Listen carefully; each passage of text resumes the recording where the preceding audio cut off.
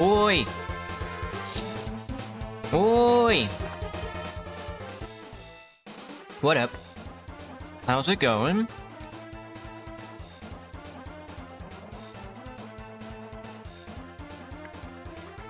Sorry. I'm eating a brownie. It's like caking my throat. What's up? Hello, hello. Hello, Banana. Hello, Armor. Hello, Graham. Hello, Siraj. Hello, I Will Not Falter. Hope everybody's having a good day, a good afternoon. Anybody do anything interesting? I didn't. I didn't do anything all day. Well, what did I do? Oh, I finished some, like, the Hot Wheels shorts. I have to upload those. Exciting. You slept? Hello, Abigail. Glad to hear it, yeah. Yeah. I slept in a lot this morning, too. I slept in till, like, 10:30. Because it's just... Ugh. I think starting tomorrow or next week sometime, I have just 5 straight work days. I know it's normal for most people who have full-time jobs, but I don't have a full-time job. And it's a pain. I also have a job where I don't do nothing. So it's like, damn.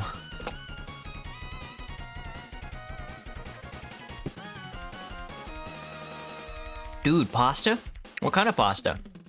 Before I left work yesterday night, I actually bought some pasta sauce, because I was really craving some. So I've got, like, beef ravioli. Not like, not like the stuff in the can, but...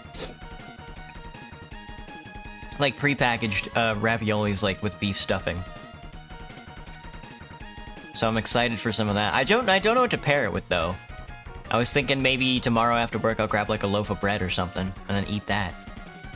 I don't know, what do you eat for a side with like, a red sauce? With, like, a pasta red sauce? Oh, wait, I have salad in there. No, never mind. I bought, like, a bag of kale salad because... Okay, so I for, like, the past month and a half, I've been craving, like, pulled pork. So I bought, like, a thing of pulled pork, because I don't have, like, a slow cooker. You know? And I was, like, really craving, like a pork shoulder. So I bought, like, a thing of pulled pork, and then, like, a bunch of slider buns, and I dumped it all in the slider buns. I cooked it, and then I dumped it all in the slider buns, and then I made, like, a kale salad, because I couldn't find a bag of coleslaw. And I'm not really the kind of guy who buys, like, a whole head of cabbage for, like, produce, and then just, like, makes slaw, or anything like that. If I do end up with, like, a whole head of cabbage, it's usually from, like, the food bank. Anyway, I guess I'll do that tomorrow night or something. Or tomorrow during the day. Who knows? Who knows? I could be doing anything. I could be cooking and eating right now. You made a FNAF game called Five Nights with Crack Addiction. In... Falter in Roblox, or just in general? That sounds crazy.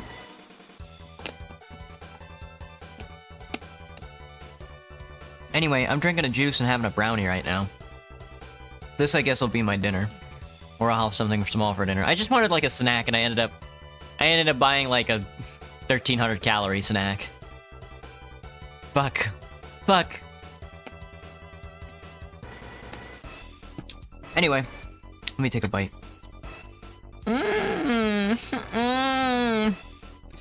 Alright. Let me get the game up. Because that's what we're doing today. We're playing the Vidwagio game. Shh, thank you, Mega Man. Let's see, is that loud enough? No. Something like that? I don't know. Audio, I've always had trouble with audio. Well, how do you do this again? I've never done this before. Oh, I actually downloaded some more footage. Let me see. Soap cutting. Perfect.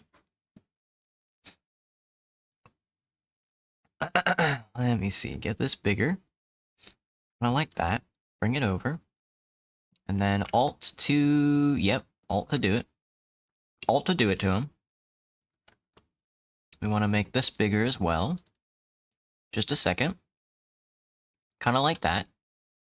And then we want to alt like this. There. Perfection. Perfection. Alright, then we do new. Yeah, Mega Man X. I think it was Mega Man X. The one where he shoots his arm cannon and jumps on walls and stuff. Soap cutting is crazy. Oh. Why are we cutting soap? That's a good question. I have no idea why. Like, some of like the ASMR and like brain rot, like turn your brain off content and look at like stimulating footage, I don't understand. And the soap cutting one is one I don't get.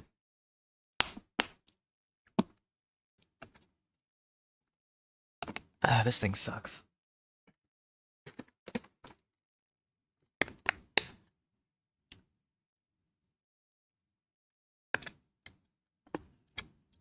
Sorry.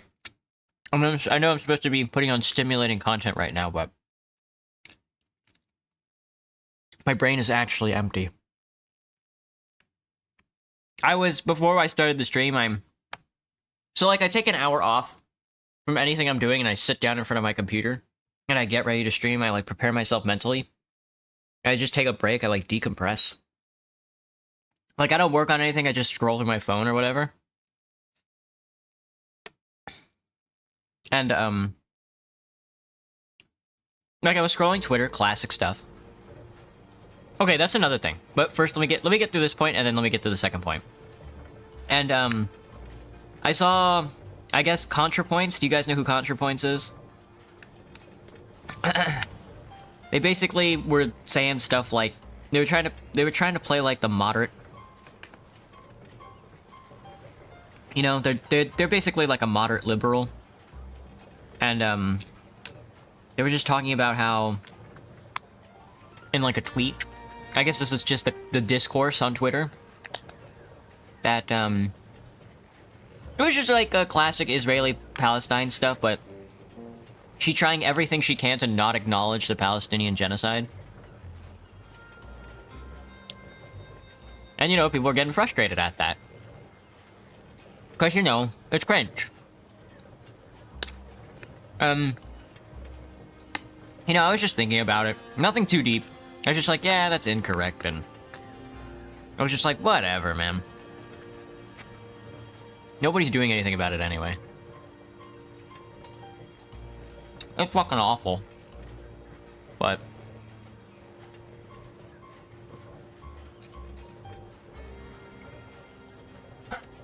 it's sad. Oh, and I guess my second point, and more relevant to who I am, is that recently people have been like getting mad at other people for using Twitter because the Nazi guy runs it. But that never made sense to me because, like, I don't know like a social media platform that Nazis don't run. Like YouTube, Twitch, Twitter, Reddit. They're all run by the same like eugenicist white guys, you know, that they all have their like tree, you know, they're all up in the same tree.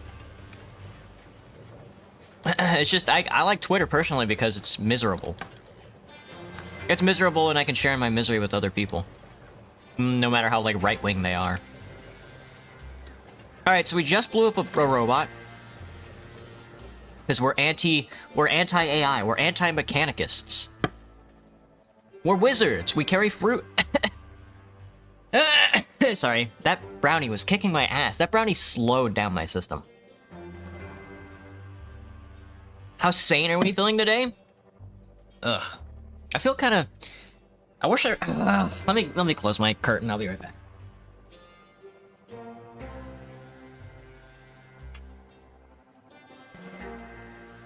Okay. Okay. I wish I weren't so damn hot in the summer. I just happen to be a person who likes the cold weather, born into a system and on a planet that people prefer both the warm weather and like it when things are warming up. You know, due to like climate change and stuff like that. How much does this weigh? What's my weight? I don't think they added weight values last. Oh, but they did. I saw there was like a new update where they added like the dwarf character. I think it was recently. That doesn't matter to us because we're playing an elf. We're elf coded anyway, so loot. Loot this trash can.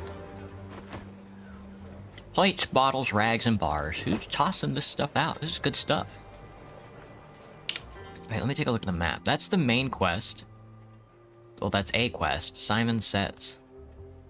Yeah, we have to go talk to Simon. Which is not what we want to do. We just want to take to the city and enjoy the sights. Enjoy the Tatterhold Slums map. Oi!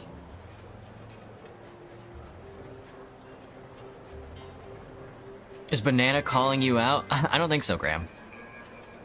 I could be wrong, though. Have you ever felt that your dreams hover among the stars, and the stars lurk within you? Do you want to shed the light on this mystery, or are you afraid of what you might see? No expert in your wisdom, but I can sense a spark of truth in your eyes. That's bullshit. No, I can sense a spark of truth in your eyes. All that is hidden will be revealed to you in due time. Can we become like a religious fanatic? I kind of want to become like a religious, like, wizard fanatic. Fuck off. I have no time to talk. When you send those people into town, they don't let the rest of you ask even for a minute. Yeah, I think I butchered that. Oi, shopkeep. Welcome back. Want to buy some real magical things? You bet I do. I sure am. O'Connell has got his walls and shelves, but his stock is nothing but junk. Check this out. It really is. A generator belt, the bone of a monster. A jar of tomatoes. And coffee. Oi, coffee. I don't think I'm going to be able to use iron ore. Or metal scrap. Parts and details of a killer robot can be sold well. Indeed. I will be selling this. Goodbye. Bars. Empty bottle of booze. Steel plates. Wire. Sulfuric waste, I don't think I need. I'll keep the ring, the pixie dust, the apple. Rag, salmon. Magic crystal ball instruction manual. The book of fairy tales. I'll keep the watermelons and the feather for now. Another useless piece of paper. Dude, I'm loaded up. Discount coupon. The Capital's Automaton store. A substantial discount. Wow. Wow. Look at us. Thank you.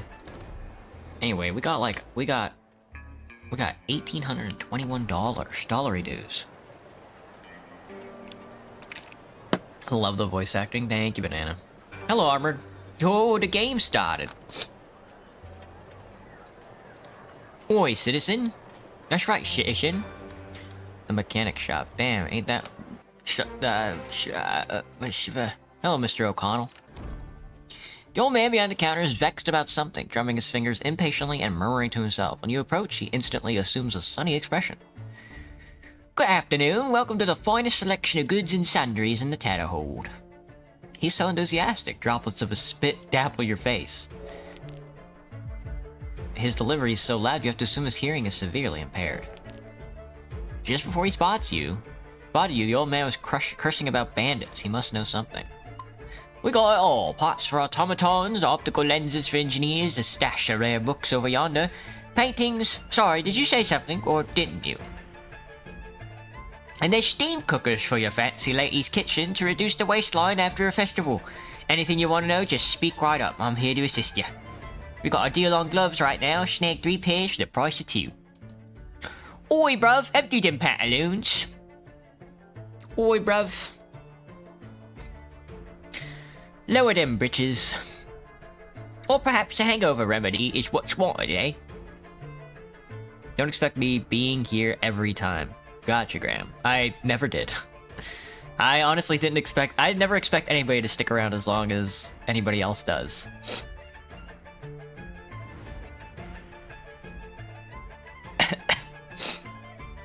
Too busy looking at the soap? The old man locks eyes with Mick and gives him a conspiratorial wink, then brays with laughter. You know your business, old man. I'm okay right now, thanks. What you got for me? A rifle, a diesel dart model, steam engine blueprint, exhaust mechanic. We can't really use any of this. The frag grenades are cool though. A pearl of rough. Small canister of fuel. Oh, a safe. Paintings. Back door, we could steal. Use the grandfather clock.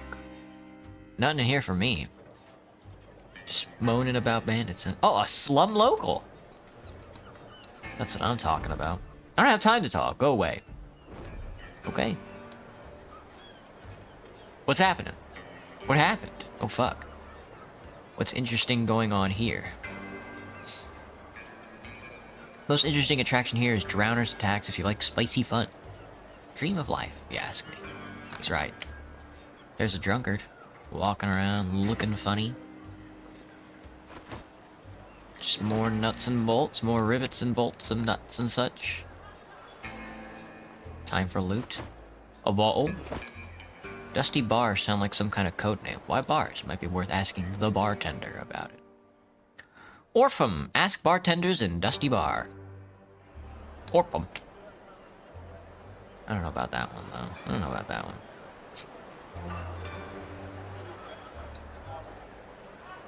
Some more slum locals. Lots of local slummers. Lots of people slumming it up. $2 in a wire. Yo, what you guys up to? Here's the Quiet Harbor. My good man, what appears to be the trouble? Oh, a loaf of bread! That's what I'm talking about. So we threw a loaf of bread in the garbage? Jeez. Got a fish. There's another sermoner. Another slum local. They really do want you to pickpocket, huh? It's like, I just see a bunch of people who I should probably be pickpocketing. Oh, here we go. Excuse me, my newsman. The R1000. I must say that your attitude is most unprofessional, sir. I put the money for my purchase there on your table, but I have not yet received the book. I respectfully request that you pass me that book. The swollen veins in the salesman's face and the utter desperation of the first person in line suggest a long-standing conflict. The angry man behind the counter locks eyes with you. What's going on? The hulking piece of junk is blocking access to my kiosk and the owner is nowhere to be seen. There ought to be rules about letting these metalheads roam around bothering people. From the corner of your eye, you notice a gentleman waiting in line. His face is beginning to take a distinctly tomato-like hue. Seems the frustration is starting to spread. You got your money, so hand over the book. Why does the automaton need a book? If someone were to aid me in acquiring the book, I would be better prepared to answer that question. I will not be assisting the robots. I will not be assisting that robot.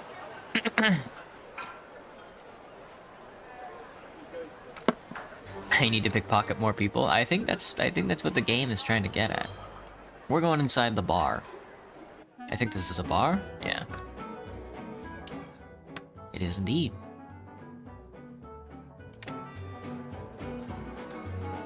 How's the sound? It looks a little quiet. Let me turn it up just a smidge. Oh, right. I haven't saved the video game in a long time. Baby T.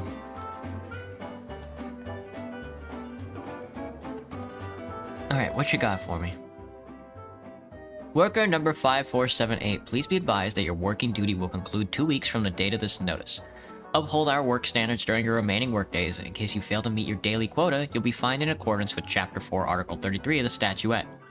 We thank you for your invaluable work in the name of progress and prosperity. A cheap whiskey, delicious. Excuse me, my good man. I can't accept payment in scrap metal. Ooh, what you got going on over here? Oh, somebody's following somebody. Met a target leaving an apartment. Target ran past the pier and disappeared into Tatterhold. Man in black hooded coat and mask came out of the alley. Target did not come out of the alley, so stopped surveillance. Damn. He was there for 11 hours.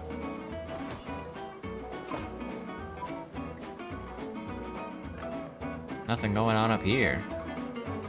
There's a back door entrance, though. I imagine that leads out to the street level. An onion and an apple. This is a crazy bar. This is a massive bar.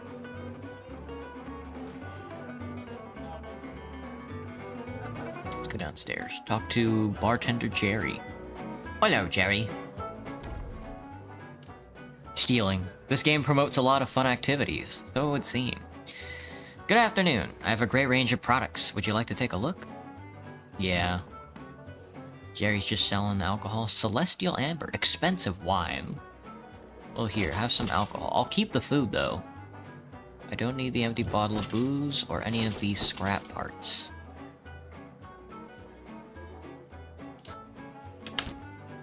Leave. Can I equip this ring? Whoa, I'm glowing. Makes it a bit easier to channel celestial magic. Oh, I already have one of these rings, okay. I imagine that's from just standing inside the bar. Yeah, probably. Dude, these guys are going at it. Bunch of dwarfs. Keys and spells. Hello, Abel. Two workers are engaged in a mysterious game while enjoying a beer in the middle of the day. One of them is clearly losing. Damn, day drinking? These guys. I have dinner. Do you want intrusive or weird question? What'd you eat for dinner, Graham? Fuck you, Abel. I can't even fathom the crap rules you've come up with. Richard. Dick Richard. You know it's easy as shooting fish in a barrel. If you take the trouble to get your head out of your ass, see what's going on around you. Here's the deal. You're sitting in a circle and the guy to your right throws out the name of some big shot. Then you have to fire off 3 questions that can only be answered with yes or no. But watch out, after the 3 questions, it's your turn to find out who the hell you are. Does this game involve money? Don't sweat it, buddy. I'm feeding the dust bunnies in my pocket too. No need to flash the cash. To your right, Richard is silently scribbling the name of a person you're supposed to guess on a piece of paper. You turn away so that Abel can read it. Now it's time for you to come up with a character for Abel. Wayne Zindo, Leslie Harrington, Richard Maxwell, Gracefield, Paris III. It's not surprising that the other director's persona came to mind, especially since you recently encountered him at the arrival port. Oh fuck. Don't give me that look, it messes with my concentration. Can the regular folk get a glimpse of my handiwork? Not just the highfalutins, but the everyday Joes? Pasta and carrots. Sauce, that's it. Damn, Graham. Classic. You remember when you were glowing? Had to get that checked up? Yeah. This guy is like radioactive right now. Somebody do something. Do I feel my hair brush against my neck? All the time. It brushes against my face, it brushes against my neck. You nod vigorously, having just seen with your own eyes how many people from different walks of life gathered to watch the directors play. In the meantime, it's your time to ask questions. Am I an elf? Am I a dwarf? Am I a human? Well, my friend, it looks like you missed the mark this time. Even if your guess turns out to be wrong, the game continues, giving you a chance to redeem yourself. Well, am I the talk of the town? Do I make people squeal or cheer? Only yes or no questions, but that depends on who's telling you about this guy. Abel seems sympathetic as Richard struggles with the difficulty of the game. It's obvious that he's giving in to his friend's predicament. I'm an actress, huh? Like Hottie Primrose? That doll is enough to drive anyone up the wall, I tell you. You reject his suggestion, but Abel's thoughts are very close to the answer. You will have to make a concerted effort not to be defeated by him. In the meantime, it's your time to ask the question. Am I famous for some shady business? Am I helping poor people who suffer from the Tron Plague, from the Iron Plague? Am I born and raised in Tatterholt? So not a human. Bullseye, okay. Not a human, but involved with some shady business. You can tell by the look on Abel's face that he's eager for his turn, as if he already knows who it is. Can they call me an arrogant peacock and still admit that I'm one hell of a talent? Or is my name as flashy as my hideous outfit? But I'm stuck wearing it because I'm a magpie trapped in the body of a damn elf named Richard Maxwell, Gracefield Paris III. Seems the director isn't a wannabe for naught. He's undeniably a prominent figure in town, as evidenced by how quickly he came into Abel's mind. In the meantime, it's your turn to ask the question. Any kind of position in the city authorities. In my work, am I trying to make a better life for the orphans? Do I have a knack for talking so much that conversation partner ages before my eye? What Looks like you missed the mark this time, not the authorities. Even if your guess turns out to be wrong, the game continues. The third round is over, and it's time to guess who's been assigned to me. Alizar Cogsmith, Leprechaun, Red Simon. Leprechaun? I don't know. Nope, buddy. You're an old dwarf chatterbox, Red Simon. He's a relic of the old world, just like you. But hey, we'll just try again, maybe next time you hit the mark. Would you like to join? Of course! I gotta hit this. Hello, Oliver, what's up? Welcome back. Long hair, you just put it in a ponytail? Yeah. I'm growing out my hair right now so I can put it in like that MILF ponytail that they throw over their shoulder in the animes. So be looking mighty tasty edible right now. To the point of talking to other viewers. Interesting. Oh, my garbage fell over on top of me. I like to keep my garbage close. Dwarves. Yeah, they added dwarves to this game like last week in an update. Now it's time for you to come up with a character for Abel. How about Mr. Wayne Zindo? Picking Wayne Zindo was indeed a wise choice, perhaps a bit predictable, but there's no harm in making a safe bet. This time, Richard must guess Igor Grigan's personality. Let's cut to the chase. Do I talk weird, but not like I'm an idiot, just in an odd way? You and Abel nod in agreement, for Igor Grigan does indeed have a distinct way of speaking. Next up is Abel, the third in line, who you've chosen to be Wayne Zindo. Let's get to the chase. Do I think mages are the scum of society? You and Richard confirm. Few individuals hold as a steadfast stance on the subject of mages and Tatterhold as Wayne Zindo. His bureau is renowned for crafting the automatons that propelled him to the pinnacle of the Eastern Syndicate. In the meantime, it's your turn to ask questions. Am I male? Do I have a reputation for getting people in trouble? Am I practicing magic? Am I male? Well, my friend, it looks like you missed the mark this time. So, female. Abel flashes a mischievous smile in your direction, probably due to Igor persona he has chosen for your friend. Richard doesn't miss the subtle exchange. Now it's my turn. Feeling lucky, huh? Correctly read in your lustful eyes. No need for stupid questions. Just spit it out. Do I have a phenomenal body men can't ignore? Richard straightens his posture and pans his chest seductively, fighting back laughter. You shift your gaze to Abel, whose face is flushed with glee. He gestures to confirm the guess, and the game continues. Dang. I'll pet your head out of nowhere, I guess. Doo-doo. Pretty comforting. Alright, I'm on the hot seat. I've got a bone to pick with the mages, but wait a minute. That would put damn near every human in town under the gun. Heck, am I even human? The answer is no. Wayne Zindo is a huge man, not just among humans, but many giants too. In the meantime, it's your time to ask questions. Do I work for the Syndicate? So not a male. My job related to the brothel. The brothel? Looks like I missed the mark. Shit. Not a brothel worker. The game switches back to Richard, who still has to guess that he is Igor. Test question. Every man in Harper Slums wants me, but no one can have me. I knew it. I'm Madame Justine, the brothel manager. Abel's hysterical laughter interrupts Richard's fantasies about running a brothel. Well, aren't you a pervert, Richard? But you're spot on with the manager, I'll give you that. You're Igor Grigan, my buddy. It looks like luck is not on your side this round. Hey, mages, ain't human. Well, I have a hunch, but let's stick to the game. Am I as bold as a hen's egg and as big as a barn? Oh, right, there's Colossus. This, like, Mick here isn't a human. He's like a Colossus, or a giant. Both you and Richard confirm Abel's guess. I'm Wayne fucking Zindo, right? Damn, I knew it in my bones. It's my time to ask a question. Am I a very emotional person, someone who cries easily and laughs a lot? Am I a very religious person? I didn't answer a single question right. Third round is over, it's my time to guess. Letta Jean, Primrose Pennell, Corwin Varna. Fucking Primrose Pennell? You haven't heard of Letta? Fuck, dude, I'm bad at this. Yeah, one more time. What if Armored was a femboy secretly? Silently scribbling the name of the person you're supposed to guess on a piece of paper. Alright. It's gotta be Leslie Harrington, then. It's hard to gauge the ease or difficulty of guessing Leslie Harrington. Abel's up for a challenge. Richard barely has time to open his mouth before Abel interrupts him. I guess I put a little too much spice in the stew this time. Oh, so because I lost once, I'm some kind of idiot, huh? Screw you, I won't put up this crap. It's Abel's turn. You've assigned him a character of Leslie Harrington. Every dog on the streets of Newark knows the name, this rich-ass philanthropist, so this round shouldn't be difficult for him. Alright, let's untangle this yarn. Am I known for putting on a show? Do I entertain people?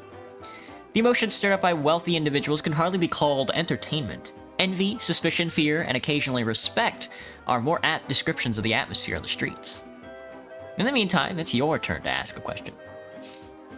Am I an upstanding citizen? Do I know the topic of folks in town? Pickpockets, thugs, shady leaders?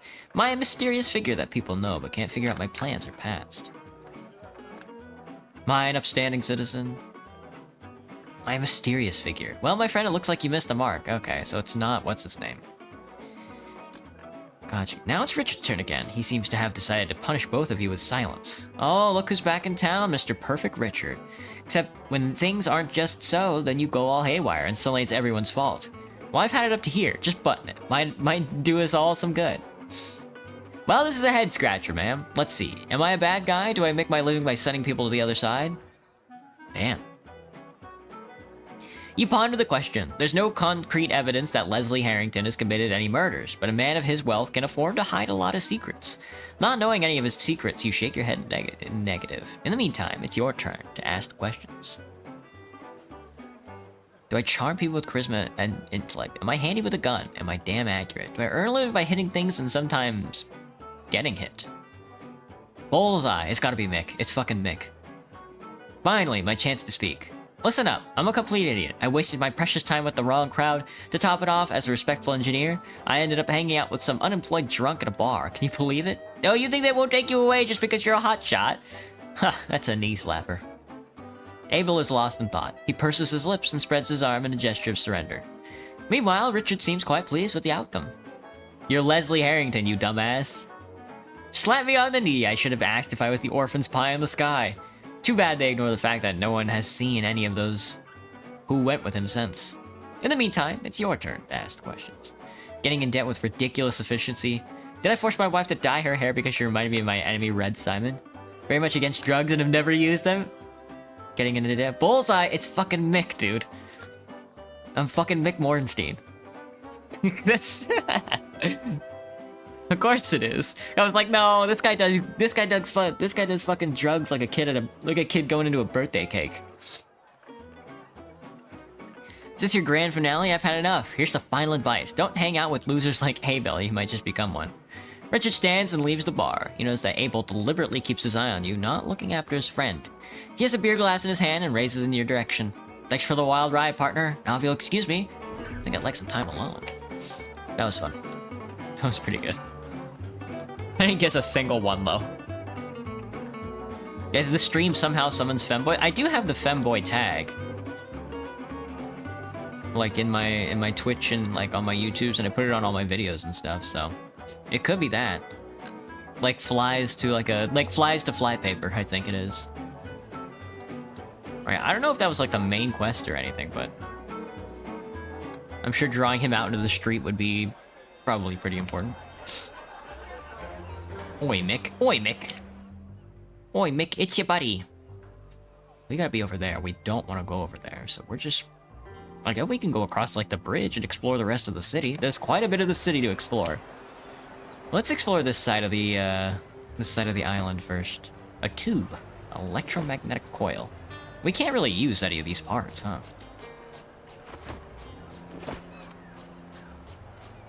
This man's a slum local. Oi. What's it like being a slum local? Skell. Skell, hang on, Skell. Let me loot the saltpeter and coal. Iron ore. I see. Hello, Skell. It's an orc! There's just a fucking orc out here. What?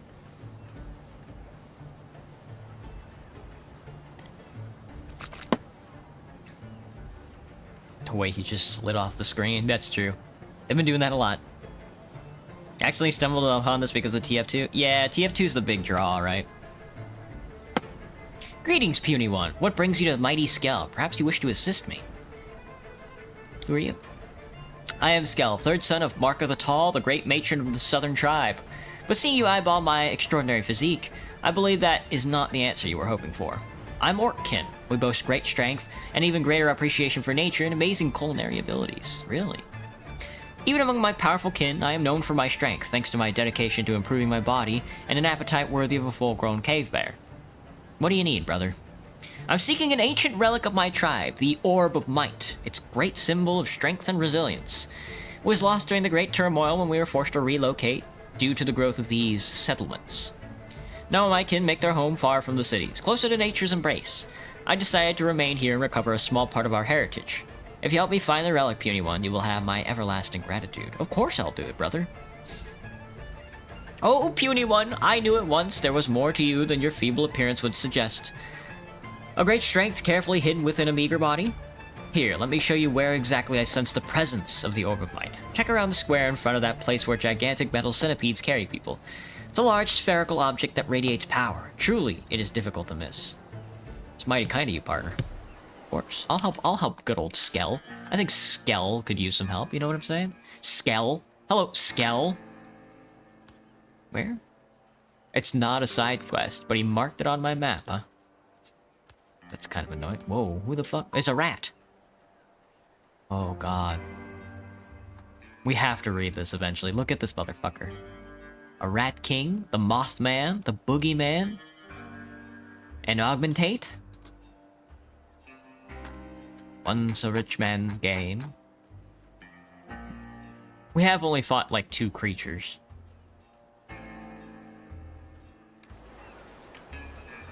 Coal. Get your coal here, get your coal. Anybody want any coal?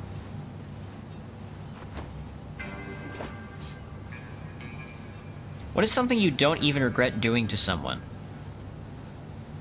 I don't know. Killing them? Is that the answer? Can I use that? Can I say that?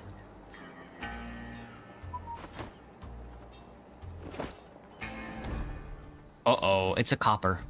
Sir, I'm on my rounds and it's not my work. I'm not your personal caretaker to run to the hospital. Do yourself a favor and go on your own.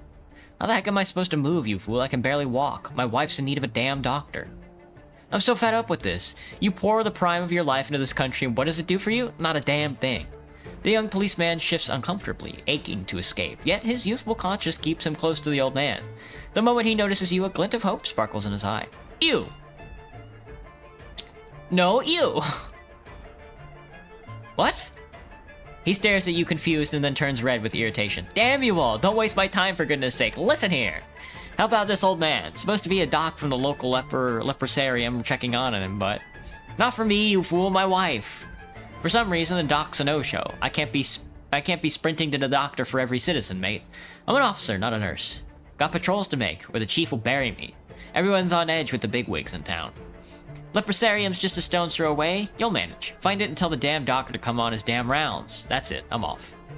Go. Go, you idiot. Back in my day, the police didn't turn a blind eye to the folks in this city. Abruptly, he turns around to face you.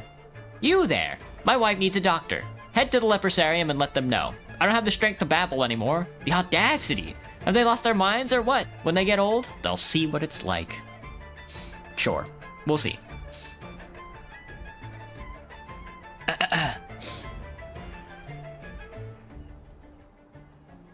Started shooting at me in every game, so I had to retaliate. Whoa, whoa. He averts his gaze and clams up. Perhaps it's good to explore the Leprosarium. Only one can speculate about the level of curiosity among its audience. Ah, a new quest. The first rule of... Go to the doctor. Dear doctor. Oi, doc. Wait, hang on, we gotta loot this box. Picking up every piece of junk I can.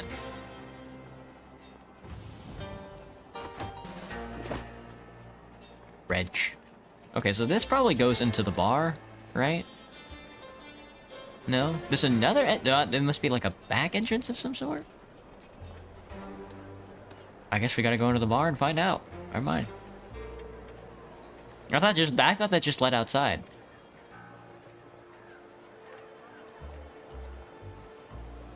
Doo-doo-doo.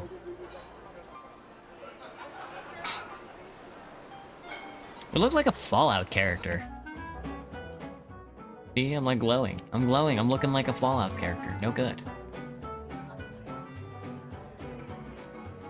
Do do do do do do do do do do do do do do.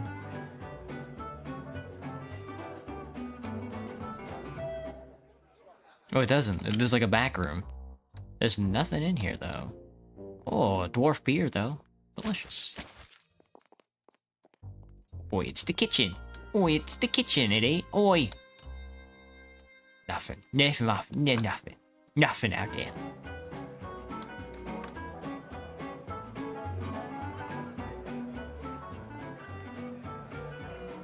We need to get into another fight. You have stage infinity cancer. You are in fact glowing radiation. Only when I'm in the bar.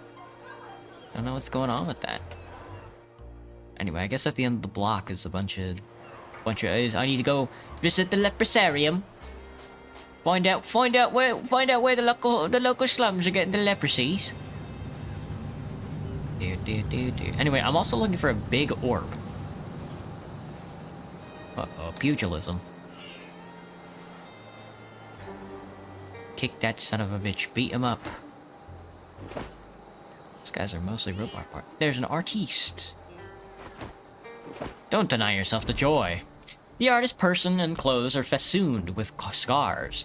She's plainly not the bohemian type. Her eyes light up when she notices your interest. Greetings, ma'am. Fancy a portrait of an elf with an elven touch. A masterpiece so unique, it'll take your breath away. Ready to pen a new chapter in art history? Of course. Making your way as an artist in this city can't be easy. An old story indeed. Hang on, let me get a drink.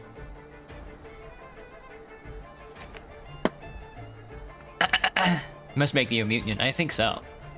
Mashed banana yesterday? That sounds pretty good. Like a baby? Isn't that what, like, babies eat?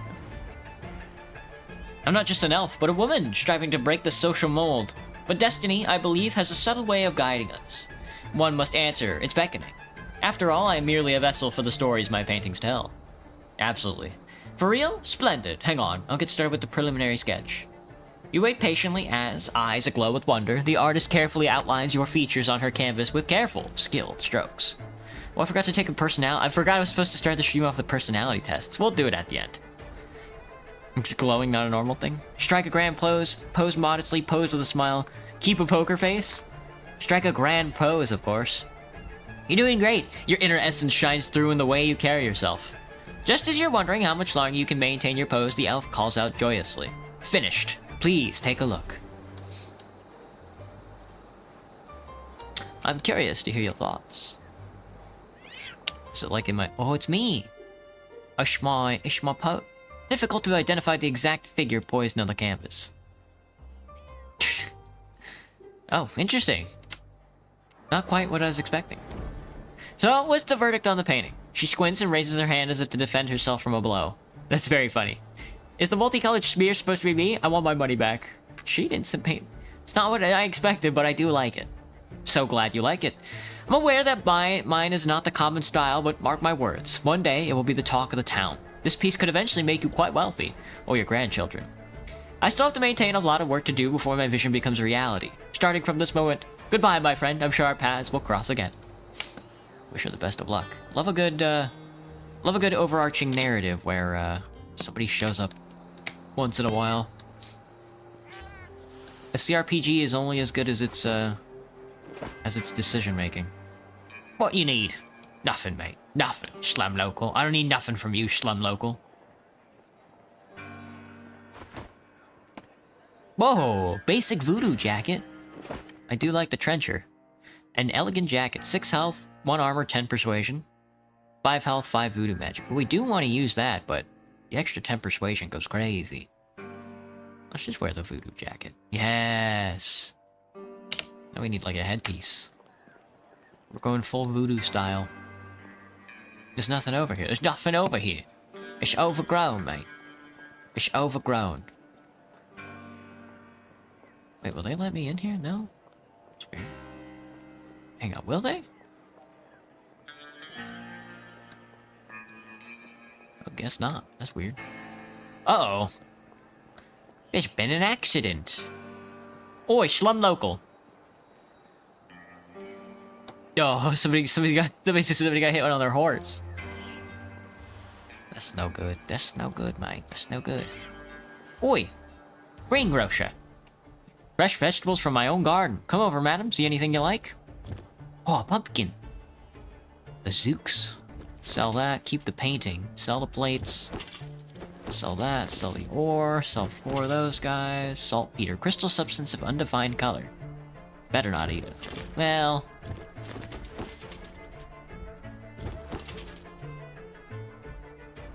and we'll keep the beer for now. Boy. Don't pickpocket him. We should pickpocket him, but... there's an old woman in a wheelchair. That guy's posting photos. I lootin'. God, dude, so much junk. I mean, if I were an engineer, I'd be like, yes, but I'm not. I'm casting spells. Why is everybody eating my family? 4 workers in factory coveralls are standing in a tight triangle around a slender man in glasses. Find my 8 pages, they say. Their aggressive posture suggests that the bespectacled fellow is about to take a punch to the face. You cannot be serious. I haven't done anything wrong. Leave me alone, says Victor. Gary, with 2 R's. Oi, you think these fancy machines are gonna replace us? Suppose they could do better than the sweat and blood of real workers. Over my dead boy, mate. Before you go spouting off some progress again, remember, it's blokes like us that keep this bloody city running. Well, it's the truth. I told the boss that Director Zindo's plan is a good one. The new methods will generate a ton of surplus value. It's the road to progress, I say. Progress? Is that what you call it? You think you're clever? Oh yeah? Trying to push us out of their shiny gizmos. Thank the stars the boss ain't as daft as you, or we'd all be out on the street. But that would mean going against the Syndicate. I have to speak. I think you said plenty or enough already. Fellas, let's make sure this gob of his stays shut for good. Then we won't have to worry about any unpleasant surprises. Hey, stop right there. No, I'm with the Union.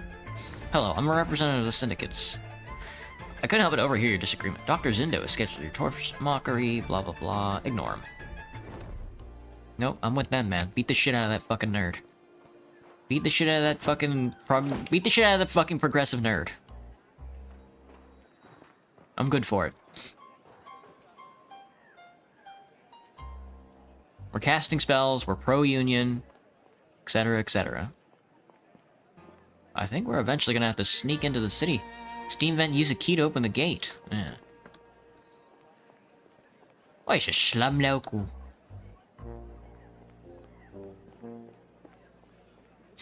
Oh, well, hello, gentlemen! Oh, a bunch of bandits over here. Okay, I was not expecting a fight. I'm now Shanks. Hello, Shanks. Thanks, mate. It's me, Shanks. Thank God I'm not a nerd. Progressives out. Oh, right, we have to cast as many spells as possible so that way we get corruption. So we want a taunting totem. We want grasping hands.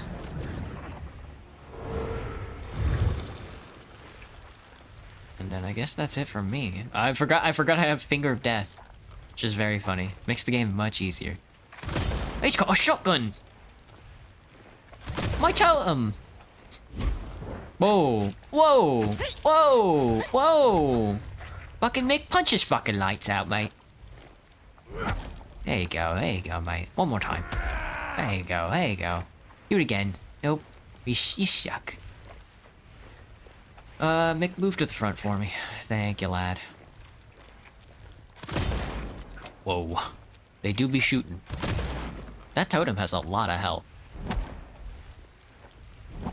It might be invulnerable now that I'm looking at it. Alright, you wanna do this? How about a toxic skull? I'm gonna attack the guy with the sniper rifle. No corruption points? I'm out of spells. Shanks D-snitch. Buddy, you really shouldn't have done that. Now he's gonna punch your lights out. Whoa, he blocked it!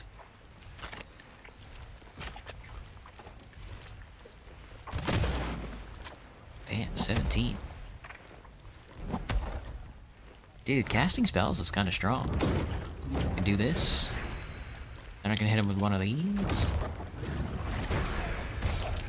Sweet. Stunning blow. Nice! Good punching, Mick. You're the best. This guy's just gonna die from the hands. He ran out of ammo. What a baby. It's as shrimple as that. Or you'll give us your money right now. Not this time, mate. Not this time. Whoa, armored chest. Nice balanced protection without the extra weight. A carbine and leather gloves. I have leather gloves. 2 health, 2 accuracy. Those literally do nothing for me. Worthless. Bushwolf, bring a rag. We need to go in there. That's the main quest, so we don't want to do that. Gotcha. Yo, Graham. Oh, Armor's on TikTok now. Found me on TikTok, did you?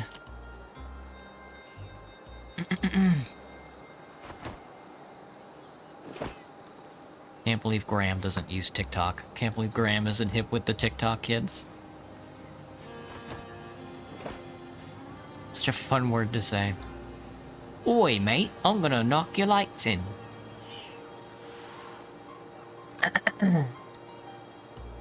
I do kind of want to watch that fight, but something tells me it's never gonna end. We love casting spells. Shadow Wizard Money Gang. We love casting spells. Trader and a slum local. Parts, screws, springs, everything a self-respecting technologist could want, right here. Prices are very nice, you won't regret it. Your machine making is terrible noise, I suggest turning it off or it will scare away all the customers. That's me. Yelling until my voice gives out? Not a chance. Better take a look at my goods, you might find something for yourself. He's right. Oh shit. A shotgun? A pistol. Pistol Mark II. A minigun? Damn, a shotgun? Iron Soul Repeater? Devastator D4000? Hydraulic systems, hammers, old punch gloves? Shit. When do I get... Wait, when do I get to play the video game? Won't they think of the wizards, man? Won't they think of the wizards? I have all these flame grenades, I'm probably never gonna use them. Oh, not the bread. I want to keep the bread. The bread is delicious. Thank you, my good man. Boy. Can I talk to this cat? Wait, is this the game that... Which game can I not drink potions in? Magic Within.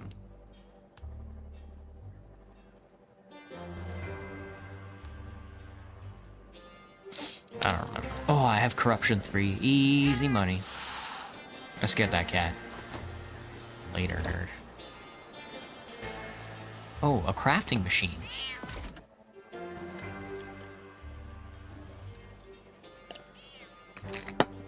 Hello, Gibster. You don't use TikTok either? Maybe that's why I'm constantly studying? Give me a math equation in these times? This symbol X only. Hello, Asha. I don't know a damn thing about fucking math. What did you send, Armored? What is that? I can't see it. On TikTok, what is that thing? You can make a shotgun, a diesel start model, a hunting carbine. The Smart Crusher hammer appears to be just 2 big rocks on the side of a hammer, which is very funny. Telekinetic glove. Steel fist, photon manipulator. Invisibility, oh yeah? Also boosts your Tesla tech items. Pistol, armor, steam-powered engine, backpack, boots, carapace pants. Me when my pants are made out of bugs.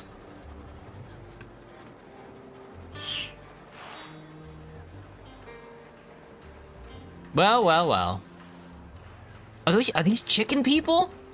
What the fuck is going on here? You're presented with a rather odd sight. A humanoid cockerel shadowboxing while clucking to the rhythm of his punches. Cluck, cluck, cluck. Cluck, cluck, cluck. Bugok. Hey there, feathery buddy. Who are you? How did such a creature come to be? What's with the shadowboxing? Hey, feathery buddy. Who are you? The creature eyes you with one of his beady peepers, then squawks approvingly. His beady peepers? You donated. Yeah, but what's the symbol?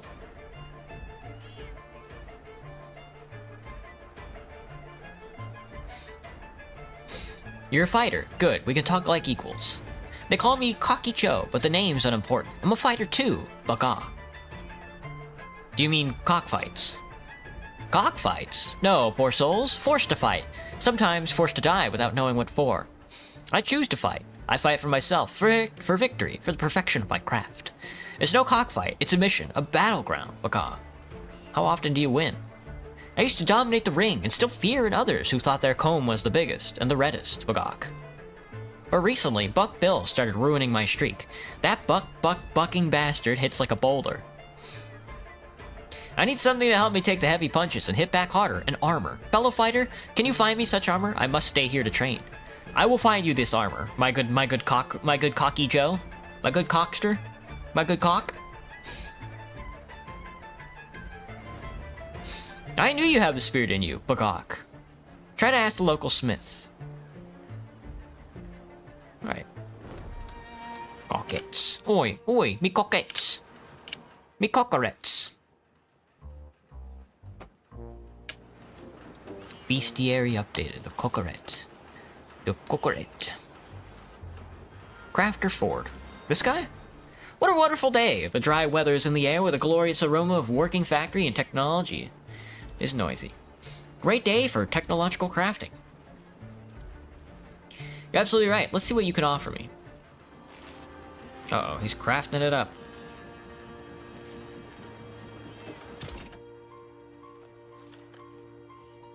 Look at this fucking nerd. Armor. Weapons. Ammo. 9mm ammo. Get the fuck out of here. I guess you can... Because I know Mick also has like a crafting board. I can't use any of it though, but... Well, hang on. Talk to the local crafter. Can I buy this armor back from you? And then sell it to... See if I can give this cockerel some armor. Oi, Cocky Joe! Clucking. I guess not. Cockerets. I can't play Roblox anymore without that thought.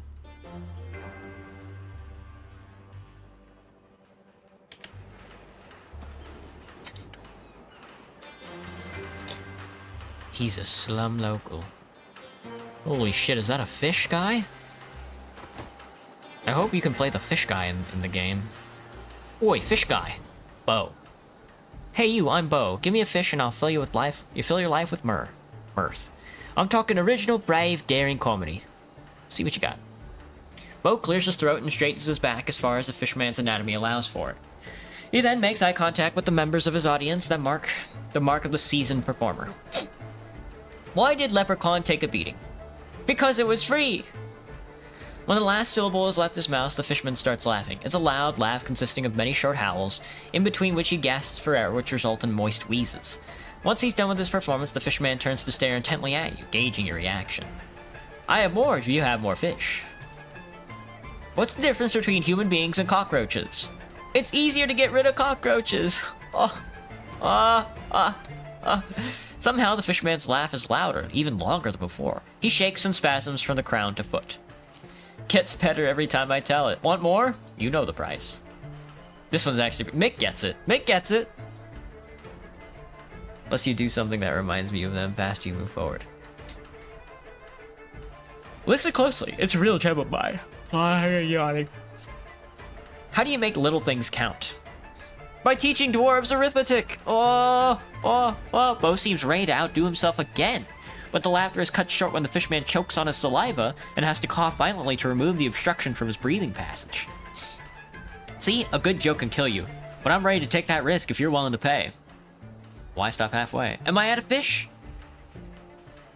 Why do you need so much fish anyway? Do you, eat? Does that bother you? Sounds racist to me. Sharks eat fish, and I bet you never questioned it, not even once. There's no way I'm out of fish. I'm out of fish! Didn't I have like 60 pieces of fish? Fuck. Well, I gotta remember to find more fish. Kill every slum local you meet. Kill everybody you meet and your parents. Hello, Mr. Cat. A charming little kitten catches your attention with an energetic chirrup. It gazes steadily at you as it licks its lips, undoubtedly hungry. A bit of fish would solve its problem. I don't have any fish! Sorry, kitty, no fish. This isn't the first time in history that a hungry kitten has been left to fend for itself. In fact, it seems to be exceedingly common happenstance in their lives. I'm out of fucking fish. I need a lot more fish. We gotta get this fish to choke on itself. It should choke itself to death on its own jokes, first of all. And then we gotta feed this kitten. Hello, Trisha. How about trying some of my smile powder, dear? It's just the thing to bring a little sunshine into your day, especially in times like these. That's not how I imagined a drug dealer. Imagine less and look around you more, dear. Otherwise, one day you may wake up old and forgotten. She's right. Oh, pies. Pies with unknowing stuffing. Taste at your own risk. Orphan, a drug of the poor. It's easy to get hooked and impossible to get off. It's better to stay away from it. Well, I guess I can sell her stuff since I'm here. Have a Tesla resonator. She's out of money or something?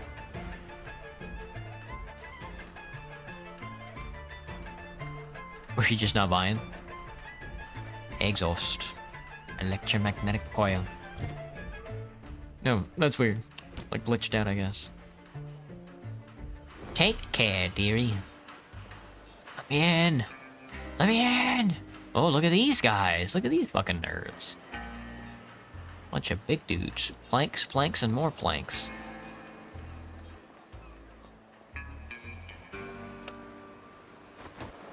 So, you like crack? Just ate at a seafood place earlier today. How was that? I can go for some seafood right now. It's just... ugh. I'd go for some cod. Some Atlantic cod. Pacific cod, rather. Because I'm now remembering that I'm on the West Coast and not attached to the Pacific Ocean at all. I mean, the Atlantic Ocean at all. That's a bit of a change, I guess. I haven't seen the Pacific Ocean since I was a wee lad. That's a giant crab in there. Fortune cookie dispenser. We have to remember to buy all the fortune cookies we can get. Perfect. And then you eat the fortune cookies and use them for like $1 or whatever. Sell them for like $1. Don't forget that every screw and gear in your life plays its role, even if sometimes they whistle and creak. Be careful. Sometimes even the best compass can lead you to a destination called lost. One day you will understand that true wealth is not gold, but an inexhaustible supply of ammunition in your weapon. They're right. Hello, Makuro. What's up? What do I think about heroin?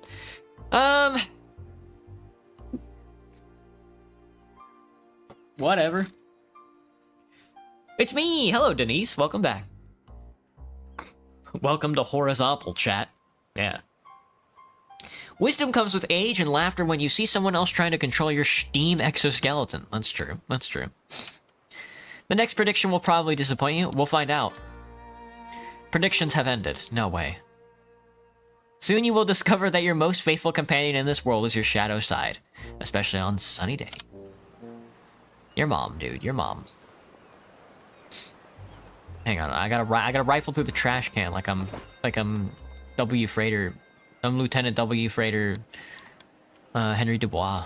Recently caught but already dead fish. Most likely, local fishermen hung it up to dry. Look a little closer. One fish grabs your attention. Its belly looks unusually big, and there's something poking out of its mouth. It's either swallowed something or someone has put an object in it. I got a toy horse. That should come in handy. A steam mechanicum. A fish vendor.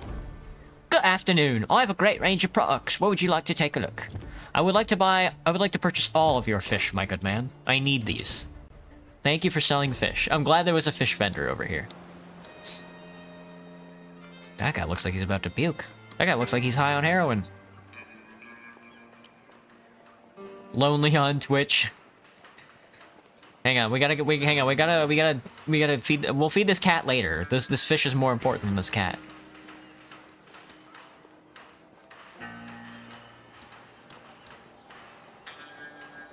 Hello, Bo. Hello, Fishman. You again? Back for more of Bo's genius? You know the price. One fish in exchange for a brief glimpse of comedic gold. If you ever wonder why giants behave so strangely, just remember that blood has a tougher time getting to their heads. Oh, oh, oh, oh, oh, oh. Unexpectedly, the laugh doesn't come. Instead, Bo braces himself as if expecting a punch. Then the fishman slowly scans his surroundings when nothing happens. He visibly relaxes. I've got one more joke for you, if you've got another fish. You bet I do. Why did the leprechaun kick his son out of the house? Because the little bugger failed to pay his rent. Oh! Bo compensates for the ensuing silence by laughing with even more intensity. At one point, he starts slapping himself on the leg to deal with excitement, accentuating his moist whizzes. After a dozen seconds that feel like minutes, the fishman's eyes start to water. Bo falls silent and vigorously shakes his head, his gills flapping loudly in time. That's all I got. A good comedian always knows when to wrap it up. Come back later and maybe I'll have some more for you. No jokes about elves? No, I never joke about disabled kids or elves. Life hurts them enough. A true comedian never punches down. Wow. This guy. Have you ever thought about making subjects of your jokes more diverse? I knew it! You're too close-minded for my daring comedy. Thank you, Bo. You're so cool. Alright, let's feed this kitten. I bought all this fish, I might as well put it to use. Everybody wants fish here, dude. The dolphins want fish, the fishermen want fish, the kitten wants fish. A charming little kitten catches your attention with an energetic chirrup. It gazes steadily at you as it licks its lips, undoubtedly hungry. A bit of fish would solve the problem. Hello there. I earned mixed respect by feeding that cat. The kitten rubs up against your leg before scampering off, holding its prey in its jaws. Well, I'm glad Mick likes us. He could probably punch us to death if he wanted to, so... We're definitely not on the, corruption. Not in an advantageous position to be upsetting large men with big fists. Oh, aubergine and zucchini. Aubergine? Something. I don't know how to say it. It's a big word.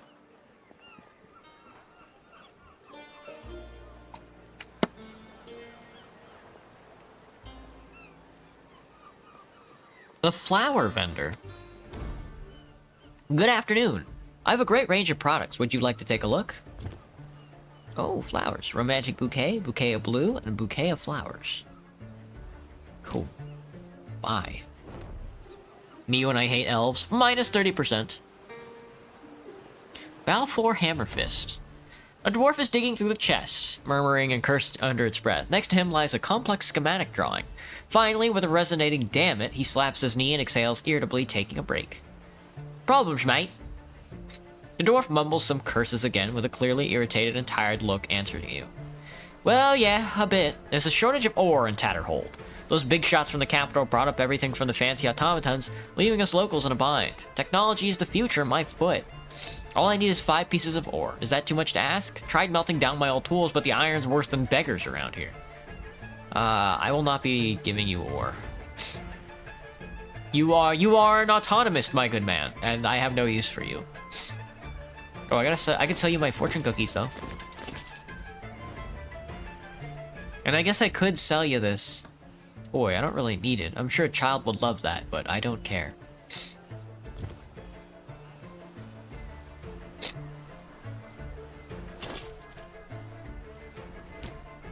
Feel free to drop by anytime. The big wigs don't care for us little guys. Well, I don't know. Neither do I. He's out here starting a small business, man. That makes him my enemy. Hello? Hello, $1. Oh fuck, a hallucinogenic mushroom! Better to eat this before an important fight. That's what I'm talking about. You guys ever do mushrooms? I've never done mushrooms. I haven't done too many drugs, actually, in my life. I'm pretty straight edge. What's going on over here? Nothing? Literally nothing? I don't care about the little guys? Not even in the slightest.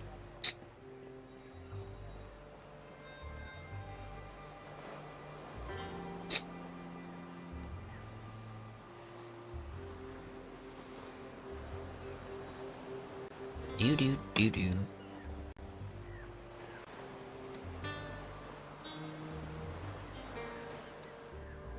Damn, they really built like a floating slum out here, huh? Really? Was there really not enough space on land? They were like, we gotta, let's get real green over here. Examine this body. Oh, more mushrooms. Very good. Why is it so damn green over here? Another dead guy. More mushrooms. Very good. I got grass. Delicious. Oh my god, dude, everybody over here got hung. Everybody over here's hung up. Who's over here doing some hangings? Let me join in. There's a lot of hallucinogenic mushrooms over here. Yeah, oh, that guy had $1.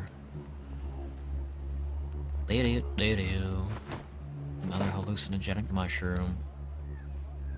Am I hallucinating? I haven't eaten any of the. I didn't eat any of the mushrooms. I just grabbed them. Nice.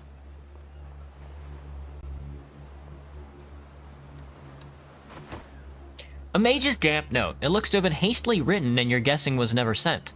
Most of it has been made illegible by water, but something about the amulet remains. Can I read this? There we go.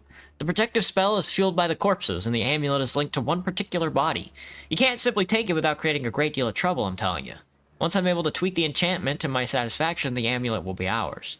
But these folks you sent to help, they bother me. Are you sure we can trust them? It looks like one of these bodies has an amulet that I would like to be scrounging. But, I cannot seem to find it. There's 1,000,001 bodies here, so... They all do... This is kind of gruesome, man. It's pretty bad over here. Notice how they didn't hang up any of the children? What the fuck? Isn't that kind of, I think this is probably for a later quest, if I had to guess. Because I got nothing out of it. Mr. Fisher, what do you think about all these bodies hanging up over here? Man stares intently into the blue water, his one hand in front of him gripping the air. What are you doing, buddy?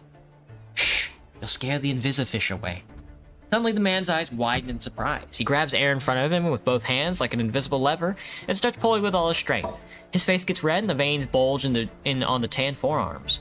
After a few moments, during which you were afraid his head would explode from all the effort, the man lets go of the invisible lever and loses his balance, face-palming into the ground. Damn it! The bastard was huge to break the line like that. Bastard was huge to break the line like that. I'm telling ya, the buggers got bigger with each year. That's an impressive pantomime. You have a knack for it. What's an invisifish? Tell me, good man. The mushrooms. They're just hanging out, for real. It's a fish that's invisible. Buddy must have had a pretty rough life. That's what I'm thinking. What happened? Isn't it bloody obvious from the way it almost ripped me arms off, you sockets? What a biggest invisifish I've ever had on my hook broke me fishing line. Don't you need a rod? With the Invisirod, of course. Getting ahead of your questions, it's the invisible fishing rod. But even if you were lucky enough to get a hold of such a beauty, it ain't enough. Invisifish take a special lure, and that's a trade secret I'm not going to share with you. I'd eat my pants if it ain't an Invisilure. A wild guess, am I right, partner? You seem mighty interested in my trade, understandably. If you happen upon any Invisifish by pure chance, bring it to me. Sometimes they get washed ashore. Yeah, man. I'll keep an eye out. I believe him. I don't know why you wouldn't.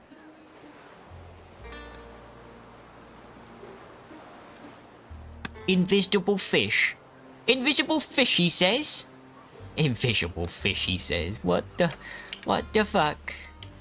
Me breeches. He's fucking peeing in me breeches. Let's see. Oh, 2 fish. 1 fish, 2 fish, red fish, blue fish. Me papers. Oh, I thought this was a big fish. It's a canoe. I'm loving all the fish references. I feel like Celadonna. Then another cat. I got no fish for you, mate. Sorry. Sorry, mate. No fish here. I think I just stepped on him. My bad. 2 fish and... Oh, there's the Visifish! Easy. Just like that. Are you a slum local? My good man? He's snoring. There.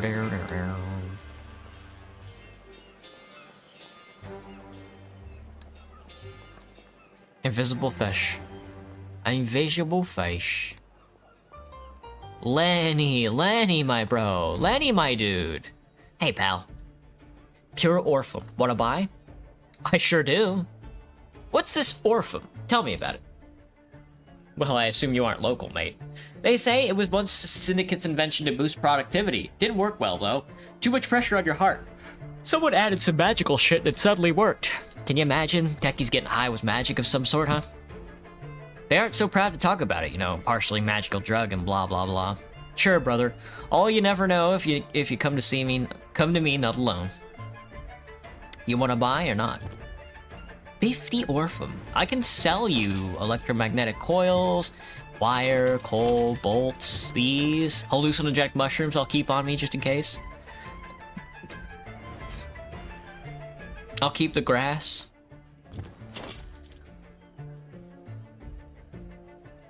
Should be there. There. Now you don't have to just sell drugs. Now you can sell anything. You'll be back, Graham? Gotcha.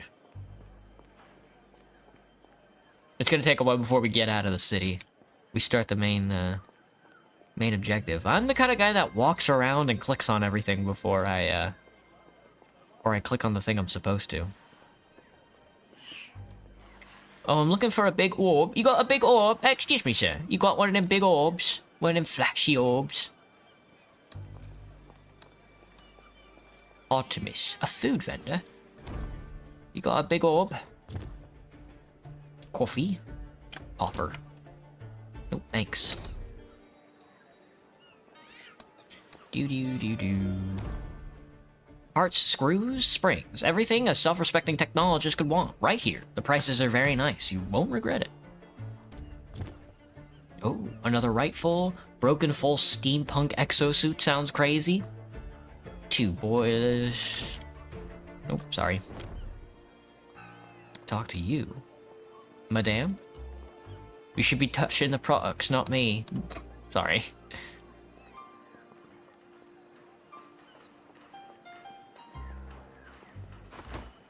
What they doing back there? What they looking at? Where have I not been? I guess up this street, maybe? Oh fuck, I'm lost in the city. Oh, an odd creature. The strange creature seems confused, distressed, and deeply pained. Burns. It burns. It burns us to no end, to no end. What burns? The fire. Always the fire. Unyielding, devastating fire. It burns us to no end. Do you stop the burning? How do I stop the burning? I gotta drink. I gotta take a drink. There are pieces of us divorced from the flame. Must move us away so that the flame can't touch us. Do you take us? I will see what I can do. Maybe it makes sense to talk to the bartender about the situation. We wait, burning to no end. Odd creatures. I think it burns. I'm thinking it burns. Hey Kai, what's up? I should steal from all these vendors. I think Scraggle has like an orb that he wants me to grab from here. A beltway. A Schlam local. Oh wait, it's me, the Schlam local. Anyway, I gotta go talk to a bartender somewhere. Sleight of hand, 98, failed.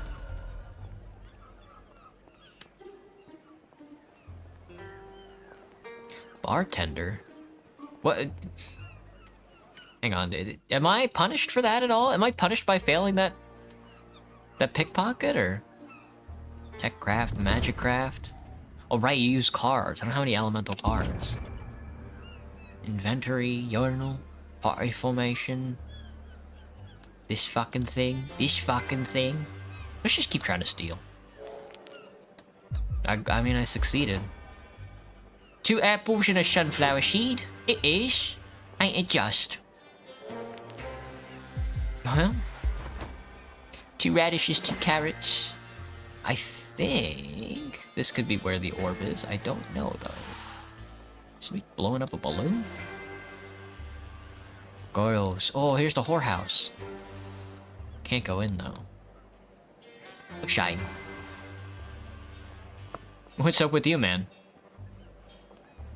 Say your prayers, asshole. When I'm done pissing, you're gonna be pissing. 88 fail.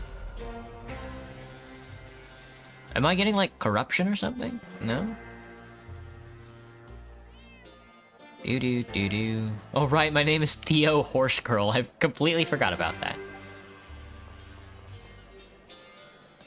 Well, now I can't steal from that one at all. A Jane.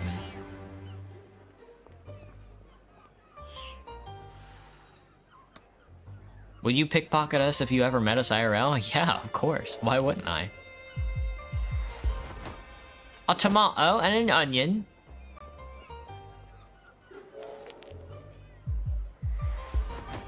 Oh, a cord. Alright, let's see. We need to go to the leprosarium. We also need to explore this right side. And then this little area, I think, over here as well. The leprosarium, he says. So, we gotta go talk to that bartender. The only bar that I know of is... Uh-oh, these are bandits. Okay. Don't shoot! Don't shoot, I'm just a boy!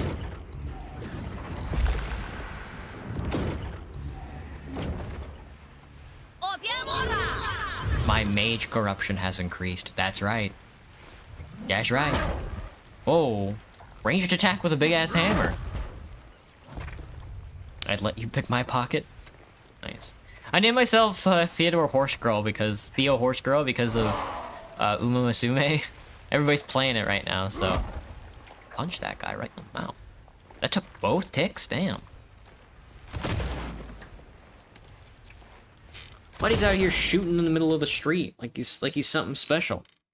How do you react? Block, of course. Why wouldn't you? Ooh.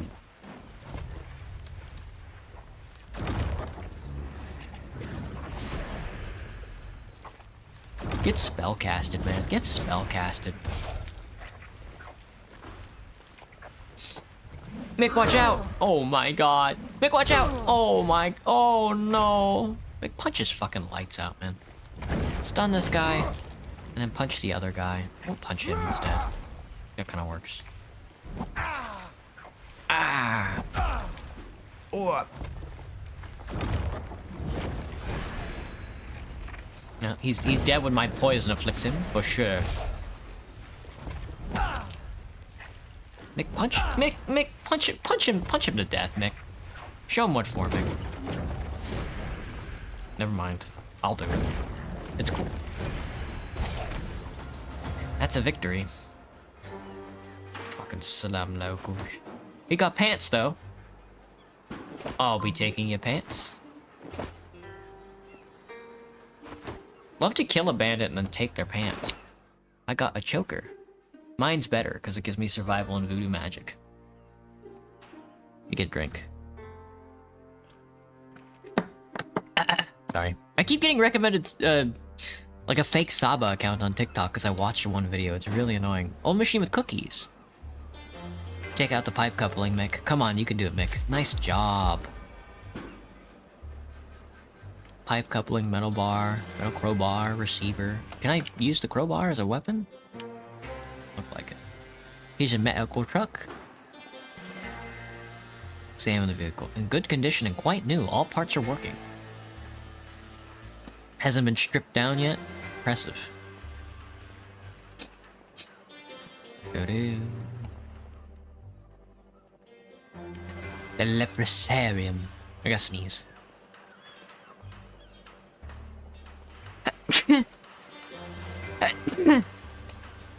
We also need to go talk to that bartender about that guy.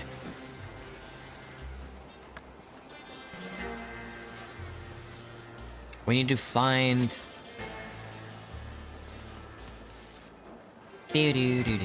Oh, a dealer. Looking for a boost to get you through the day, friend? I have the best one. It starts with or ends with boon. Tell me about this Orphan. Orphan is pure technical ingenuity with a bit of magic sprinkled into it to make it easier on you. This baby makes you stronger, faster, and sharper. But don't think too hard about it, friend. It runs magic. Orphan's the Syndicate's best-kept secret. The fat wallets are trying really hard to keep this little wonder off the streets to not give us. Simple folk, the edge. Good luck with that. You interested? Oh, God. Well, I mean, I don't know. I don't know if I should be taking drugs. It looks bad for me. Anyway, your drugs look sub-quality and full of shit, so I'm not... Fried sunflower seeds? Delicious. So, I'm not... Hello, Stray Kids Love.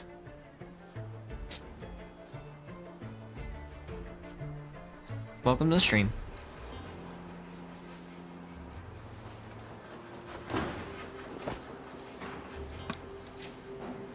My mom is dead and I see her every day. I feel where she was and it's cold like a spirit was there. Gotcha. More fucking bandits? Guys, what should I do for dinner? I pulled out some ground beef to make some sliders. But I'm almost dead. They're gonna kill my ass. I'm stunned. It's over, dude. Block that shit. Come on, Mick. Put up a fight, man. I haven't saved in like a year. It might be over for me. Oh, 0 damage. 0 damage. I think you can't die in this game. I think I'm just gonna hit him with the Finger of Pain. I died. Mick, just fucking kill them all. Just use the kill button. Nice job. Mick, just keep fucking killing them all. Get me out of here, Mick. Nice job, Mixter. Kill 5 enemies in 1 character, 1 turn, just do it. I didn't want to do that, but like I haven't saved in a while, so if I died, it would have been bad. They kicked my ass. Early access, by the way. Ooh, a rifle. Diesel gloves, 5 accuracy. They got the robot over here with the circular saw. A bunch of robots. Oh my god, that's a lot of robots. These are the automatons I keep hearing about. Sliders? I don't know. I'd have to like cook it though. I'm not really looking for anything too difficult to cook right now. I could eat pasta. I'm not sure. A shlam loku? Is that a pie? Delicious. Well, I mean, if I find 5 iron ore over here, I can just go give it to that guy, actually. Well, 3? I only need 2 more.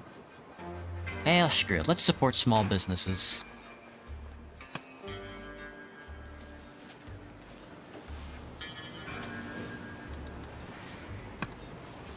He's a slum local. Look at this nerd. It couldn't be me. Slum local. Couldn't be me.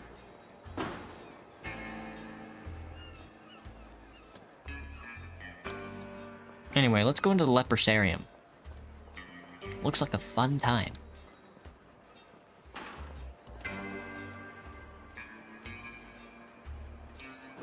The Incredible Hulk. The Amazing Fella? Yeah. You gonna lock in Cuphead? Gotcha, banana. Best of luck to you. Good luck defeating the devil. A burrito? No. Take their shit, for real. Whoa, look at this big guy. What up, my dude? Keep quiet. Patients need to restore their powers before recovery.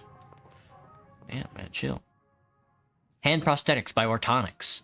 Science popularization poster by Ortonics Co. Take your life to a new level with innovative O-metal alloy prosthetic technology. Can you get prosthetics in this game? With Ortonics, life goes on. Get back to productivity with the state-of-the-art implant that not only supports your life, but improves it. Medical Research Center's Iron Plague Awareness poster. Remember what the first signs of the Iron Plague look like. Vigilance may save the lives of your loved ones. Damn, look at that. Dr. Weatherington Dr. Worthington. A man in a lab coat is standing at the center of the room, encircled by huge automata. He's mumbling irritably and rhythmically clenching and unclenching his fists. Dr. Bailey was supposed to do the rounds today, but the woman's a no-show, despite a whole pile of work that needs doing. Mr. Simmons, the only one I can rely on in the whole damn city. You mentioned Simon. I know Red Simon. That Mr. Simon is a real businessman. Need workers who don't complain? He has them. Need something organized quickly? He'll do it. You say you know him. You want to make some money? It's for a humane cause. For the leprosarium and its patients. What kind of work? My colleague, Dr. Bailey, didn't show up today, and I need someone to do the rounds in this district. I mean, this is exactly why I use nurse automatons. They never abandon their duties. Never. Anyway, I need you to visit 3 patients and offer them a place in their leprosarium. To put it delicately, we accept mages only, and they must be in a reasonably good physical condition. We need them early in the course of the infection because we're trying to find a cure. Yeah, that's it. The humane matter is also a delicate matter. I'll think about it. I suppose Dr. Bailey will return eventually, but come back if you change your mind. Got lots of work to do, and she has the nerve to just disappear. Talk to the doctor. I don't know about that. The first rule of... That's habeas corpus. They got why do these automata have cat ears? You don't have permission to come in. And if I do, it's locked. You got my ass.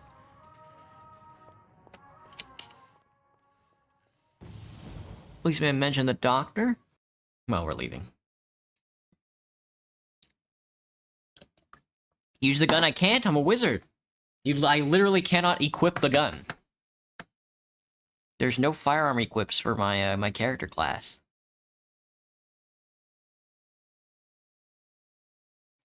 Fell into the toilet again. Such a good title. 1,000 wizards. They want me to hunt wizards. Of course I'm not going to do the quest. Why would I do that? Oh. I decide to take this on. Well, no, I'm not going to do it. They need to be wizards. Wizards. Quest updated, Simon says. Oh, right. I'm in Tatterholt Slums. Early access, by the way. Alright, let's head up to this little upper part of the slums. Let's head up to the upper slums.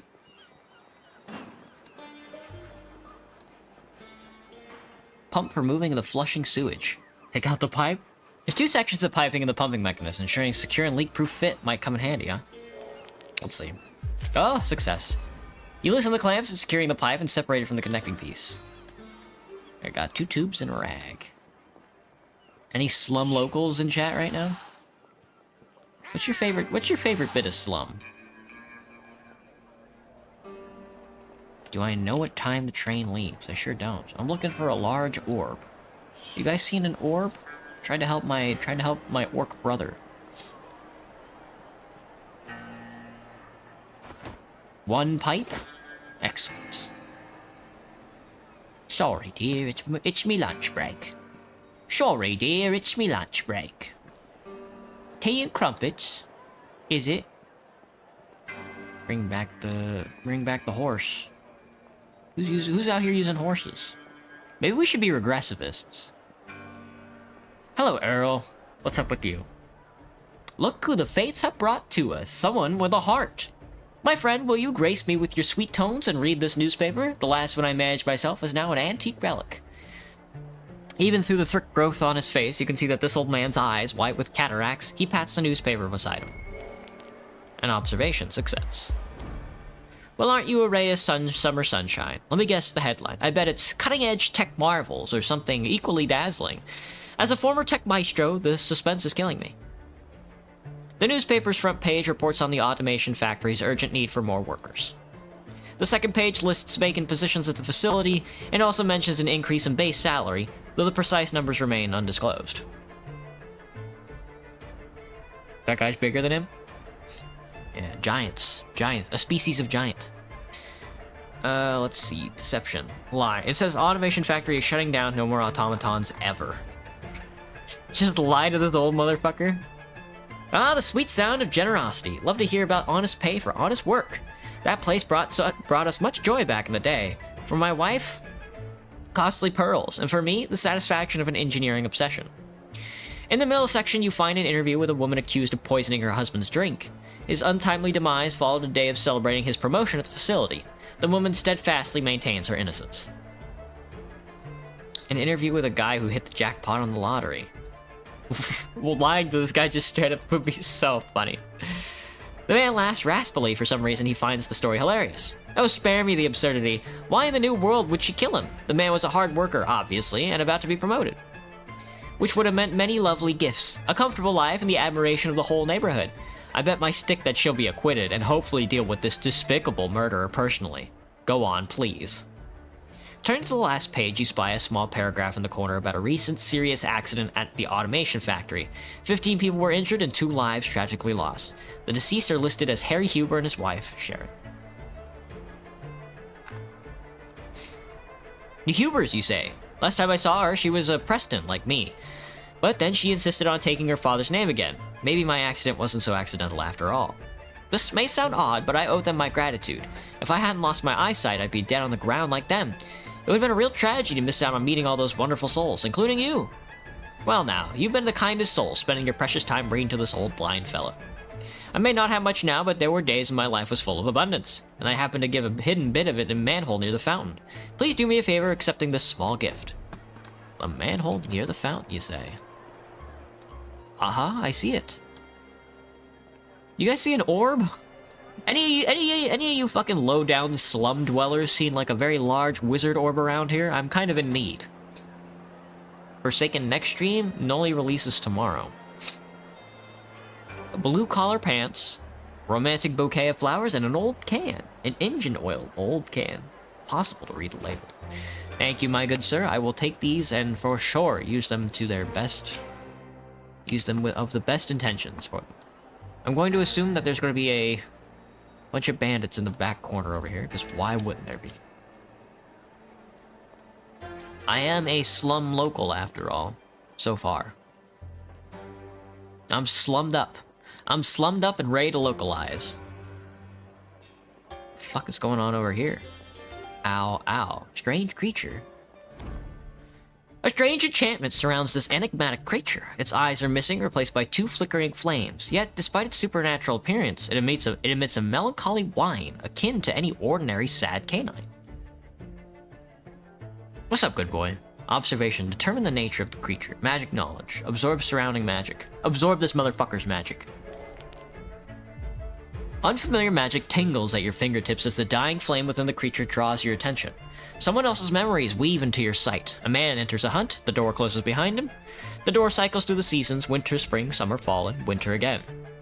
With the arrival of the final drawing, the skeleton begins to disintegrate, leaving behind a poignant sense of sadness. A poignant sense of sadness. It has never seen the man go out the door again. I killed that undead dog. I fucking slaughtered that. I absorbed that undead dog's essence. Killing him instantly. You'll love to see it, don't we, folks? That's not an orb, that's a dead guy. A burnt amulet. Examine the amulet. The metal was made of burn as if the fire came from the center of the ritual circle. A burnt amulet. I don't know if there's an inventory cap, but... Plus 10 occult magic. I don't think I'm good with occult magic, yeah.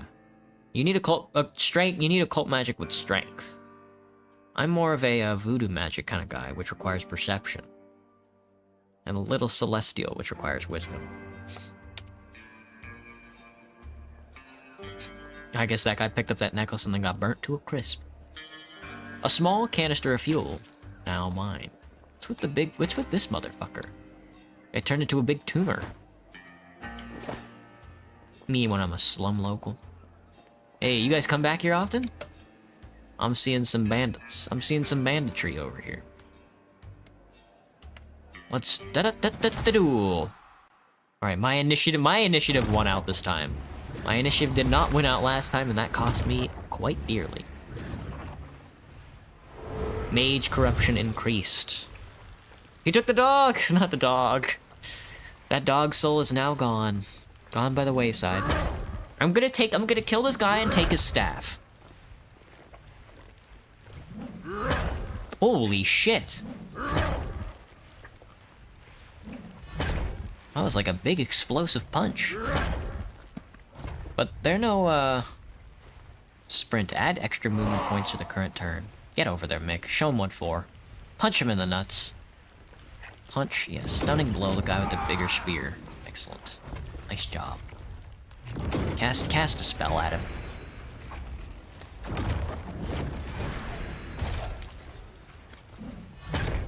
Oh. Oh. Block it, Mick. Nice block. This statue's the best. You can't punch the stunned guy. I don't know what's going on with him. He looks funny, though.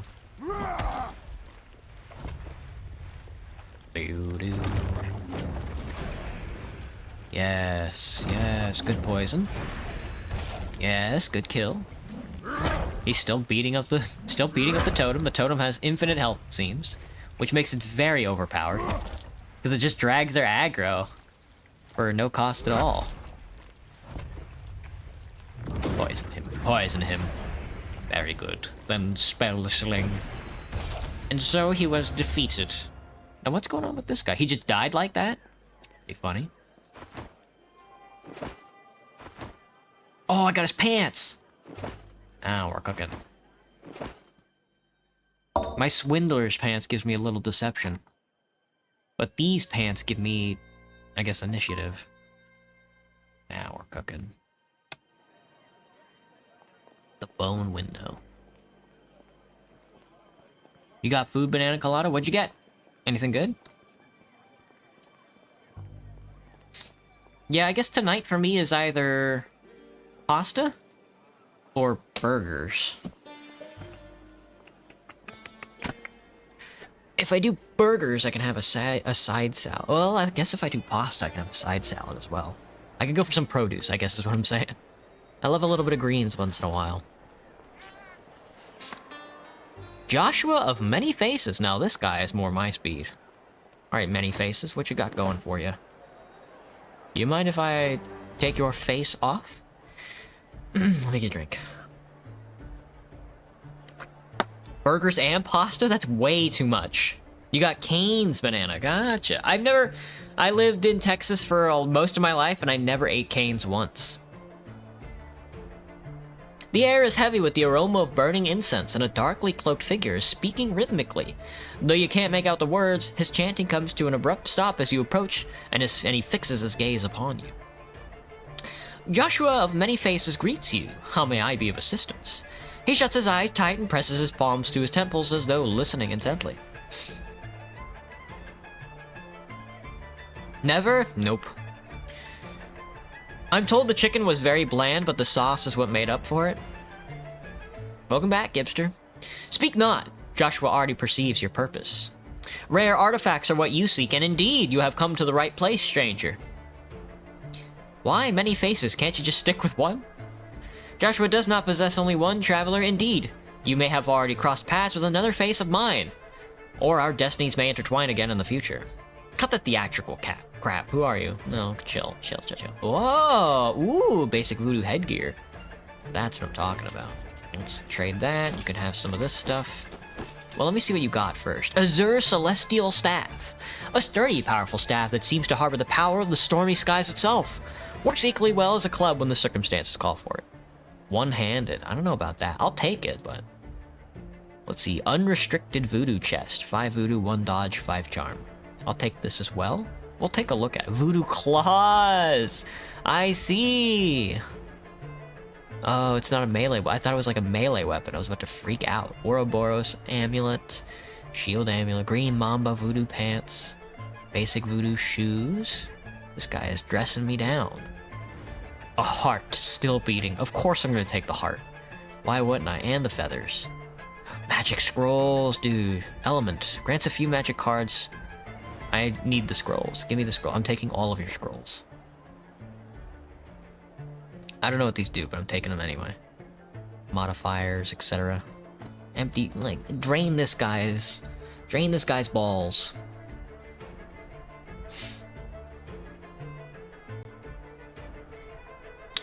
Let's see. You can have one of these. You can have. That's my portrait. The diesel gloves. You can. I'll trade you. My good man. Collects photon in one place. Photon collector. A bouquet, an old can, a booster, blue collar pants, a burnt amulet that I'm never gonna use because I can't use occult magic. There, 11 grand, 1100 grand. Thank you, my good man. Farewell, stranger. Let's see. Basic voodoo jacket, 5 health and 5 voodoo, 1 dodge, 1 charm. That's what I want. Skimpy, bro. Yes. Now we're cooking. I can't wear pants with it? That's hilarious.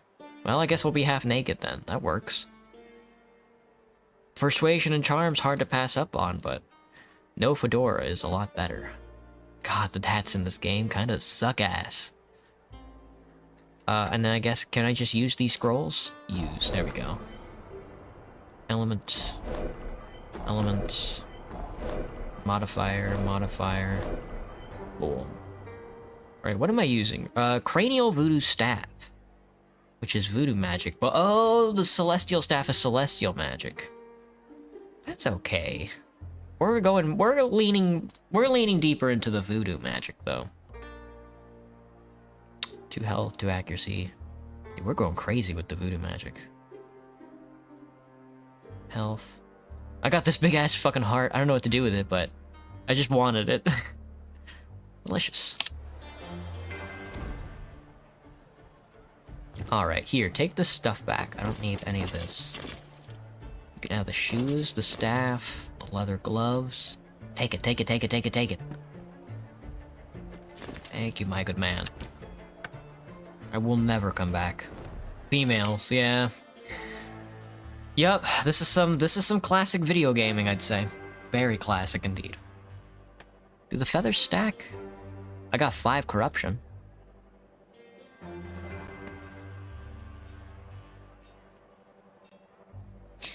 If the player uses a card with a cost higher than the current level of mana in the region, the mage will receive a corruption point. That's definitely my speed.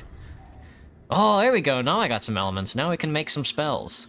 I got a lot of these, huh? What form does it take? Utility? Defense, attack? I mean, it's gotta be an attack card.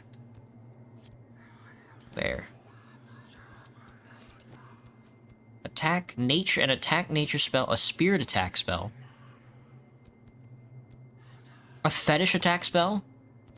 Let's do a fetish attack spell. That doesn't combine with anything. Okay. Oh, I see! Here we go. Torment, Shadow, Torment, Oath, Torment. Spirit, Nature. Let's do Torment. Let's torment our foes. And we can torment them through nature, and it has to be through nature. That works for me. Let's do it. I've never made a spell. Venomous Spit. We already have Venomous Spit. So we don't want Torment then. Nature can only be used with Torment. Well, how about Spirit then? Spirit can be used with Oath or Shadow. Let's look at Oath. Wither decreases enemy maximum health. That's very funny. At a distance of 750. How about Shadow? Paralyzing Spirit. Summons a spirit which bounces between enemies, stunning every target in range. That's perfect. That's a perfect spell, I would say. Thank you. Spellcraft or Magic Enchant. Oh, you can enchant items. Where do you put this? Somewhere. How about a utility spell? Empower. Nature Fetish. Empower. Jerk the Chain. Deals damage corresponding to the distance traveled by the target. That's crazy. That's a crazy spell. They start walking and I start gawking. Binds the nearest enemy to the selected target and deals the same damage. Interesting.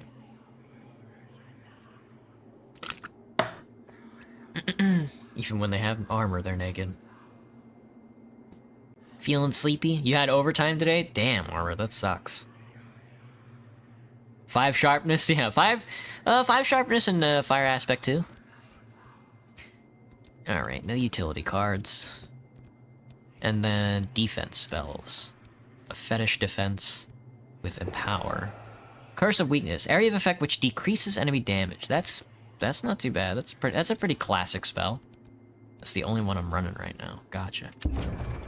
Well, I'm cool with just getting Paralyzing Spirit for now. I don't know if I can select which spells I have. Yeah, excuse me. But that's alright.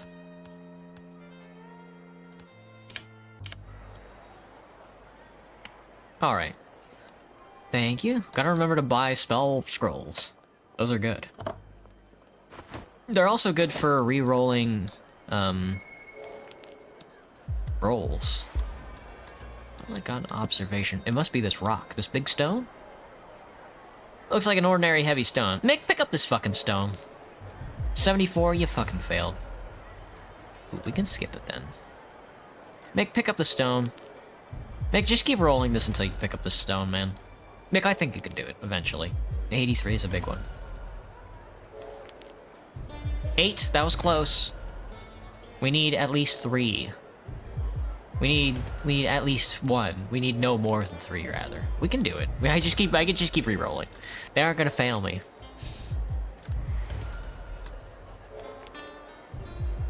Well, maybe if I get like a lower roll, I can just toss a card in there. I think that would probably be better than 10. That works. What do I have a lot of? Utility cards? There. I received a stone. I just got a... That's a big fuck-off boulder, man. The only thing in that area that fits Skell's description, besides it has some tiny engravings on one of its surfaces. Alright, Skell. I found your orb. I should have known. I should have known. No, fuck. They beat my ass in initiative. But can they beat my ass with the taunting totem and the funny hands? And my increased magical corruption. Alright, run away, quick. Nice job, girl. Alright, yeah, punch this guy, stun him, become a star stunner, then punch him again. Nice job, Mick. Ooh, shot through. I forgot that you can do that. My eyes are killing me. Gotcha, Armor. Have a good night. Well, I can keep casting spells, so... Summons a Spirit Witch. Bounces between enemies. Boom, boom. That's good. Mick, get over there and punch him. Good shit, man. Do it again. Punch him in the spine. Nice shit. Nice job taking a shit there. Can you poison this guy as well? He's dead.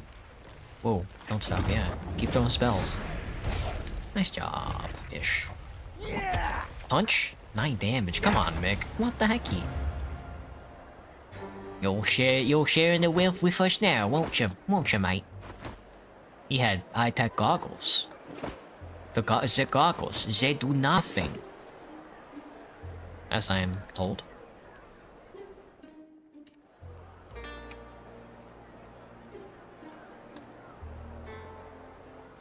Let's see. 1 screw.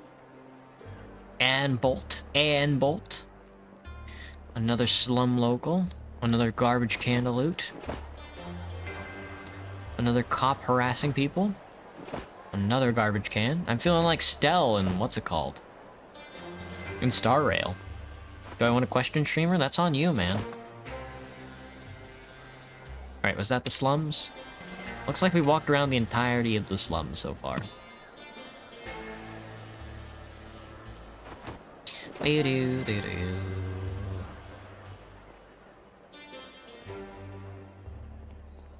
Let's see. I can't loot these briefcases. What's going on over here? Can we kill another? Can we kill another cat dog? Warning: dangerous falling loads. Gross. Oh, it's a robot army. Oh my god, there's a lot of robots over here. Nope, this looks like it's gonna be used later. A robot trash. What's better than nothing?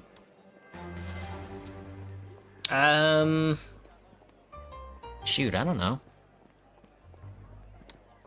Two nothings? Tuna? A can of tuna? I could go for some tuna. Okay, some tinned tuna? Dang. Got a bunch of rich people over here talking about tinned tuna. Okay, so I found the rock. I need to find out where to build armor.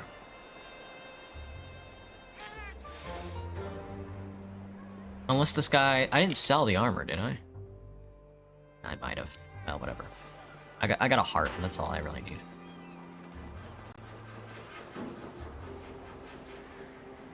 Where am I going? I'm looking for the orc. I'm looking for the smork.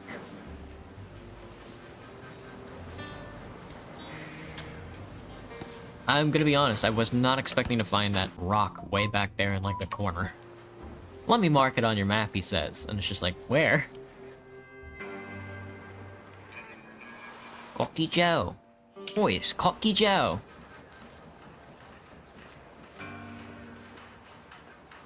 Smork. There's Bo, the fish boy. I hope they add Fishman that you can play as. I hope they add Murgles. I hope you can play as a Murgle later on when they update the game. That'd be cool as shit. There he is. There's our orc gentleman. Technically, both chats are the one and the same. That's true. Do I remember you? I do! Hello. Welcome back. I'm glad to see you back, Puny One. Have you managed to find the Orb of Might? Found your relic. I knew I could trust you, Puny One. You're scrawny, but there's the fire of determination in you, like in the stoat chasing prey. Ah. So let me show you how we, orcs, build our bodies into these beautiful pinnacles of strength. She gave me 300 XP. Thank you, my good man. Was there supposed to be something there? Oh, whatever. We're half naked anyway. Alright, let's head in here and start casting some spells on some people. Doo-doo-doo-doo. Oi! Bloody hell, are you hearing me? Operator? Flipping hell. Oi, operator! Get me Vinny Peg on the blower, would ya? On the blower? Now! What do you reckon? I'm just gonna hang about here all night. I wish I was rich. Me too, Banana. Apologies, sure. I'm on hold here. Observe closely. A stout dwarf, his beard as fiery as the plumage of a phoenix, is deeply engaged in a telephonic exchange. Ah, now he spotted you. A raised index finger. The universal gesture to wait. For an ephemeral tick of the clock, the very particulate in the air around you seems to have frozen in time. Oi, Vinny, is that you? Nah, don't be daft. Don't be daft. Vinny, listen here, mate. We're all in the same boat, ain't we? I get it. You're a bit knackered with these syndicate blokes nosing around. But it's my gear what's been gathering dust in your lockup, innit? Vinny boy, tune in and drop the bollocks. Try and hustle me and you might end up underground, right alongside my contraband. You getting the picture? Hey, Vin? Steady on, Vin. Stay sharp out there, yeah? Oi, how's Auntie Judith? She alright? That remedy I sorted for her, doing the job? Those puffy legs of hers slimmed out yet? Vinny? Vinny? Oh, bollocks. Oh, bollocks. Hey, boss. We're back to give you the lowdown. That gizmo you wanted is snug inside our guest suitcase. The very one partner's holding right now. Nothing but smooth sailing on my end. Oi, there you are. Why How's can't you the wear land of pants with this freedom armor? treating you, mate? Look at you. I never expected Hilda's ward to grow up so fast. How was the trip? Got a warm welcome, I hope. Player returned to smile and shake his hand. Grip Mr. Sims' hand as if you've been mates for ages. Oi, look at that. That's how it's done, mate. And that grip. Blimey. Mick, that's what you call a genuine continental grip. Fierce. Like Darling Ninal yanking you by the... Boss, easy there. Whoa. Easy there. Hey, Pardon? Oh, right. What do I mean? Let me lay it out for you, Mick. They ain't got a grip like that in the New World. They're too courteous, all guarded like. Know what I mean? There's no true connection. There's no true connection. Okay, you can unhand me now, champ. So how was the landing? Everything went smoothly, I trust? Take note. The nervous shifting of Mick's feet paints a telling picture. Evidently, he would prefer to keep his recent affairs hidden from Simon. You bet, boss. Smooth as silk. The goods locked in the case. And the case with our visitor. It was a flawless play. And all thanks to my undeniable charm. Despite the warmth in Simon's eyes, there's something obsidian hard in the stare he's aiming at Michael. It's clear, Mr. Simon Sees right through Mick's feeble subterfuge. Do I like my hair today? Yeah. I wish it were a little longer, though. There are a few minor complications, Mr. Simon, but nothing significant. It was a complete disaster. The ship arrived 4 days behind schedule. There was no one there to meet me, and I got dragged into some awful brouhaha with the locals. Everything went exactly as planned. Mick was there welcoming me at the gangway, and here I am. Nothing significant. I believe I'm starting to take a shine to you. That's our style, mate. Straight off the boat and right down to business. All right. However you got here, you're in the fold now. So let's have a toast, Let's eh? have a toast, eh? Here's to the pair of us, the grand old continent, and the road that lies ahead. Having declared his toast, it's evident that Red Simon is wholly committed and will brook no deviation from the ritual at hand. With a practiced flourish, Simon fills 3 glasses to the brim. He downs one, refills it, and Damn. repeats the ritual. Only after his 3rd pour does he turn to present the remaining drinks. 3 shit. Here's to the fresh face. Yeah. Take a drink to the success of our business. All right, lend an ear. Picture young me. Fresh off the boat. boat, wide-eyed and fancy-free. A pioneer through and through. Didn't know a single soul in these parts. It was all on my shoulders. Every lesson and every scar was hard-earned. But tally it up now and look at the man before you. A dwarf of principle and honor. But fear not, mate. I'm gonna lay it all out for you. So get scribbling. Get The scribbling. do's, the don'ts, the beasties that lurk in the shadows, and even what colour trousers best suits the game here. Oi. Simon tops off his drink, draining the last of the Damn, spirit. he's going hard. There's a moment of silent lament for the empty bottle before he swiftly discards it, and he's back in the narrative rhythm, puffs of cigar smoke punctuating his words.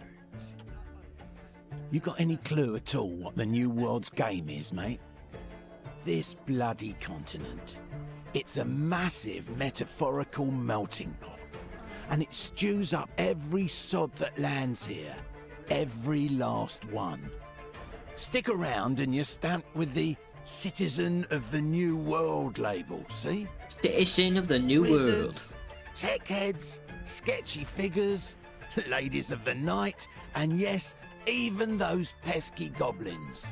The whole lot of them. They're all jostling and using one another, all chasing that grand dream. Doesn't matter what your dream is. What you've got to keep fixed in your noggin is that to reach it, you need the whole motley crew. I keep seeing the Every posters bleeding back one here, of them. and I keep thinking they're French And fries. here's the kicker. From one old-timer to another. Every single one of them needs These a ones bit of right here? you in the mix. I'm like, dude, yes. I'm talking too much. Let's get down to business, mate. You brought the artifact, yeah? Hand over the suitcase. How do people in the New World view artifacts like this one? Oh, mate. Let me clue you in. This is just the opening act of your grand adventure. At first blush, it might seem like no one else is after this here relic. No ancient evil, no magical puppeteer. It might seem like nobody gives a toss. But mark my words, the minute word gets out that you're packing this gem, they'll be crawling out of every crack and crevice to lay their dirty mitts on it. So stash it away. Do whatever it takes to keep that mystical wonder hidden from prying eyes. Going for very petable hair? I don't know. I don't know if I want people touching me. Maybe. Simon is extremely gentle with the suitcase, as though it contained armed explosives. Turning it towards himself, he opens it, and a subdued radiance bathes his face in a golden glow. You think Fortune's smiling on us, boss? What's that? Boss? Yeah, Fortune is smiling on us today. Incredible, ain't it? Incredible, ain't it? Never did get much of all that wizardry stuff. But they do have a knack for dressing smart, don't they? Mages have got that flair, no doubt. Simon swiftly snaps the suitcase shut and stows it out of sight. Now for the less than jolly part of our tale. There's a group round these parts, goes by the name Arcane Tribunal. A bunch of magical purists causing a ruckus for the Syndicate. You'll find the Tech Syndicate's fingerprints all over anything remotely magical. Not a single artifact slips past them, especially without the right papers. The right papers. There's a top-notch magical item detector at the station. The plan was simple. Grab a suitcase, jump on a train, head to the capital, and call it a day. But now, mate, we've got ourselves a wee snag. Everything was running smoothly. Had my own people everywhere. He's so short. Clouds on the horizon. Hello, Dark Smoke. What's up? Then, about a week ago, a train conks out, and they can't get it running again.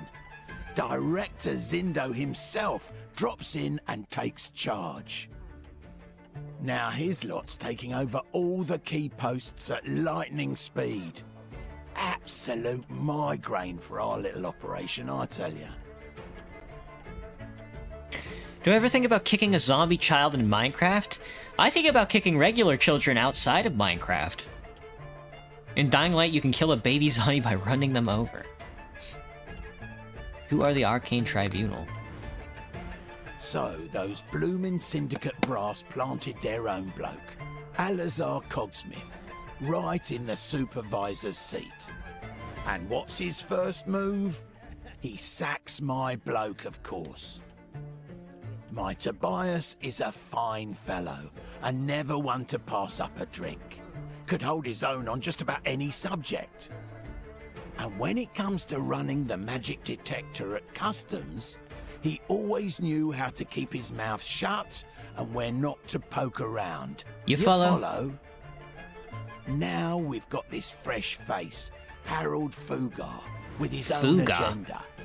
He's already shipped 4 loads to the warehouse. Says he's running his own show and wants nothing to do with me. If he gets the slightest inkling that something's off in the cargo, our little adventure's over. Do I still eat cheese? Yeah, should I not? Can this magic detector even pick up on the filament inside the suitcase? Oh, sure it will. Just about a month back, some gent tried to smuggle a goblin in as a migrant worker. You know how he did it? He magicked the poor critter into air, then trapped it in a jar. And what do you think happened next? That gizmo detected a magical presence in the jar right away. So if I were you, I wouldn't tempt fate. You're fresh blood round these parts. No reputation to speak of and no debts. You're a clean slate. Catch my drift? What I need is to get my Newman back into the railway business. What I need is to get my Newman back into the railroad business. I need someone I can rely on to conveniently overlook your magical baggage. I'll give it a shot. I'll give it a shot. All right, step one. Get rid of Newman's stand-in, Harold Fugger, and have a chat with Tobias. He should be ready to get back to work. Here are their addresses. Nick will tag along and cover your rear. Off you go. Best of luck, and keep a sharp eye out for trouble. Off you go. Best of luck. Alright then. So I guess the first quest line, we just have no pants, man. They won't let me equip any pants. Voodoo staff, voodoo of incense. Step above the basic voodoo staff. Sensibly boost your magic and flamboyance. I like the skull. Oh, I don't even have any pants. They won't let me equip pants because I don't have any pants. Red Simon. Gotcha. Scheumann says, I guess we're working for the local Irish buggery. He's just running a thug operation out his mum's place. Or something like that. Alright, let's go.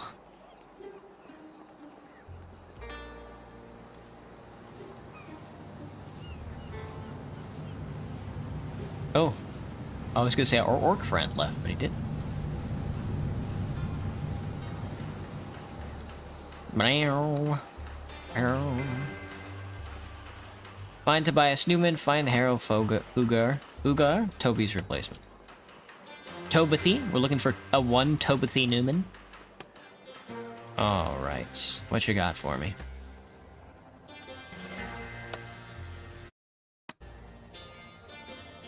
Rather not cross Miss Newman's jump by looking at her photographs.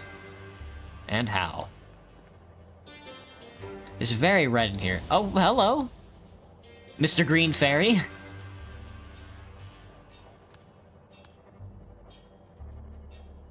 You mind if I loot this chest first? Stun grenades and grass. Examine this portal. Examine. Reality Rift. Oh. By interacting with the Reality Rift, your mage character receives magic cards. A resource needed for spell crafting. Gotcha. Take all. Of course take all. Well, I've closed your magical rift, my good man. Mr. Fairy? Inside the grimy hovel, a man's form leans heavily upon a table. His trembling grip suggests he could collapse at any moment. Empty bottles are scattered around. Look at this guy, some fairy that is. Look Look at that ugly motherfucker. Alcohol-induced delirium. And directly across from this man... What the hell? Did I get a knock on the head? Or are you seeing that green fairy too? Ah! It appears we have company, my dear Mr. Newman. Would you care to join us? I happen to have with me the most exquisite moonshine you will ever taste, crafted in the Free States and distilled with the essence of pure magic. Utterly ethereal, I assure you. I assure you. There's our boy, Toby Newman. Indeed, Toby, indeed. Here's to the two of us! Unable to support his own weight any longer, Toby crumples until his head comes to rest on the table with a thud. A thud. The fairy shakes his little head disapprovingly and refills his glass. Empty the bottle and Toby said to wake him. Toby, you need to dry out. Here to take you back to work. I've never seen a green fairy before. What are you exactly? Let me introduce myself. Mr. Bramble You may Brew. refer to me as Mr. Bramble Brew. I am one of the premier craftsmen of magical moonshine, if I may make so bold a claim. May make such a bold claim. Magical moonshine. Better watch your step around that one. Word on the street is they've got a knack for mind control, and their drinks are notorious for devastating hangovers.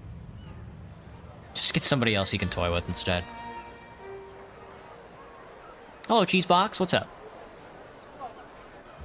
Oh, I leveled up. I didn't even know.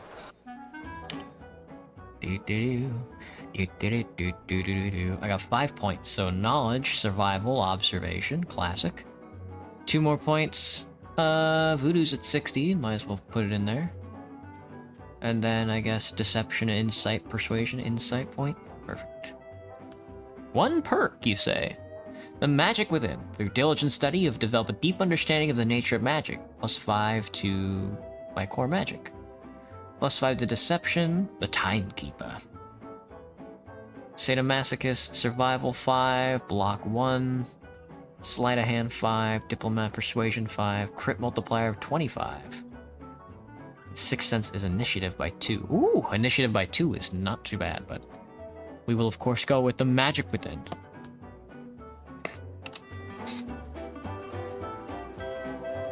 I don't want to run the fairy off, I guess. I just kind of want. Excuse me, my good man. Among the people around the table, only one gentleman seems to be fully conscious. The rest have succumbed to their excess. He raises his head to reveal red-rimmed eyes swimming in spirits. Hey, lovely. Fancy spending a bit of time together? Actually, I do. I'm here to invite you to a whiskey tasting party. You interested? Hello there. A party? I'm always up for a bash. Just show me where. Easy there, cowboy. Here's the address. Meet us there. I need some pants. Bored yet? Not quite. Should I be? Are you bored, Graham?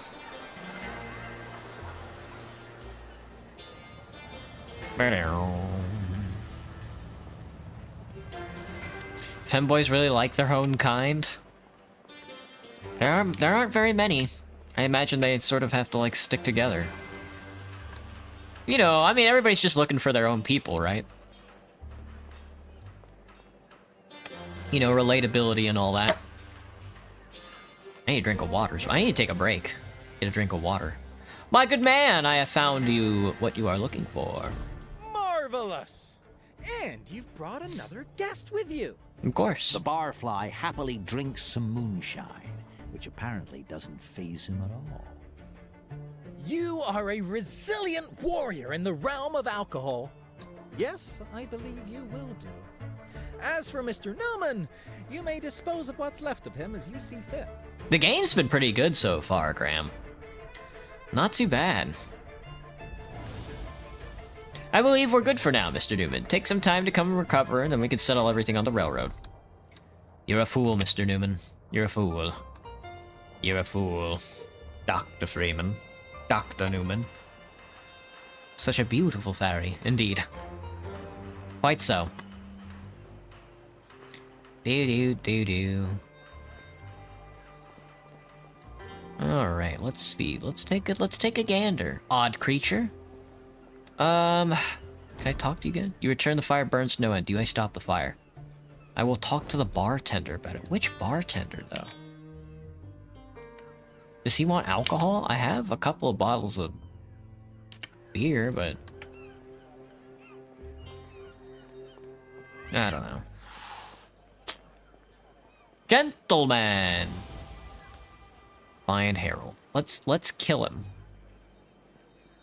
Hello, Harold Folker. Lost in his own world, Harold Fugar is for several moments oblivious to your presence. Hello, Quasar. What's up? He's engrossed in counting crisp dollar bills, his well-fed visage radiating an aura of smug content. The flushed cheeks, Contentment. the twinkling eyes, the broad, satisfied grin, and, most notably, the pristine leather gloves all convey an unmistakable message. This dwarf's life has taken a turn for the better. Your head is bleeding? But then Damn. Mr. Fugar You okay? finally notices you, albeit too late. He hurriedly tucks the money out of sight and rises to his feet with a frustrated scowl. In the background, a pair of towering giants labor on, loading crates onto a high shelf. He's got big ass fists. Enough with the gawking. Who the hell are you? And what the fuck are you doing here, huh? Yeah? Since Fugar and his group are drinking right outside the brothel, They might have been inside recently. If that's the case, who knows what sort of gossip you could pick up from chatting with the brothel workers about him. About him? I'm here to persuade you to reinstate Tobias Newman to his position, the one you've got now. You took Toby's job from him. I'm here to fix that. I see you're doing well for yourself. Would you be willing to mentor a newcomer to the business world? Oh. Take a closer look at the few others people are up to. This person is drunk. A map of Tatterhold lies on the table, marked with lines showing secret routes. Oh. The way Fugar tries to cover it, and the fact that all drawn paths clearly avoid police patrols, suggests it's a smuggling plan. It's doubtful that Zindo's people are aware of it. Let's see. I'm here to persuade you to reinstate Tobias Newman to his position, the one you've got now. Harold Fugar pauses, seemingly grappling with the weight of your words. Then he lets loose with a resounding, hearty laugh. You wait several minutes until the echoes of Harold's guffawing finally subside. Aren't you the funny one? You must have taken a solid knock to the noggin. You think I'd leave a gig where the money falls like rain on my head just to help some booze hound? Get out of here before we kick your ass into orbit. I'll pay you a month's wages right now if you quit the railroad. $500. I've heard Zindo is planning more inspections. You best be far away from here when he arrives. If you don't clear out, I'm gonna toss you to the rats and watch them gnaw a new hole in your sorry hide. This person is indifferent. Leave now or report you to the Syndicate Security for smuggling. That's a long sentence, friend. Punch him in the face. Let's try and deceive him. You've got a point there. Ooh. Thanks for the heads up. Not a problem, All mate. right, folks. Time to start wrapping things up. That was quick. As shrimple as that. Can I go into the brothel or no? You could go into the brothel, or you can go into the brothel, okay. Let's hire a stripper. Let's hire a whore. Let's you and me get ourselves a whore. One does not simply save in a combat. A brothel wet harbor. Alright, I gotta talk to the bartender. Save this little dude outside. Hello, sunshine. You catch a charming maiden gazing steadily at you. However, their attraction is not on you, but on the expensive piece of wood with remarkable shape that you found in the luggage at the arrival port. Hello there. You want to play with me? Talk to the bartender. Oh, look at this nerd. Behave yourself. I'm watching you. All busy.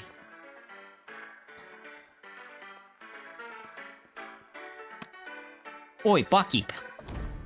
While vigorously cleaning a bottle, the bartender discreetly surveys the room. As you approach, he acknowledges you with a nod and a warm smile. Greetings, madame. Can I pour you a drink, or are you looking for a more, let's say, spicy entertainment? You hiring one? Bet. Spicy entertainment, give me something strong. About that creature near your furnace. Ah yes, that fellow works wonders. Our coal bill has dropped by at least 2/3. I'll be honest, I barely got away with my pants unsoiled the first time I saw it, but the creature is a blessing in creepy magical disguise. It's not for sale, of course. Persuade, charm, $200 reduce. No, just try and persuade. Intimidation, leave. You're right. The creature deserves to be there. No, we shall save all the woodland creatures. You are, of course, entitled to your opinion, madame, but our margins are too tight to give up any advantage in our economy.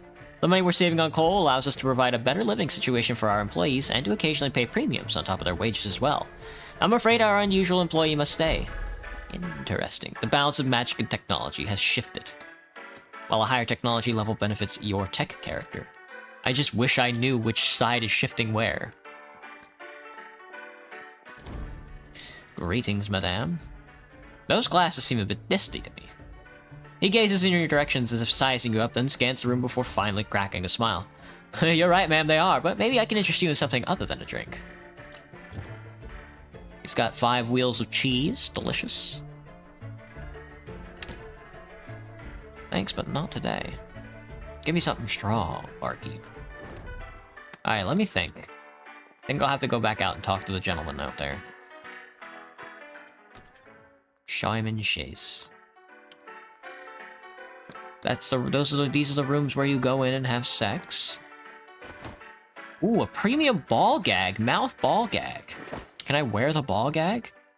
No. Guess not. This is so sad.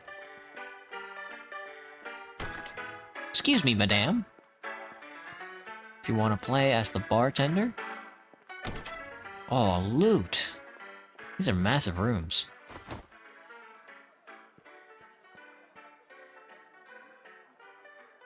Doing some paperwork stuff for Cool Egg. How much longer will I stream? That's a good question, Banana. Receive the leather harness man set. Nice. Getting heated. Getting toasty in here. I'm just looking to steal all the stuff and sell it. A gun. A Golden Eagle pistol. The pistol in name, this thing shifts into a realm of miniatures hand cannons, which can threaten the toughest of targets. Burst fire reload trick shot. Dang. What a pistol. Excuse me, do you have anything I can take, madame? Egg. At least it's not your frontal lobe. Oh, don't go downstairs. Not quite. Let's see. There we are. Ah, costume of masculinity. Very good. You can have sex with the robot. Hang on. There's robot sex happening in here. Fascinating. Wire and a rag. Gross. Yeah, let's get out of it. Like, get me out of here. Enhanced. Welcome, welcome. I look like a whore, so it doesn't really matter to me. Very quiet in that establishment, I would say, other than the piano. You need the loud music to hide up all the moans, I guess. Going inside and outside the brothel seems to take a little while to load. Lots of things to load, I guess. Alright, let's... I don't think I can free this gentleman. I'd say just run away, man. Did he die? Well, whatever. Go to the railroad station to find the new manager. Indeed. Where's the railroad station? It's all the way on the east side of the city. So I think I have to go, like, this way? Have I been to that side of the city? Yeah, I have. I don't think I've been in that corner before, maybe? That side of the slums, I should say. It's that side of the slums. Is Quasar short? Probably.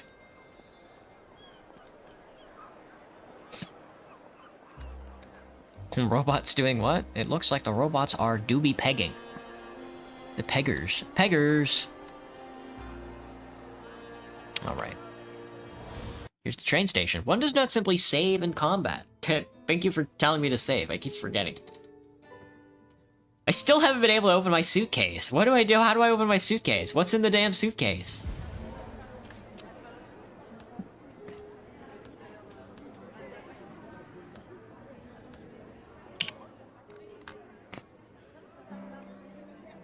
Alright, looks like there's a lot going on in here.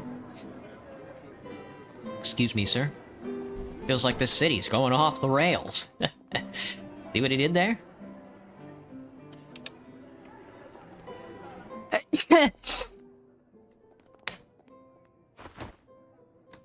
Sulfuric acid, he says. Use. There's nothing here. My aunt, who caught the Iron Plague recently, wasn't allowed on the train. She isn't even an elf, but a respected Tatterhold inhabitant in 3rd generation.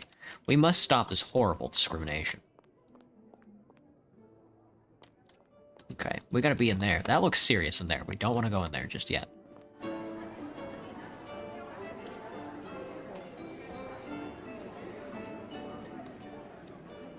There we go. There's the loot. Diesel gloves and a large healing potion. Delicious. Locked from the other side.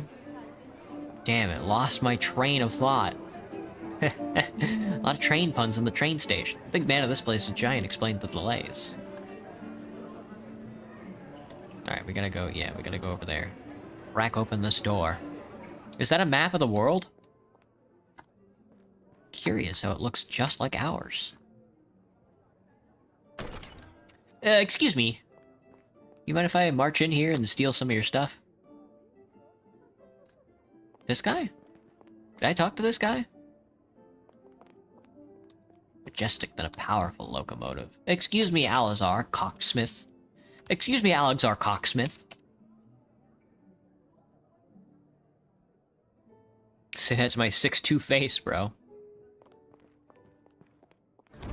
Sitting in the station manager's chair is a giant who's been groomed to within an inch of his life, draped in a suit so sharp it could cut glass.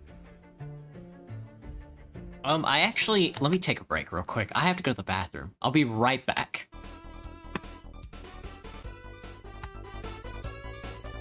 Alright, give me just this. I also need to, like, get a refill.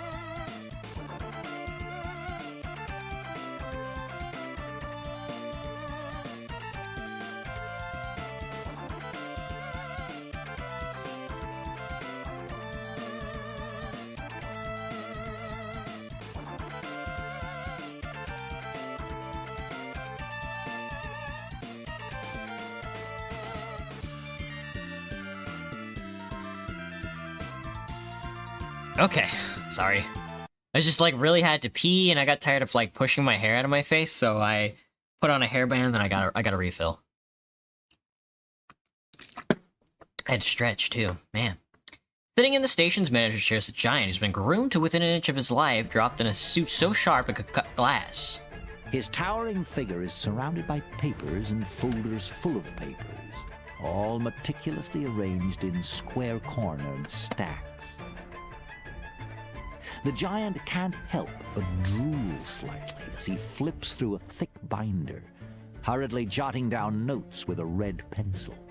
The instant you step forward, a wide grin spreads across his face.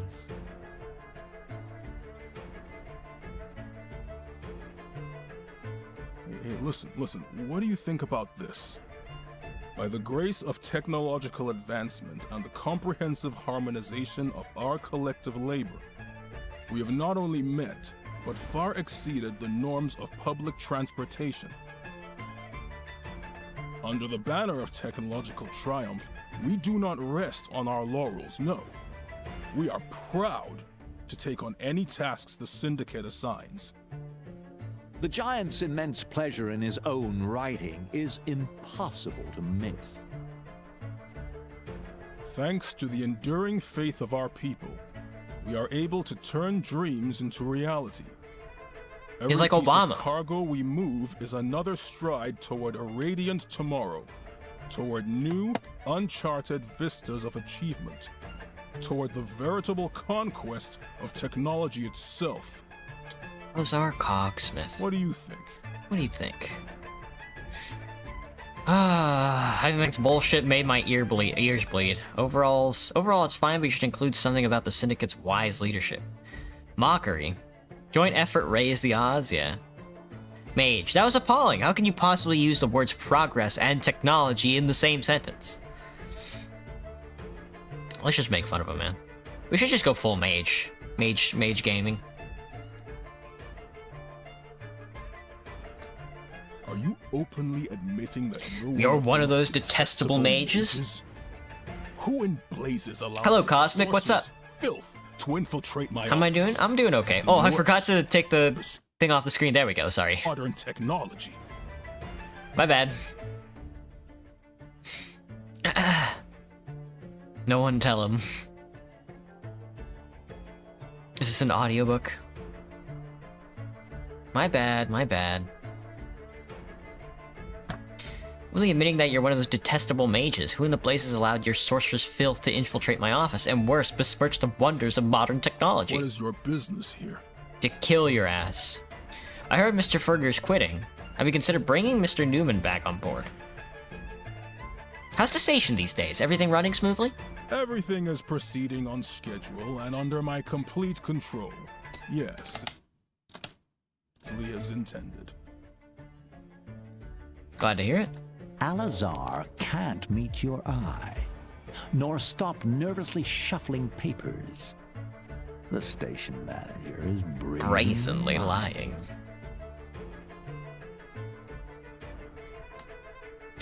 I heard Mr. Ferger quit. Have you considered bringing Mr. Newman back on board?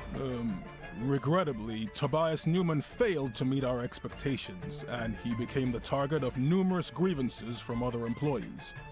In light of his intolerable drinking, the decision was taken to suspend him from his duties indefinitely. Indefinitely. We will find another professional to monitor our magic scanner. I mean, magic scanners. Yes, we have several of them. Just the one? I can repair your scanners if you let Mr. Newman return to work. Am I right that you currently only have one functioning scanner for magical artifacts? Listen, either you bring Newman back to the station or I'll inform Mr. Zindo of your incompetence. I can see you think that wearing the boss's hat makes you untouchable, but things work differently down here on the docks. Either Newman comes back to work at the station or you'll have to explain yourself to Red Simon's crew. This person is cautious.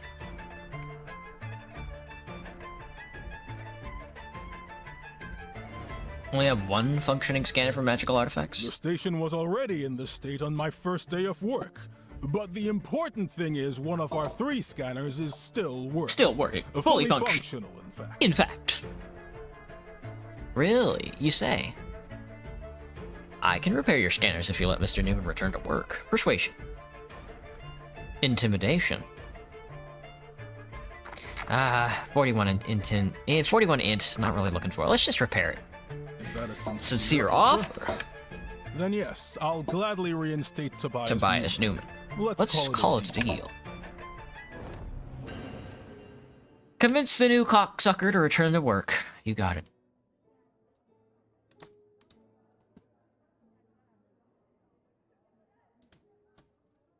Leave the railroad. Leave the railroad. I guess we could try the side quest. I don't know. Let's see where, I don't know. Let's see where it leads us. You know, let's go on an adventure. Maybe we can hunt some mages down. I'm around 5'11". That is quite tall. That's literally almost 6 foot. Society can't accept your height to be tall. What does that even mean?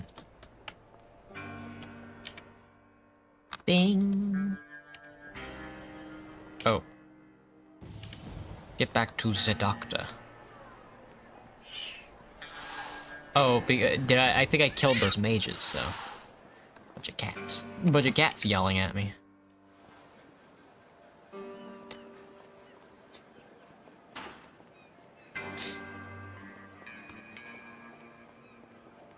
I did kill those mages. He might not let me do it now. Wish you were as tall as you guys. I think I'm 5'6", 5'7"? Something like that. 5'6" or 5'7". Average height, I think. I don't know. Well, you're back already. Mr. Simon's people don't waste time, I see. Amazing. What is it? Remind me again what you want me to do. My goodness, why do I always have to repeat myself? Dr. Bailey is supposed to do the rounds. Visit 3 patients, assess their condition, offer them a place in our leprosarium. With one caveat. We accept mages only. Excellent, here's the list. Don't take too long. Let's give it a stab. Send these mages to the doctor to have them cut open. You're doing good, lad. 5'8" banana colada? Gotcha. Start with a good night's sleep. Well, my hair is like, puffy. Kind of like my model, you see, so that pushes up my size like a couple inches.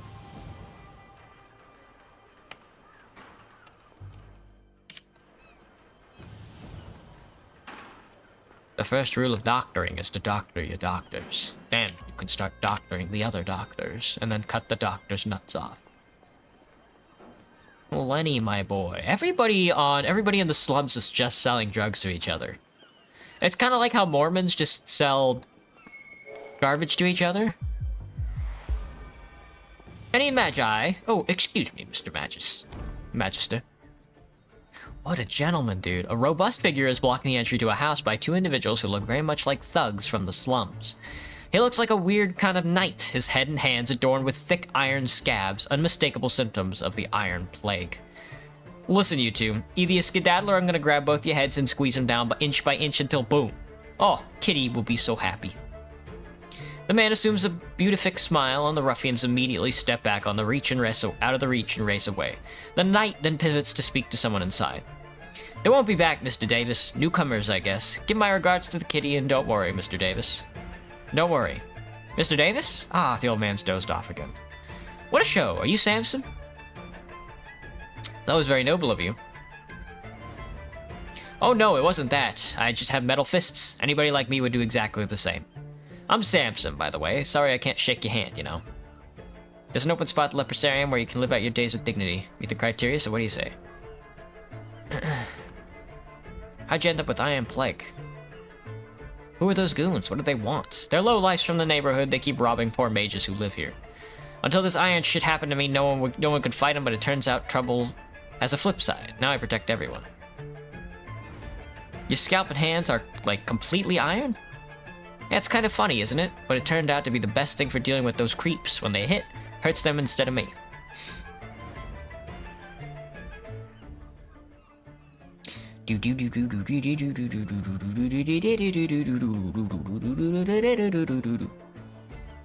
Hands useless for holding things, and no handshakes, obviously.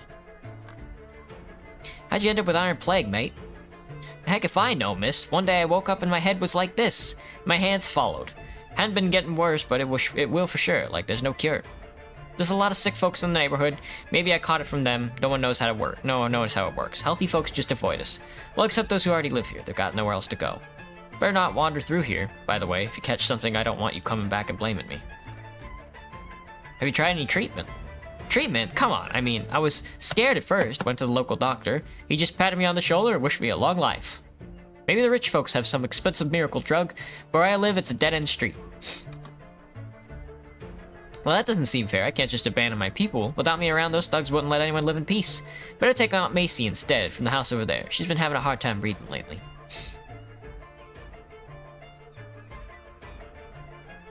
Or if you're he's looking for people like you. Not everyone meets the criteria, you see. The whole neighborhood will be admitted in turn. one at a time. The name Macy is also on the list. But you have a chance to save them. Let's just go kill all the thugs. Oh, well, okay. So there's still some hope. Okay, tell the doctor I'm in, but I'll have to wait a bit. I need to deal with that gang first. Tell the doc I'm in.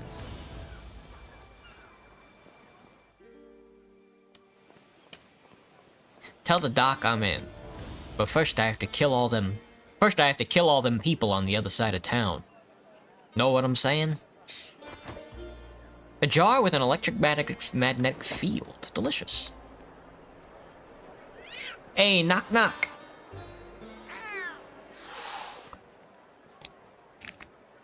Excuse me, my good man. There's three people. As you enter the room, a rigorous argument assaults your ears. The two individuals are bizarrely affixed at the torso, forming something similar to a thick-boled tree. One of them gesticulates anxiously while the other remains perfectly composed. That's three people, isn't it? We haven't been outside in 3 days. I'm going stir-crazy here. Me and Willie aren't going anywhere, Bob. Come on, damn it. How did you even ask Willie's opinion? We don't have a mirror anymore. The heck? Not the threesome I was hoping for. Damn. You must be Willie Bob Colton. I'm from the Leprosarium. Is there anything I do to help with your situation? Did you hear that? What a laugh. We got a real comedian here. What are you gonna do? Cut us apart with a jigsaw? Bob, you know I hate those filthy jokes of yours. Exhales at length. Whoa, how are you able to perform magic? Colton, Willie, and Bob. We're individuals, damn it. This almost never happens, but I have to agree with him. It's a weird story how we got this way, but there are still three of us. What was this about a leprosarium? You interested? Thanks for the offer, but I have to refuse. I'm gonna stay here and die at home, no discussion. Kiss my ass, Colton. I don't care that you're older. You don't make the decision for this body alone. I'm sick of this place. Tear yourself off and go, then. Yuck, yuck, yuck.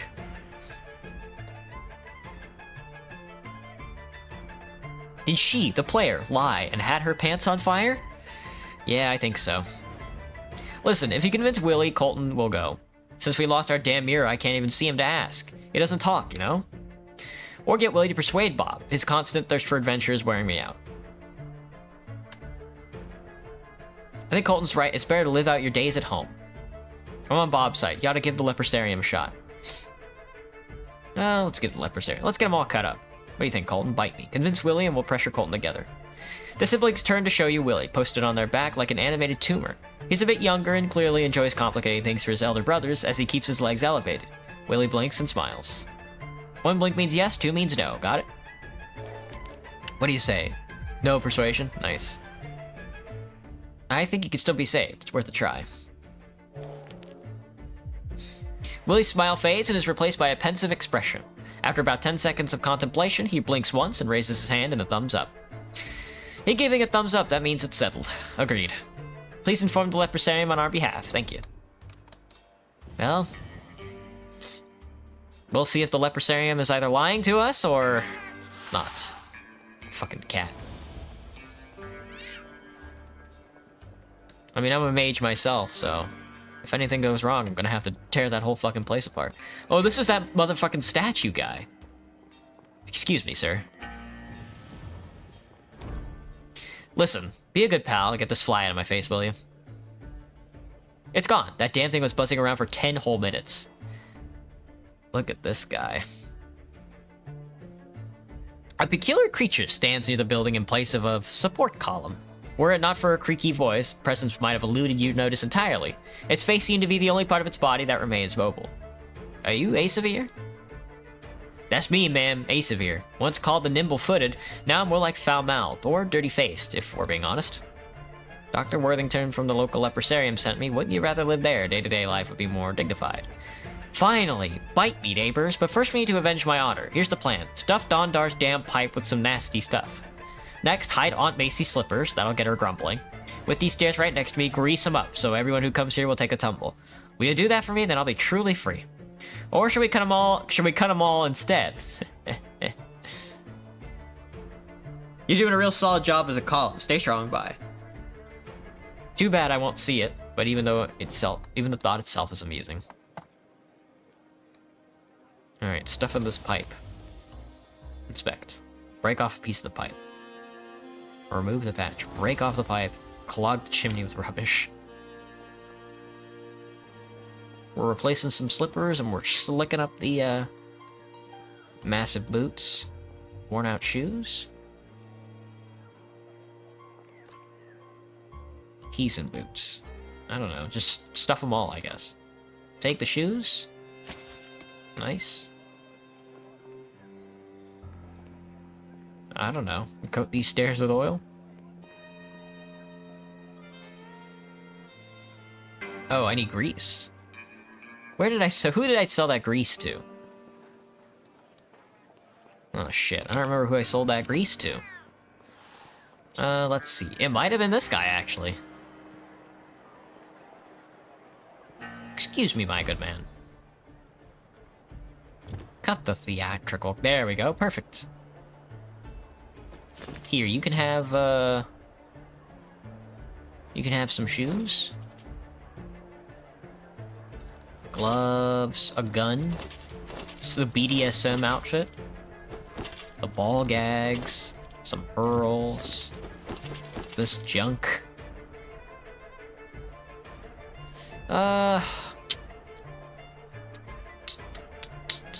I guess I can go find the ore. I know there's like 2 ore somewhere. The city drugstore. We're greasing up the stairs. What do I drink most often? Water.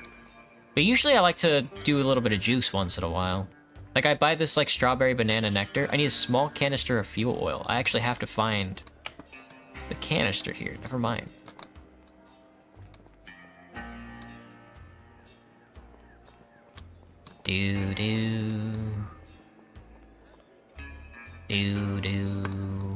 Is it back here? Pathing. No, that's the guy who had the necklace. You wouldn't happen to know where any... Excuse me, Mr. Slum Local? Nope, not quite who I'm looking for. You guys got any grease? Don't even know where to begin searching for something like grease.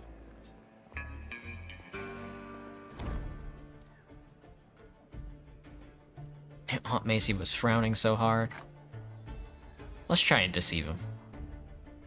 I cut him up. They're all dead, just as you asked. Failed. Give me a utility. 26. That's too much. Just go with the fetish. There we go.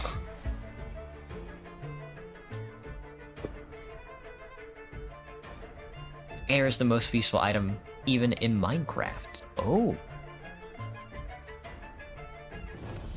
Bluebirds do be singing. Them bells will be ringing a sad, sad song. Slick up the stairs, that way whoever walks over just dies instantly. The second they smash their head on the ground. Now, wouldn't that be funny?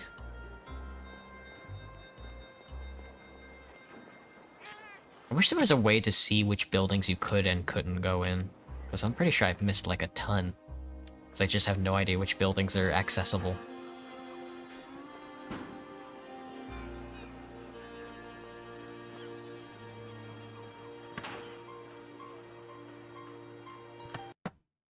Doot, doot, doot, doot, doot, doot, doot. Let me think. Oh god, I don't know what I want to eat for dinner, you know? I think it's gotta be pasta, because I've been sitting on this pasta for a while. Plus, I haven't had a red sauce in a while, and I bought like a jar of, like, vodka red sauce. You filthy wretched butcher. I know all about what you've been doing here. There you are, Dr. Bailey. I was wondering where you'd gone. Have you no shame, asshole? These are patients and we're physicians. We should be saving them, not putting them on damn sideshows. Completely unbelievable. What show? This monster gathers sick mages here to pit them against each other in underground fights. My, but you are young, sweetheart. Life hasn't worn you down yet, but if you stick around long enough, you'll see that the world isn't as black and white as it seems. Yes, I organize what you call underground fights, but I'm not deceiving anyone. I explain everything as soon as they arrive, and they participate of their own free will. As for wealthy being entertained by our little spectacle, they pay for the privilege, and I pay for the patience. That's not just empty promises, you know, it's real money. What an utter disgrace. You tarnish the honor of our profession. You show up at my doorstep with a bunch of ruffians to talk about honor? Funny. You two gonna duke it out? So you're not treating anyone. There's no cure for iron plague. We examine the patient, sure, but treatment to him means stitching them up so they can go out and fighting, or dosing them with stimulants, which worsens their condition. Patients who are destined to die, I will remind you, they know it too. With my help, they're at least able to help their loved ones before the end. Their families aren't going to thank you for interfering, Nora. Who are these rich folk you mentioned? Folks with particular needs. They get very bored, you see, and need some entertainment in their drab lives. Am I sparkling? I am sparkling. I'm sparkle. Bureaucrats, factory owners, famous scientists, Zindos folks. These animals are everywhere. You two gonna duke it out? Yes, but this isn't your fight. You can help, however. I want the Leprosarium to function as it was intended, to heal the sick, not just mages because they make the best gladiators. Ugh, how disgusting. I advise you, let us settle this or consider the patients. They're entitled to make their own decisions. They agreed to participate in these bouts. Help her, and you're taking away their only opportunity to make a bit of money for themselves. Now, if you choose to help me and keep your mouth shut afterwards, you'll have my gratitude again. Well, I don't see anything wrong with fights if these ill folks agree themselves.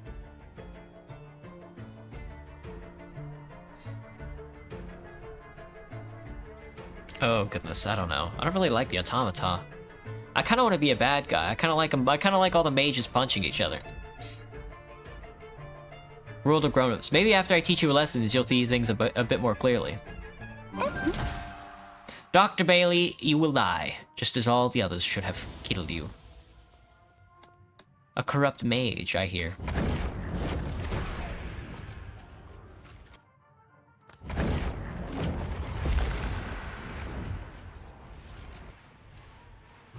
Boom! Oh, slicing him open.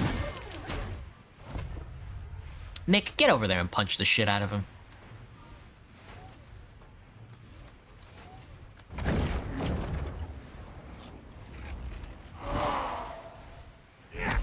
Nice job, brother.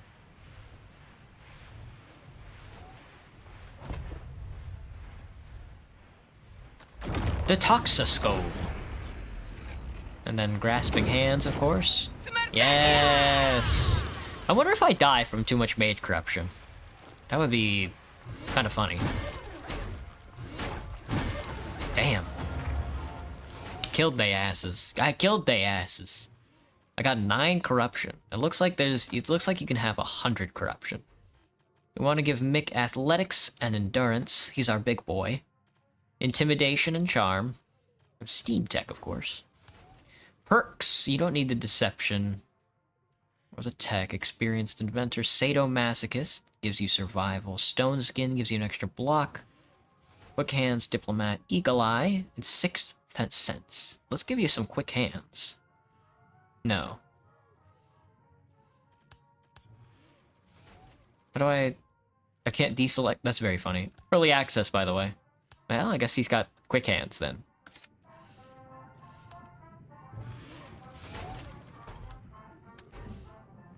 There. Now that that's finished, let's talk about it for a while, shall we? This is a very large location, isn't it? That's a lot of bodies. Mortuary cabinet's handle, designed to fit into the drawers of the morgue cabinet. Interesting. Interessante. Excuse me, my good man. Please give me drugs. Quick, Doc. Quick, Doc, the drugs.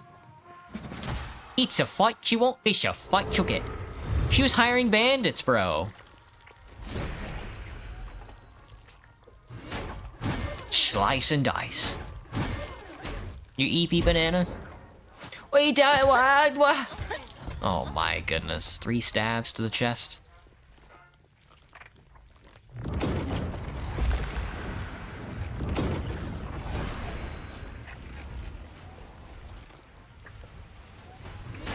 I need the totem there for now.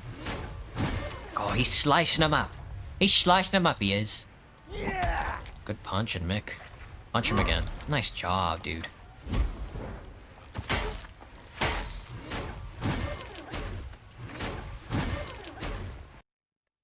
Block it. What a move.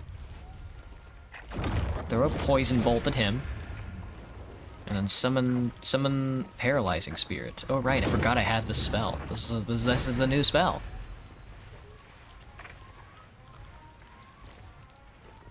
Oh shit, here we go. Select your Doomsies to proceed. So at every 10 levels, I guess you get a corruption tier. Hollow Heart. Your heart transforms into an unyielding entity. Emotions are echoing faintly, overshadowed by the supremacy of your will. Unnatural Gaze. Your eyes shrouded in shadows that cast a gruesome horror on everything they behold. Tortured Visions. In the theater of your mind, wild visions unfold. Each frame a bloody spectacle amid the distractions. Sinister whispers reveal inventive methods of torment. Heart transform into an unyielding entity. Emotions are echoing faintly, overshadowed by the supremacy of your will. How about a Hollow Heart? I don't know what that means, but that sure shit sounds cool. Slice and dice.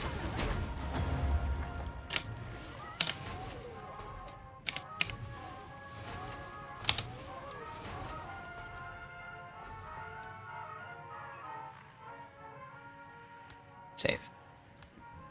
Save the game. There we go, okay. Is it like a trait? No?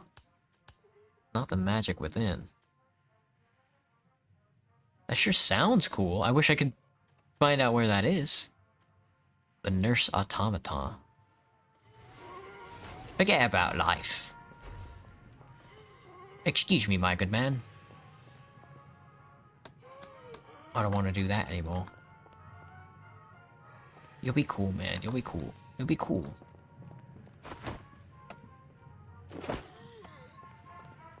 A land of steam.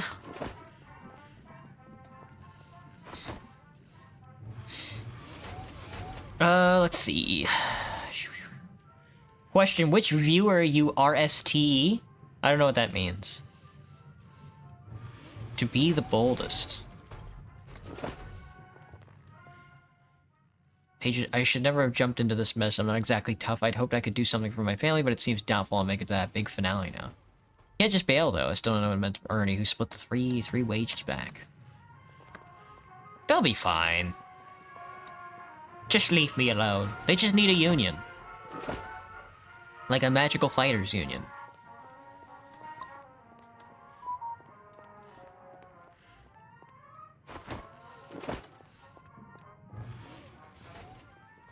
And they're really gonna let me march around in here, huh?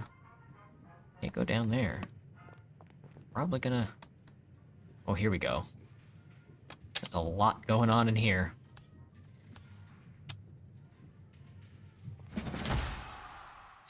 To be the boldest. A bandit has cast hard skin. He's got a sword.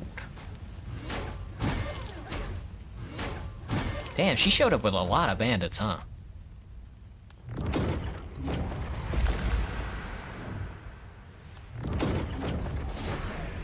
Magical corruption has increased.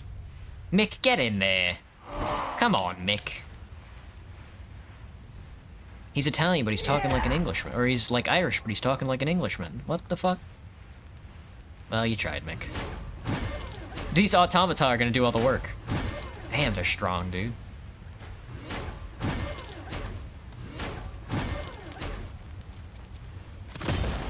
What a shot.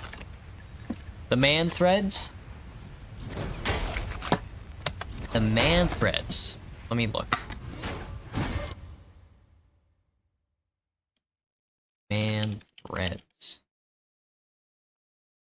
Image. Is that like a TF2 item? I don't know about the man treads. If you ask me about the man treads, then yes. I think it's a very funny item.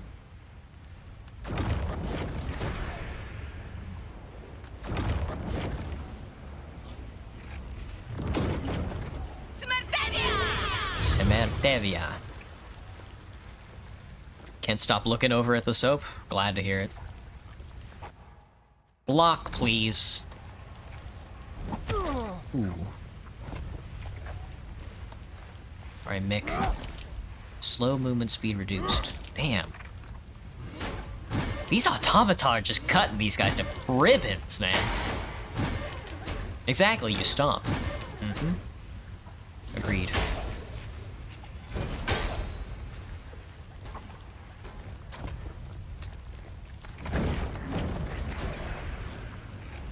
Some mage you are. Nice job, Mick. Nice job, Michelob Ultra. Nice job, Michelob Ultra. Go, Mick. Run, Mick. Run.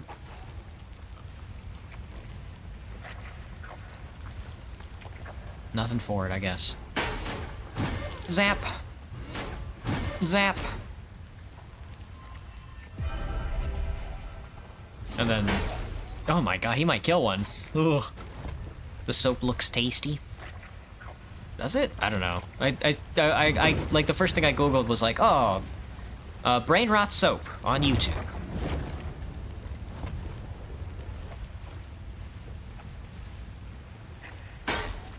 Yeah, these guys are gonna cut them to pieces. Slice, slice, slice. Ooh. That's cool, but you don't have to stand in the way. I can do it. I can stand in my own way. They all have grenades, but none of them use them. Very, very disappointing. Hosting underground fights. We can heal people. We can heal the whole of the community, not just mages who get the shit beat out of them. And why the hell would I want to do that? Mages getting the shit beat out of them sounds like a good time. Hello, Kale, what's up? Haven't seen you in a long time, bro. How's it going? It's going pretty good. We're just playing some New Arc Line. Magic Crystal Ball Instruction Manual. Delicious. Examine this automata. Makes strange noises. Appears something is wrong with its operation. Mick, pull out the valuable parts. Nice job. Magical boosters. Delicious. Do I like apples or pineapples? I like both. I think I would prefer to eat... Oh, I don't know. I guess it depends on how I'm feeling that day. So I'm usually more of like, I guess, like a pineapple guy, maybe. Like, I could go for... I don't really like eating apples by themselves. I prefer stuff like apple pie or like apples like inside things. But I could eat a pineapple by itself. That's easy enough. These two nerds are over here drinking. Alright, that looked like everybody. Killed all the bandits. Theodore. Theodore. Okay. What's Shpee? The odor. Gross. Excuse me, I've killed all the assailants. Oh, she's dead. That was a pragmatic choice, madam. My patients don't have anyone else's pity, and they certainly don't need yours. Now we can at least make a little cash out of this drama. Thanks for your assistance. I'll remember it in the future. I don't like this guy, but I get why this sick folk join these fights. Life's tough out here. If it works for them, let it be, huh? So we have some real cure from the Iron Plague. What did I get? I got a policeman's hat, a pebble, perception amulet, and $1. Oh. Definitely adds to your skills of being persuasive and cocky. Cool. She is not happy. I'm leaving the leprosarium. Either sound the same? For sure.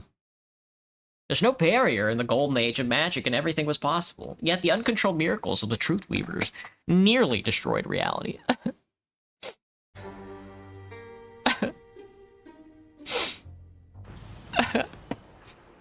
Talk to the old man. This quest is not over, you say. Oh, this motherfucker over here, that's right. That's right. We've left the leprosaria. Oh, the slums. Oi, the slums. You guys think you could handle the slums? Maybe if I was a mage.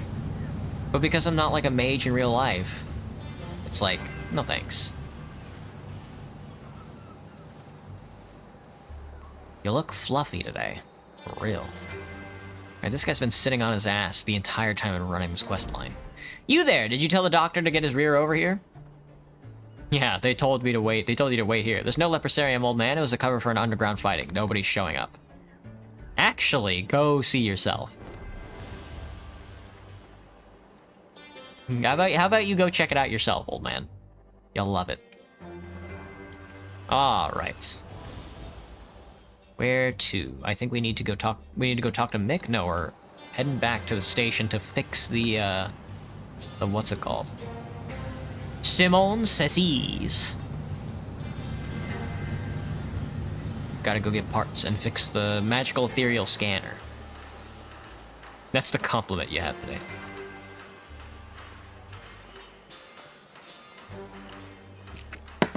Oh boy. Bum bum. Head on over to the leprosarium and have yourself a fight.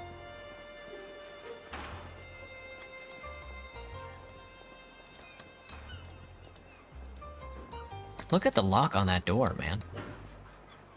It's crazy. There's that cat. Can we step on the cat? No, I suppose not.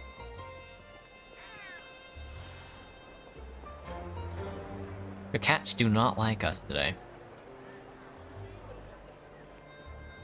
I think if I were a slum local, I would also be pointing out to anybody, any questers, any adventurers. I'd be like, you know, they say that you can sell all of your junk at the nearby grocery store, but I don't think that's true. All right, we're headed to the storage room, which is over here. In this door. Looks like it's locked from the other side. Wait, how do they want me to get in there then?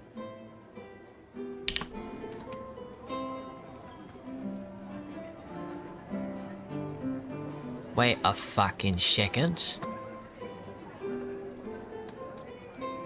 Alright, well let me talk to like your secretary. Buddy. How do you want me to do this? Alizar Cogsmith remains firmly planted in his chair, still feverishly scribbling. The pile of documents seems to have grown since your last encounter, but maybe you're mistaken. Yes? What can I do for you? Listen, either you bring Newman back to the station or inform Zindo about your incompetence. Intimidate him. Yeah, let's intimidate his ass. Let's see if it works. Fuck. Alright, well, let's use a card then. Doom, not Doom. Defense, that works. That works for me. I'm gonna blow all my cards on failed rolls, though. For a moment, and you can almost hear the gears grinding in his massive head. Then, gradually, his expression changes. Cutting so for a living isn't fun? No idea. My apologies. I didn't grasp the gravity of the situation. I'll take the necessary steps to bring Mr. Newman back without delay. Without delay. Rest assured, it will be just like he never left. I hope you and I can remain good friends. Perhaps you could put in a good word for me if you're able? As the saying goes, I work tirelessly in the pursuit of technological triumph. That would be better. Break the news to Simon and go to the train station storage. They won't let me into the storage, so I'm not really sure what to do with that one. But I can bring the news to Simon. Red Simon is an immigrant from the old world. Thanks to his intelligence and resourcefulness, he became an influential dwarf with connections in the right places. Resourcefulness. Thanks to his intelligence and resourcefulness.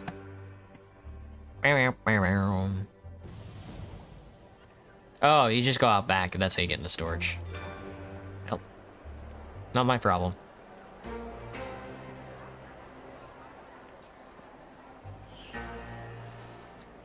Alright, let's head on over to Mr. Simon. Look at all the blood outside of that door. Gross.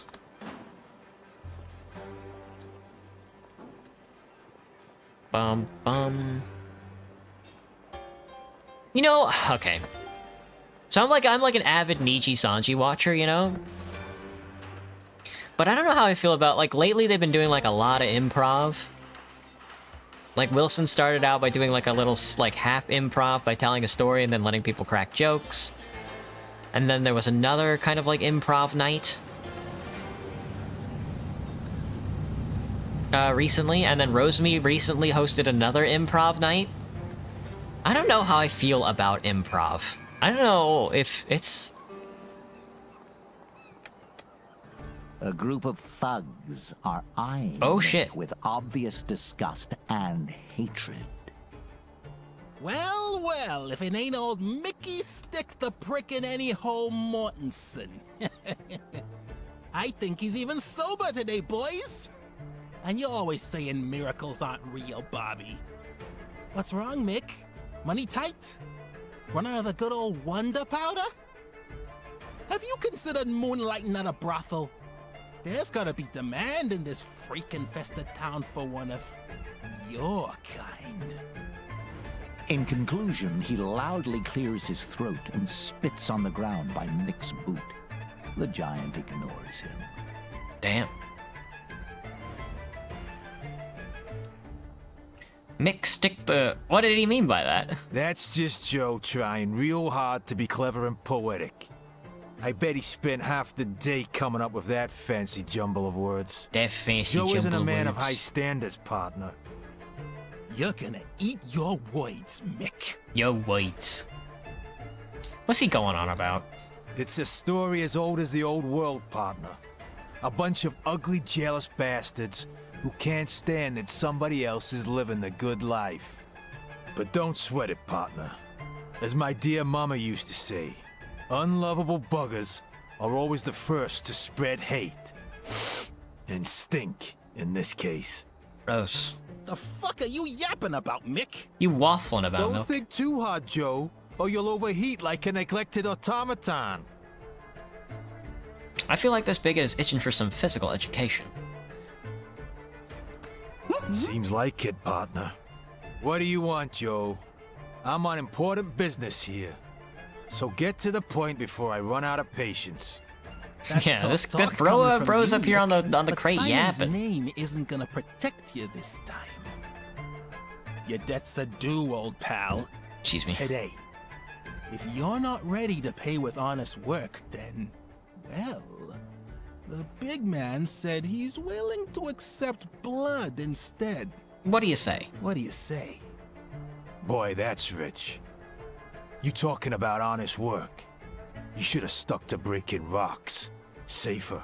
Stuck to breaking rocks. Another debt, Mick. This one seems a bit more urgent, too. What's up, It's brother? my past life chasing me, partner. There must be one or two little things you're running from, yeah? Yeah? But that's not a conversation for new friends. Let's leave it for another time. The only thing you'll be leaving here is your teeth. Boys! He's got a knife. Show him how we deal with pervert scum like him. Pervert scum like him. But yeah, well, I got the initiative, so how about a taunting totem? And then how about some grasping hands? Just for you, lads. Just for you, gentlemen.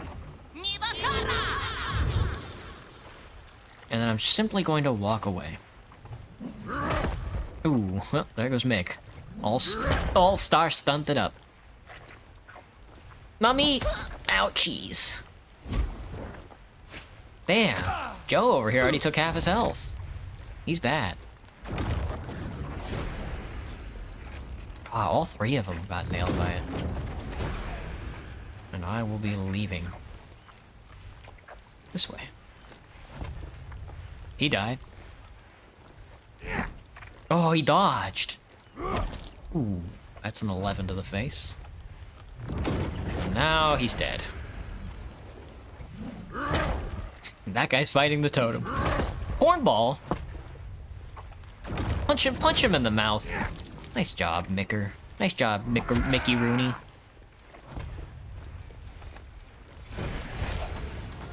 And so he passed away.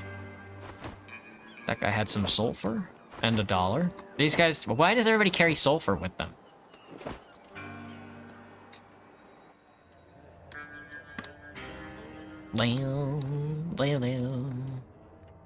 Alright, Simon. Alright, Seaman. We got your, we got your thing.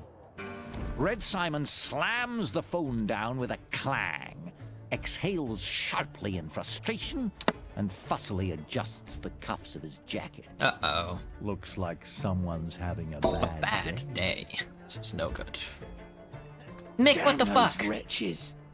Why can't we manage the distribution of power like gentlemen? That would benefit everyone, right? Roy. With a muttered curse, he picks up his whiskey glass and takes a sip. Then his eyes suddenly land on you. Back again, mate. I hope you brought some good tidings this time, because I've had my fill of bad news for today. For the whole year, actually. What we need around here is some stability, damn it. Everything's been sorted. Toby's back running the magic detector as we speak. I knew you'd handle it, my friend. It's in your blood. Many thanks. Red Simon firmly clasps your hand, his eyes narrowing as he briefly scrutinizes you. His approach to everything is very businesslike, a reflection of his pragmatic outlook on life. You know, you've got a real knack for this kind of thing. There's another matter I could use a hand with, if it's not too much trouble, that is. Observation. You look pretty riled up. Does something get you down? Joint efforts raise the odd. The only things that truly get on my nerves are stupidity and wasting my time. Today I got word that I'll be dealing with both. With both. That's why I need someone trustworthy and sharp, like you. Mick loudly clears his throat, drawing all eyes to him. What do I think about the background music? It's okay. Intense for such a simple situation. Michael Mortensen, when did you start acting like such a wimp? I don't deny that you're trustworthy. As for being sharp, we can revisit that after we've fixed up your reputation. How can I help? We're in the midst of a power struggle right now. Elections? Elections are Here coming we up go. soon. This is what we and want to two see. very eager parties are gunning Hello, to Weston, what's install up? their candidate. Oh, sorry, Secrecy, and sorry, Weston, I wasn't paying attention. What's up, guys? Sounds chaotic, yeah. The result is utter chaos. which doesn't bode well for me. For me. Influence is something you've got to keep a tight grip on, my friend. And you've got to keep it under control. Even when you're dealing with blockheads. Especially then. So I need you and Mick to sort out this mess. Only one side can be left standing. I don't care which. The main thing is that the victor owes a debt to I Red see. Simon. Okay. Who are the party? Yeah, I kind of want to know who the parties are. During the contemplative pause that follows, Red Simon's gaze drills into you, as if he's wrestling with some inner turmoil. But eventually he relents. Technologists and Those who push who back push against back technology, against mate. technology, mate. It's your classic portside slum scenario. Both groups are gunning to get their leaders into office. They're fighting like a couple of starving dogs, no doubt. But I've got a hunch the winning candidate might be a mage. Just think about how that could work in our favor, you know? Weston, can I ask you why you keep saying Roger no?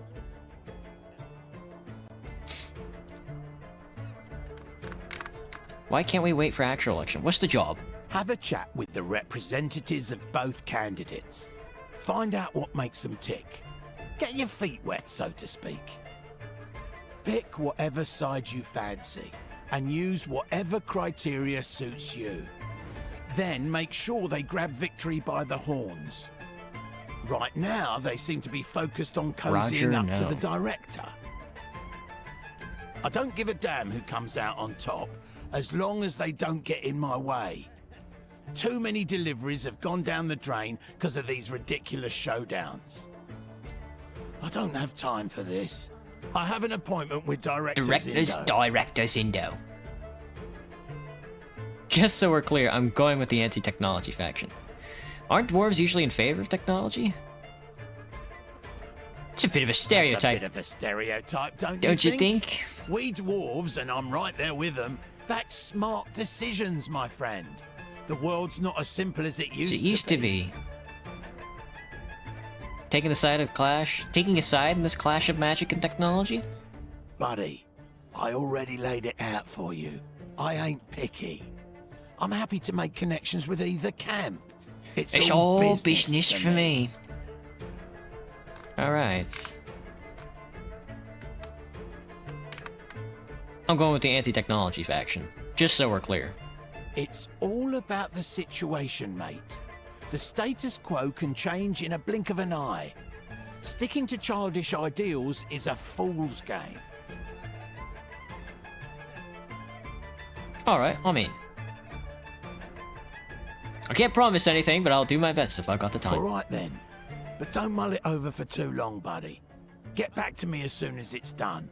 You got it. Oh, and I'll need both of you at Zindo's office later today, too. The Syndicate's still having issues with their trains. If we do them a favor, we might be able to snag a fast ticket to the capital. Roger was a kid's best friend, and the kid got home from school and he found Roger dead. Oh, is this like a meme that I don't know about? Or did somebody important die? Is there something that almost everyone says and you hate it? Yeah, a lot of stuff. I can't recall anything right now, but yes. What do you think about Alder as the champion in VW? In Black and White, Graham? Like Pokemon Black and White? I don't remember. I haven't played Black and White in so long. No, Roger was a chick. Again, is this like some TikTok that I'm not aware of? I'm getting old, man. My back is starting to kill me. Just like every day, all day. What did I get? I got a Glock, an engineering goggles, and a voodoo jacket. I think I've already worn the voodoo jacket, but 5 voodoo, 5 dodge, dodge charm, and health. I think I prefer the jacket. But I need some fucking pants, man. I need pants. That's what I need.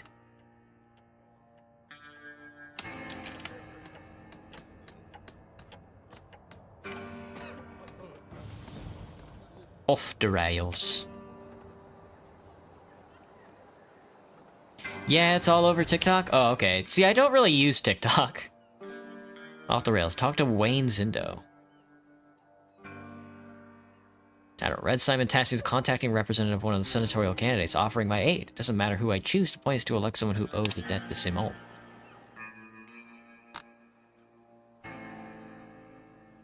Magic versus tech in Tatterhold. In the Tatterhold. Off the rails, and Simon says.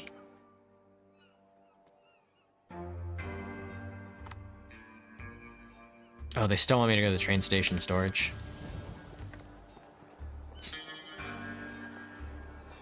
Alistair Brown and Rosamund Whitlock. Well, we're gonna do this anyway, so we can get the magic people in charge. You can battle them in the post-game, but then you have to go through the Elite Four again. I don't remember, man. I'm wearing pants that's just invisible? This is so sad. Adler. That sounds familiar. What was his Pokemon lineup, Graham? The woman giant berates the man beside her with a harsh voice. Mr. Andrews, the candidate trusted us with an important job, and for reason it seems you're not up to the task. I set a clear deadline, and now I expect results. Her voice grows progressively louder and her composure more and more shaky, until at the end of her words are reverberating off the walls as if someone had sounded a horn. You reckon this is one giant you'd best not piss off. Mostly bug types? Is he your rival? Just do whatever you can. Alphabetize the campaign surveys or whatever, you're dismissed. Oh, he slid out that door. She sighs morosely, muttering to herself as her subordinates slink out of the room with like a whipped dog. I'll figure this out, Mr. Wallace. I won't let you down.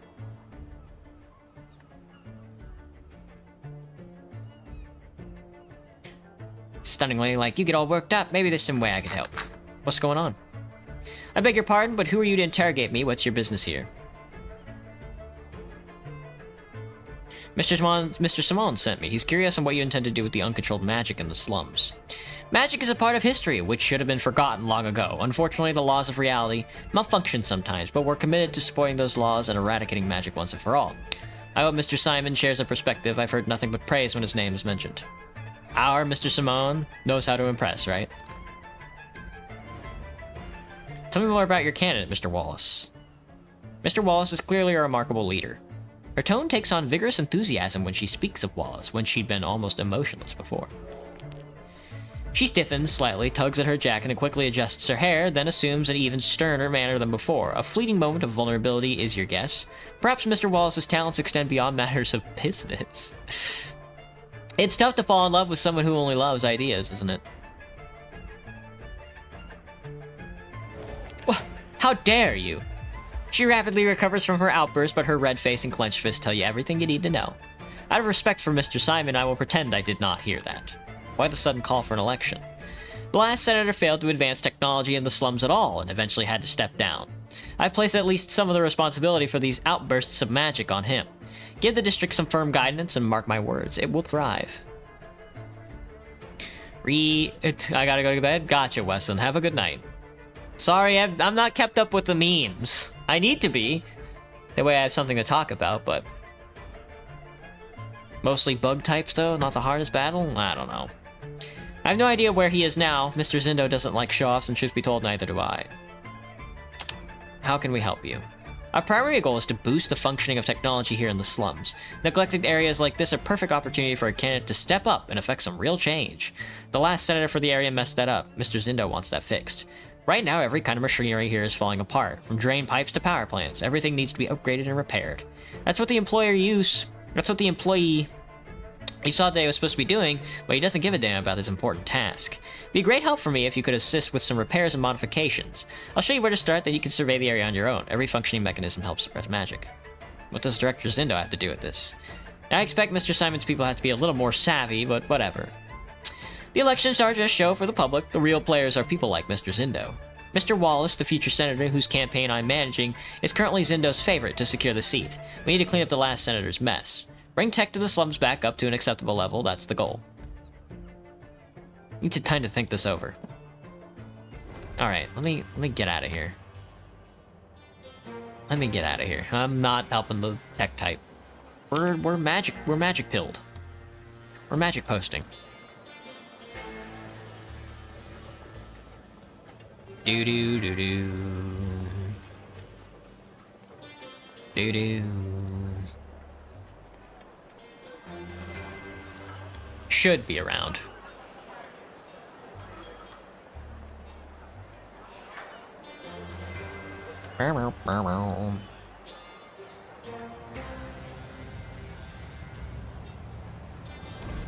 Oh, Warren Forrester.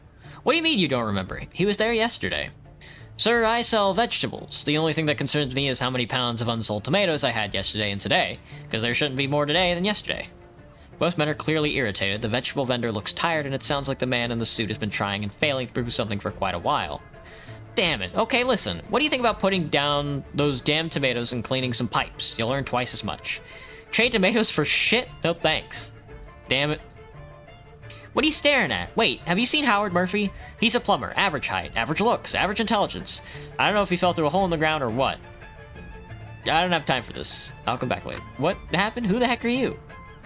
You've never heard of Warren Forrester? Anyone who knows anyone who knows shit knows me, which means you're either a lucky bastard or fresh off the boat.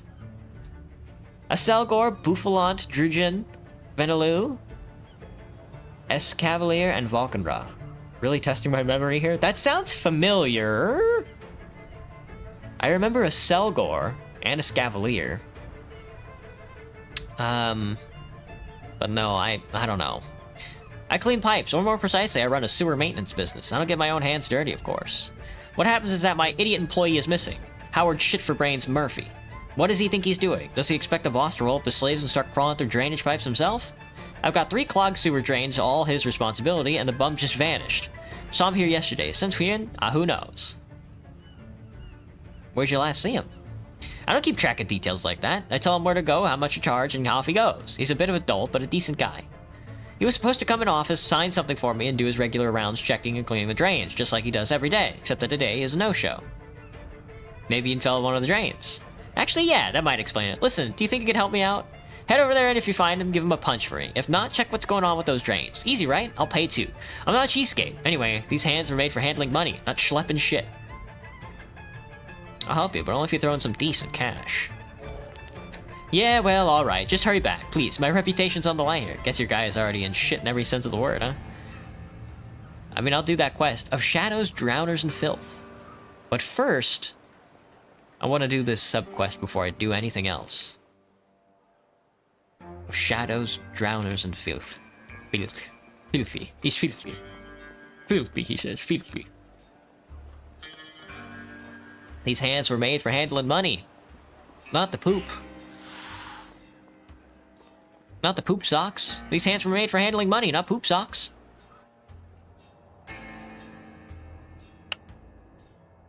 Do-do-do-do. Dear Mr. Brown, Abigius Flowthorn has kindly consented to join our team. He'll be helping with the campaign in the capital. Interesting. Not to write me again. Have a good day, sir. Good day, sir. Oh, loot. Ooh, voodoo headgear. A Gris ring. Got that good Gris ring. Voodoo magic and intimidation. Armor and voodoo magic. Give me the intimidation. Yes, now we're cooking. Where's that Gris ring? There it is. Old ring hastily made by trembling hands of a sacred mage as good luck charm. Strengthens one's connection to the Death Weaver. Damn, that sounds crazy. Of course we're gonna connect that. Ba-bum. He has some kind of spiked red hair dressed like a tribe elder. Oh, I don't remember that at all. I don't remember that part. 5 points, you say? 2, 3, 4, 5. 1, 3.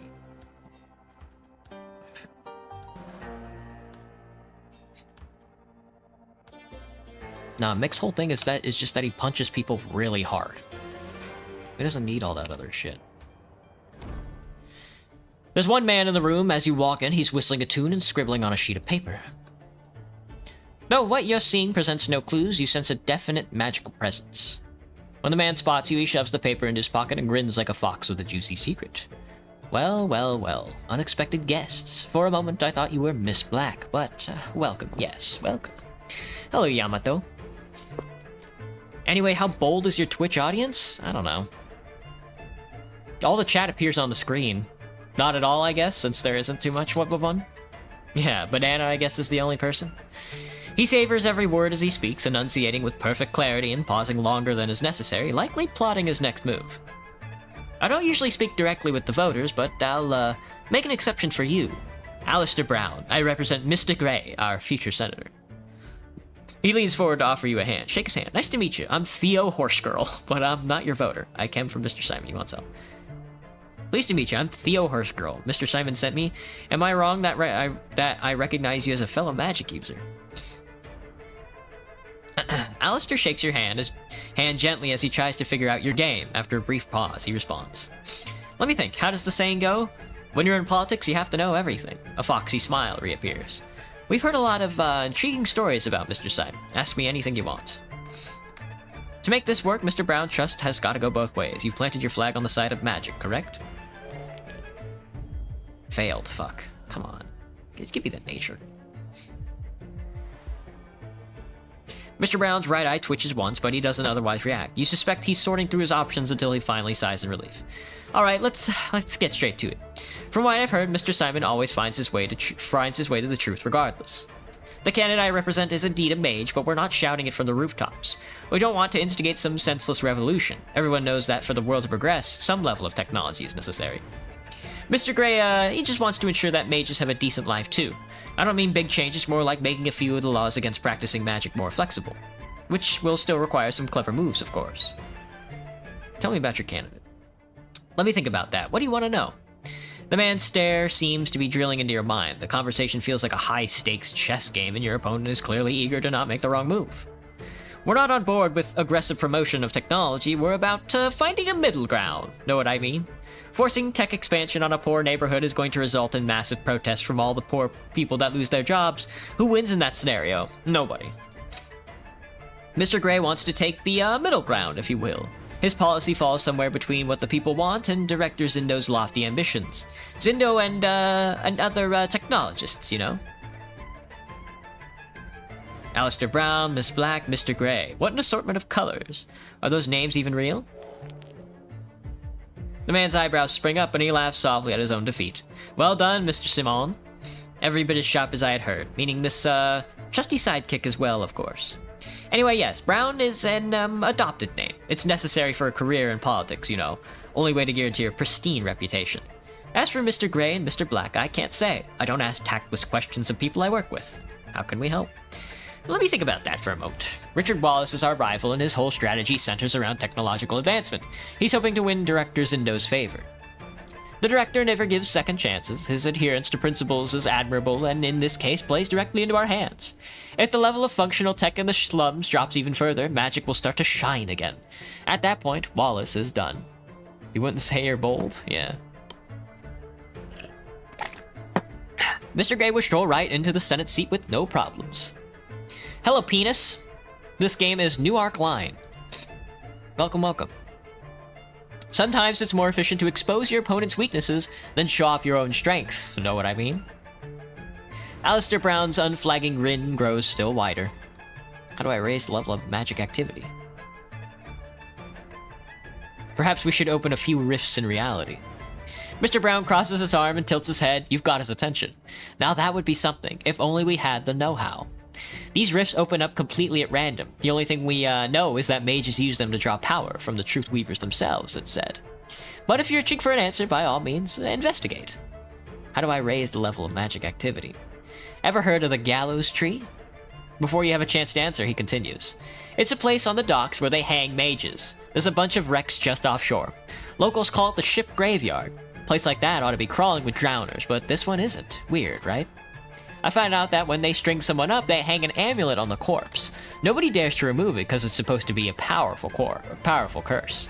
Truth is, the amulet is what keeps the drowners away. Taking it off means removing that protection, and that's exactly what I need you to do. Get the amulet and pass it off. Pass it along to a specialist I know. He deals in rare goods.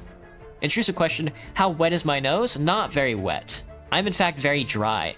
My fan in the apartment runs 24/7. I can't turn it off. So it's dry in my apartment all the time. Is it like an MMO? It's like a RPG. I guess it's kind of like an MMO. Legend has it was created by one of the Weavers, named Baron. He was in a power struggle with the Sea Weaver, Agua, over the Dominion of the Dead. I'll keep it short. Agua is the reason sailors turn into drowners. Drowners are dead, technically, and should belong to Baron since he's the Death Weaver. That's the source of their dispute, many moons ago. Anyway, Agua's drowners are still around, the amulet still works, and we need it. It'll still do its job, just in a different location, and for much greater good. The victory shall be ours, my dear friend. Mr. Brown jots down a few marks on your map and hands it back to you. Get the amulet and take it to Joshua's shop. Oh, and don't mind his whole... Look, he's a tad, eccentric, but he knows his business. If you accidentally on purpose disable a gadget or two along the way, it wouldn't hurt our cause. Director Zindo's keeping a keen eye on the tech scene around here. A little chaos will make our rival a little less appealing. Alistair snaps his fingers, remembering something. There's an open rift nearby right now. Might be some hidden gems waiting for you there. I'll mark that on your map, too. Very well. Very good, very good. enjoying that man's company. Me dancing on a rope of shadows and filth. Shadows and filth. Enter the northern sewage, dancing on a rope. Find the Baron's amulet. Preserve the magic of the gallows tree. Do-do-do-do. Magic versus technology. Tatterhold. Check the magical rift in the slums. That's where we want to go. Believe it's down south here. Simon. Billy Simon says. Check the magic rift in the slums. We're in the slums, man. Why is this door green? That can't possibly be right.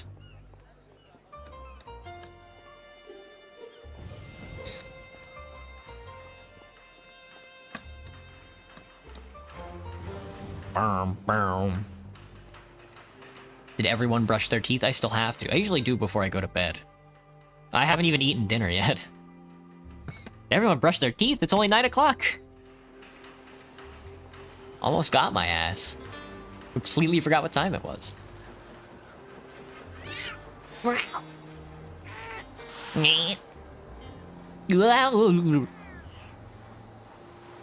Now, when am I finding pants? When I can, man. If the second I get my hand on some pants, it's over. Felicimont, I hear. Felicimont.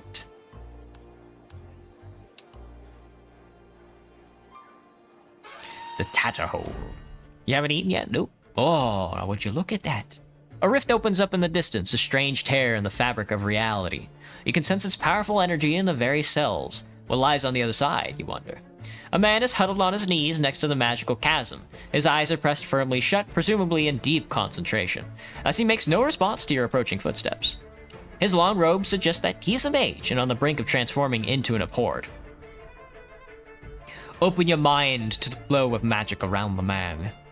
His long robe suggests that he is a mage and on the brink of transforming into an abhorred. A frigid aura emanates from the rift, embracing the mage in its potent force. The stranger is attuned to his weaver. As near as you can tell, he is sharing a deep connection with celestial magic. What are you doing? Your voice shatters the crystalline silence. You expect the man to startle, but he gazes up at you with measured calm. He bears the serene countenance of a sage, a man not easily flustered.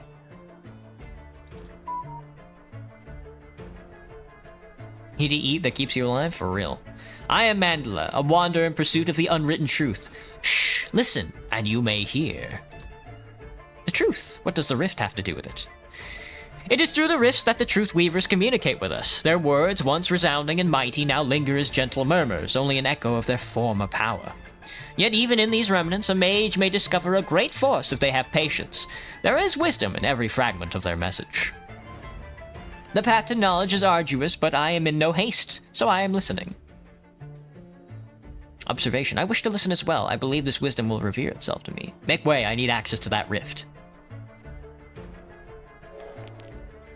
My fucking observation skills are tantamount to eating shit. I'm burning all of my cards, man. Who am I to obstruct a fellow scholar's pursuit of knowledge? Come, heed their words. When Mandela steps back from the rift, the endless sus among us, seems to shift its focus to you. Is it an illusion, or does the Weaver truly sense your presence? Oh, he's gone. The sound of wheezing and tapping footsteps approaches. Someone attempting to be stealthy, but failing. It ends in a clattering stumble. You turn to see a dwarf gripping her injured leg and cursing at herself. It's all you can do not to laugh out loud at this ridiculous scene. Ouch, darn it, Annabelle, I told you, didn't I? I told you not to act stupid. She looks sheepishly up at you, the Moorish face and outsized glasses. Calls to mind someone who invents things like a self-igniting candle. Useless, but also, one must admit, very funny. The dwarf pales and she raises her hands in surrender. It's safe to assume she never harmed another human being, or even a bug, in her entire life. Who are you? I'm, Annabelle Richardson. After rubbing her palm against a pant leg, she extends her hand in greeting, then fearfully snatches it back. I'm just doing a bit of research, honest. Rifts are my obsession, but it's totally harmless, I promise. Tell me everything you know about rifts.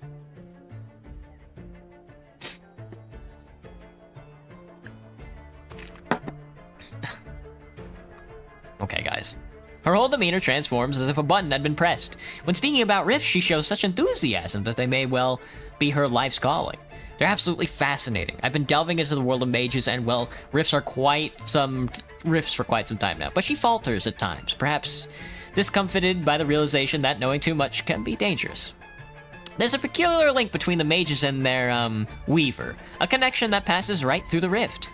I don't understand all the intricacies as of yet, but they seem to be listening for the whispers of their weaver. These whispers sort of, float through the reality and through the rift in reality. It's fascinating, isn't it? It's like the reality acts as a sort of barricade, but in places the magic seeps right through it. The mages are trying to craft spells from fragments of these messages. It's astounding. I mean, from a scientific perspective, of course. Well, it's time I take a look at the rift now. Oh, wonderful. I'd love to observe if you don't mind. Can I fucking kill her? It's time to listen in to the rift. Ah, very good. Well, there's all my cards. Thank you, thank you. Check the magical rift. Bye. See ya. Well, that was kind of anticlimactic, but thanks for all the spell cards. Alright. I want to finish up this quest first. Dancing on a rope. Find the Baron's amulet. Dancing on a rope. We gotta go battle drowners, it would seem.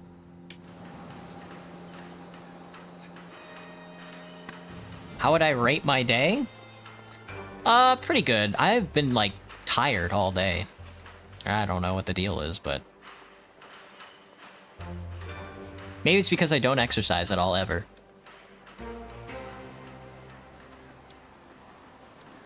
But I usually, like, at work, I track my steps at work, and I can get between 12,000 steps and 17,000 steps a day. At work, which is like... fucking, I don't know. Like... it's 2,000 steps a mile. 2,000 divided by 12. 2, 4, 6, 8, 10, 12. It's like 6 miles. I walk anywhere from 6 to 8 miles a day. Something's wrong with this place. Oh shit. No, we've already been here, but I'm going to assume a battle is going to appear. Observe, search the body, magic knowledge, detect the magic. Hanged woman, indeed. You sense some kind of magic, that's why the body hasn't started to decay. Source is somewhere nearby. Let's observe the body, that's a fail. We'll skip it. Examine the body. Based on the clothes, you assume she's been punched on the mouth, but you aren't quite sure. There's a dead man. Her. Yeah, for real. Examine the hanged dwarf. Upon closer inspection, you realize the dwarf is still alive. Oh, are you a mage? Mr. Mage. The dwarf collapses to the ground and the ring plops out of his mouth, but he immediately snatches it back up and slides into his pudgy digit. He gulps greedily for the air. You can bite my ass, morons. It saved me again. He succumbs to a brief coughing fit, but gradually recovers his breath. Wow, he's smart. Swallow a ring and then the rope can't close around the ring, so you get a little bit of air. Pretty good. Just hanging out? For real. Sitting all day could be even worse if it ranges from 10 hours a day. That's true. You damned ring. The dwarf laughs like a man possessed, pausing intermittently to cough and hack. Who are you? What do I look like? A hangman. What else? Thanks to that gang of half-wits who can't tell one dwarf from another, those blasted idiots think I'm some kind of mage. I'm here to tell you Billy Stout's veins are flowing with ale, not magic. The dwarf is seized by another bout of coughing. Do you know anything about the magic of this place? Another vulture, huh? Chasing that amulet, ain't ya? Well, you scratch Billy Stout's back, he scratches yours. Look over yonder to where that elf is swinging. That's where you'll find your amulet, but watch yourself out there. A couple of idiots already offed each other for it. They needed to work some charm to avoid destroying some kind of magic shield mumbo-jumbo. Also, they could get the amulet without any fuss, but their pal said no. And well, he's fish food now, ain't he? Dancing on the gallows. What a sucker. He laughs and coughs some more until recovering with a few deep breaths. kind of ring is that? This ring? It's my lucky charm, swiped it from some one-eyed magic yapper. Probably stretched out in the desert by now. Ever since I got it, no bullet can find me, no drink can drown me, and no rope can choke me, so you all can bite me. A grin creeps across the dwarf's face as he admires the ring. When he looks up again at you, his expression has gotten stern. But remember this, Billy Stout doesn't need some fancy gewgaws to protect him. I got a tough neck even without it, you know. The only reason you're breathing is me. How about you give me that ring as a sign of gratitude? I mean, Billy Stout's neck is tough, even without it, right? Deep in thought, the dwarf strokes his beard, muttering to himself as he removes the ring. Yeah, okay, take it. They call me Stout for a reason. The ring is just a bit of wood, after all. Thanks. I advise you stay away from neckties in the future. No guarantees. Life's unpredictable, you know, but we're square now, so it's time to say goodbye. He nods once before strolling away in the unnatural silence of your surroundings. His soft griping about griping about damn mages still reaches your ears. He's about a dozen paces away when he clutches his neck, wheezing for air. He crumples to his knees, eyes fixated on his hand, which so recently wore the ring, face twisted into horror. Billy Stout falls down with a thud. He fucking exploded! He ragdolled! Well, that was a heck of a surprise. Damn. Can I put the ring on? That's hilarious. I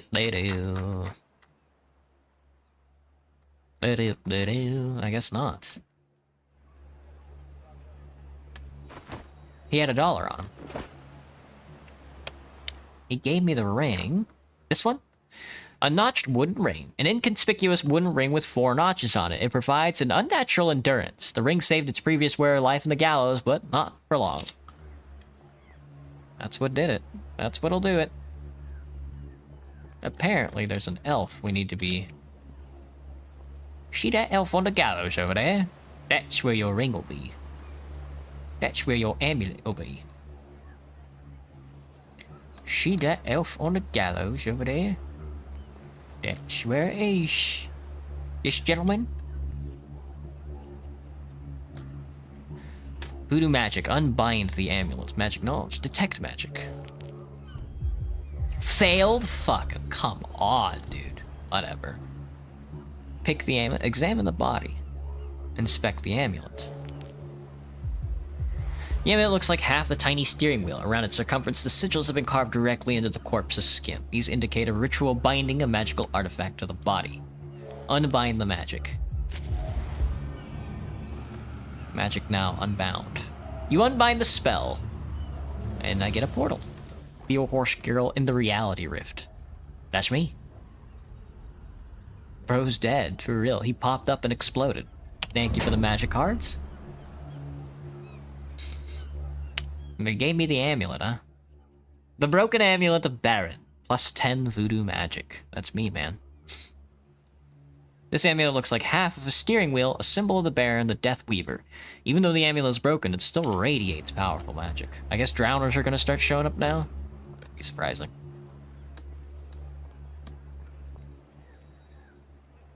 Search the body. Detect magic.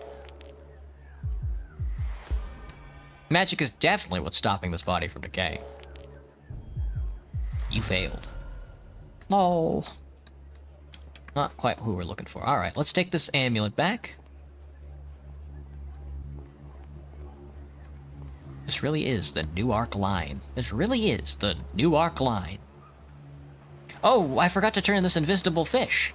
Excuse me, Fisher. I have an invisible fish for you. Ahoy! Any luck with the washed-up invisifish? Strangely, I found it. It ain't no invisifish, buddy. It's a small invisiseal. Not the best taste, if you ask me. Still would be strange to blame you, considering the lack of experience. Didn't have much luck today myself, so you deserve a little reward for your find. Here, take this. 5 salmon. Delicious.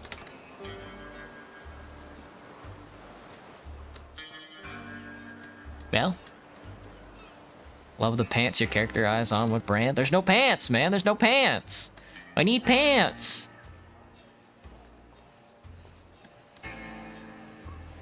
They will not give me the pants. Bow, bow. Bow.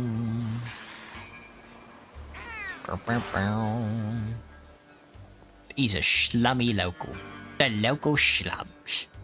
The Foreskin brand. Gross.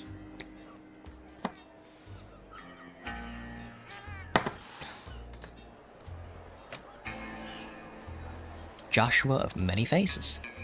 Excuse me, Joshua. Ah, the strange giant card before. Joshua greets you. I'm here to give you this amulet. I knew it. I knew it all along. Joshua's prepared. Joshua shall accept it. He snatches the piece of amulet from your hand and hides it behind the counter. They will be reunited for yet another magical event. Then Joshua recalls that you're still here and that he needs to finish the conversation. I express my gratitude, stranger. You are free to grow. Free to grow. The balance of magic and technology has shifted. Dancing on a rope.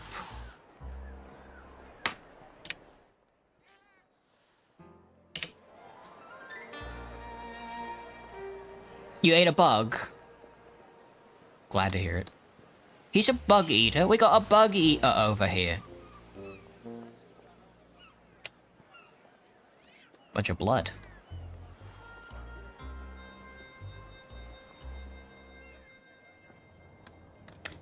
I finished your mini quest. You're back. Good. Any news? Joshua of many faces has the amulet.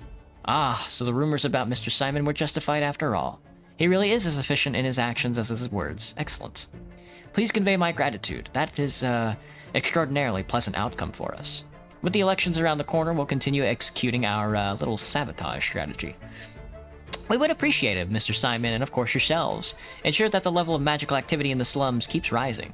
He smiles, giving you a moment to wonder who's doing the actual work, you or Simon. Right. Black Vulture earrings. Deception +5. Love a good bit of earrings, I'd say. Where do we even equip them to? Oh, it's a necklace, but it's one slot? No, just give me the... badge. Badge. I'm missing, like, a lot of clothing slots. Anyway. That was the game today! I'm gonna take a quick break, and then I will be back. Oh my god, why is it so bright? The game crashed. I will be back for some reading. God, dude. So far, New Arc Line has been pretty good.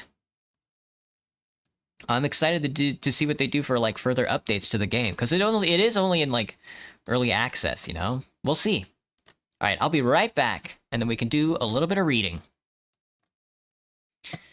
Let me turn on the music. BRB.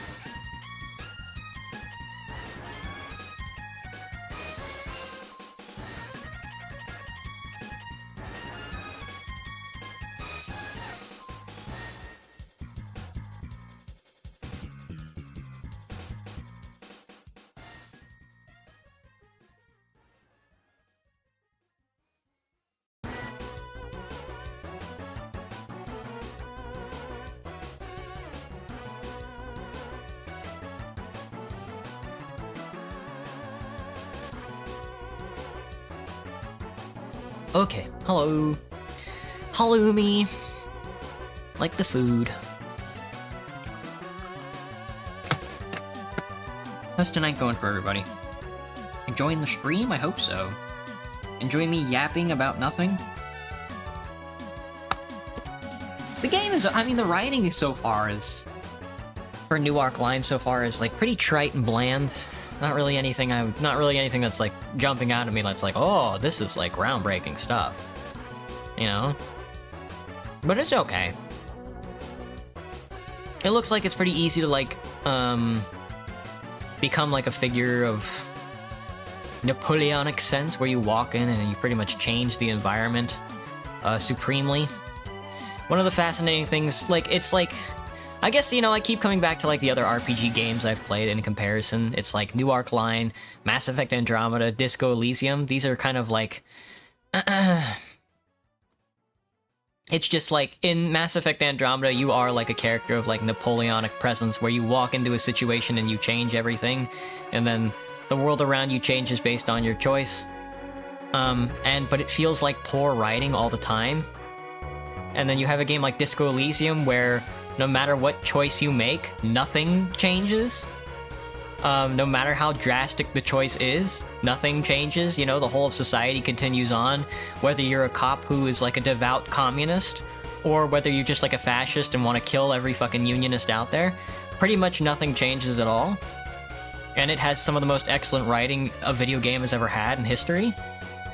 You know? And then you have like New Arc Line, which is sort of treading towards that Mass Effect Andromeda where, you know, you like walk into a scenario and then you are like effectively a god and you change everything about the way things are, but it's very trite, rubbish, you know, affect. It's interesting. I don't know. I mean, I guess that's what makes Disco Elysium's writing so good, is that you struggle so hard. You're like a cop, you know? You're like an enforcer. You have a gun. They give you a fucking gun in a game where only like 3 people have guns. You have like the authoritative power of being a cop that can just tell people what to do, and if not, you can just threaten to lock them up. And still, even with all the power of like the executive body behind you, you can't really fucking affect anything, you know? It's fantastic writing. It's great. But in something like Mass Effect Andromeda, you're this like grand adventure, this N7, this secret agent, and like endorsed by like this grand galactic council to be like a colonist somewhere in some distant land. You settle a bunch of planets, but, you know, and you have this great effect, but it doesn't feel real. It feels so worthless. Anyway. Let's get to reading The Jungle by Upton Sinclair. Then you'll truly know how little of an effect you have on the society. Alright, Chapter 18 of The Jungle by Upton Sinclair. Oh, let me get a drink. Alright, night, Graham. Have a good night, man. Sorry. Jurgis did not get out of the bridewell quite as soon as he had expected. To his sentence, there were added court costs of $1.50. He was supposed to pay for the trouble of putting him in jail, and not having the money, was obliged to work it off by 3 days more of toil. Nobody had taken the trouble to tell him this, only after counting the days and looking forward to the end in an agony of impatience. When the hour came that he expected to be free, he found himself still set at the stone heap, and laughed at when he ventured to protest. Then he concluded he must have counted wrong, but as another day passed, he gave up all hope, and was sunk in the depths of despair. One morning after breakfast, a keeper came to him with the word that his time was up at last. So he doffed his prison garb and put on an old fertilizer clothing, and heard the door of the prison clang behind him. He stood upon the steps, bewildered. He could hardly believe that it was true, that the sky was above him again, and the open street before him, that he was a free man. But then the cold began to strike through his clothes, and he started quickly away. There had been a heavy snow, and now a thaw had set in. A fine sleety rain was falling, driven by a wind that pierced Jurgis to the bone. He had not stopped for his overcoat when he'd set out to do up Connor, and so his rides in the patrol wagon had been cruel experiences. His clothing was old and worn thin, and had never been very warm. Now, as he trudged on, the rain soon wet it through. There were 6 inches of watery slush on the sidewalks, so that his feet would soon have been soaked, even had there been no holes in his shoes. Jurgis had had enough to eat in the jail, and the work had been at least trying of any that he had done since he came to Chicago. But even so, he had not grown strong. The fear and grief that had preyed upon his mind had worn him thin. Now he shivered and shrunk from the rain, hiding his hands in his pockets and hunching his shoulders together. The Bridewell grounds were on the outskirts of the city, and the country around them was unsettling and wild. On one side was the big drainage canal, and on the other a maze of railroad tracks, and so the wind had full sweep. After walking a ways, Jurgis met a little ragamuffin whom he hailed. "Hey, Sonny." The boy cocked one eye at him. He knew that Jurgis was a jailbird by his shaven head. "What you want?" he queried. "How do you get to the stockyard?" Jurgis demanded. "I don't go," replied the boy. Jurgis hesitated a moment, nonplussed. Then he said, "I mean, which is the way?" "Why didn't you say so, then?" was the response, and the boy pointed to the northwest across the tracks. "That way." "How far is it?" Jurgis asked. "I don't know," said the other. "Maybe 20 miles or so?" 20 miles, Jurgis echoed, and his face fell. He had to walk every foot of it, for they had turned him out to jail without a penny in his pocket. Yet, when he once got started and his blood had warmed with walking, he forgot everything in the fever of his thoughts. All the dreadful imaginations that he'd haunted him in his cell now rushed into his mind at once. The agony was almost over. He was going to find out, and he clenched his hands in his pocket as he strode, following his flying desire, almost a run.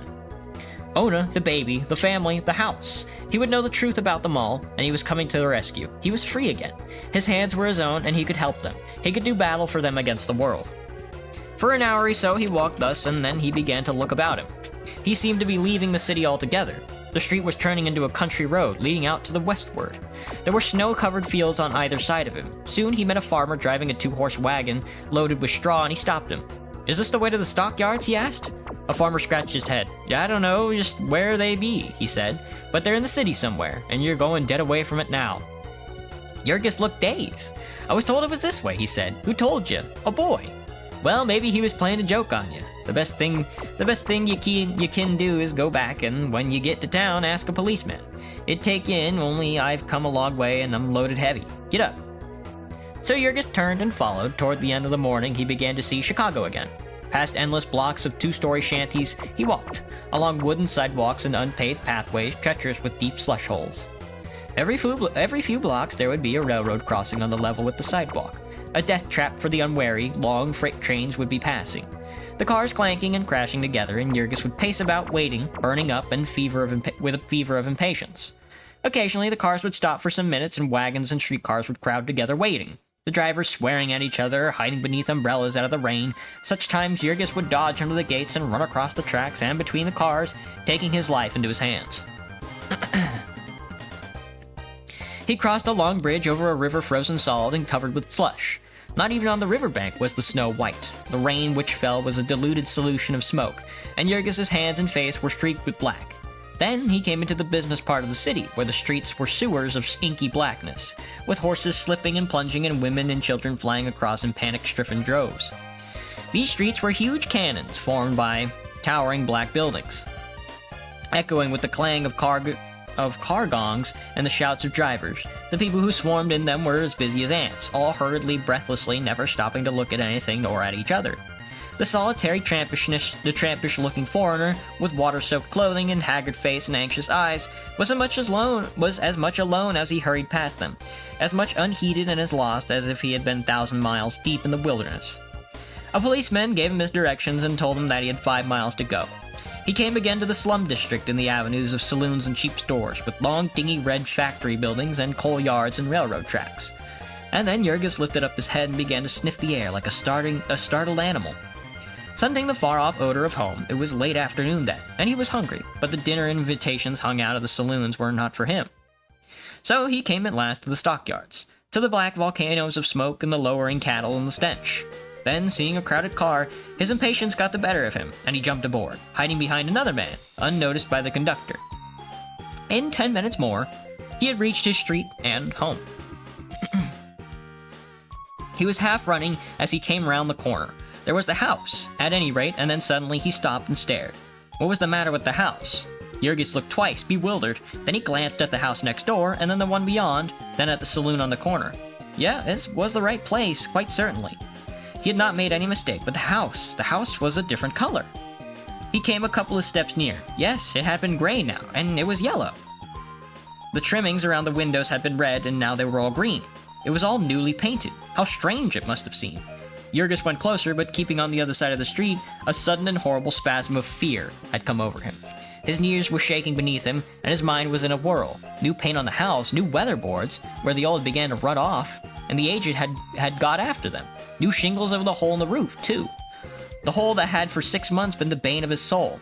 He, having no money to have had it fixed, had no time to fix it himself, and the rain leaking in and overflowing the pots and pans he put out to catch it, flooding the attic and loosening the plaster. And now it was all fixed, and the broken window pane replaced, and the curtains in the windows, new, white curtains, stiff and shiny.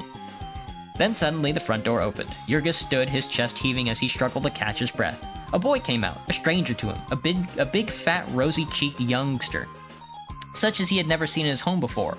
Jurgis stared at the boy, fascinated. He came down the steps whistling, kicking off the snow. He stopped at the foot and picked up some, and then leaned against the railing, making a snowball. A moment later, he looked at the ground and saw Jurgis, and saw their eyes met. It was a hostile glance, the boy evidently thinking that the other had suspicions of the snowball. When Jurgis started slowly across the street toward him, he gave a quick glance about, mediating retreat, but then he concluded to stand his ground. Jurgis took a hold of the railing of the step, for he was a little unsteady. What are you doing here? He managed to gasp. Go on, said the boy. Jurgis tried again. What do you want here? Me, answered the boy angrily. I live here. You live here, Jurgis panted. He turned white and clung more tightly to the railing. You live here? Then where's my family? The boy looked surprised. Your family, he echoed. And Jurgis started toward him. This is my house, he cried. Come off, said the boy. Then suddenly the door upstairs opened and he called, Hey Ma, here's a fellow says he owns the house. Damn. A stout Irishwoman came to the top of the step. What's that? She demanded. Jurgis turned toward her. Where's my family? He cried wildly. I left them here. This is my home. What are you doing in my home? The woman stared at him in fright, wondering she must have thought she was dealing with a maniac. Jurgis looked like one. Your home? She echoed. My home, he half shrieked. I live here, I tell you. You must be mistaken, she answered him. No one ever lived here. This is a new house. They told us so. What have they done to my family? Shouted Jurgis frantically. A light had begun to break upon the woman. Perhaps she had been doubts of what they had told her.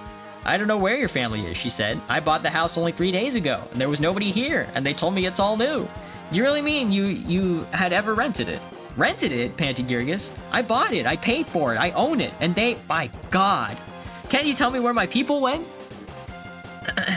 She made him understand at last that she knew nothing. Jurgis's brain was so confused that he could not grasp the situation.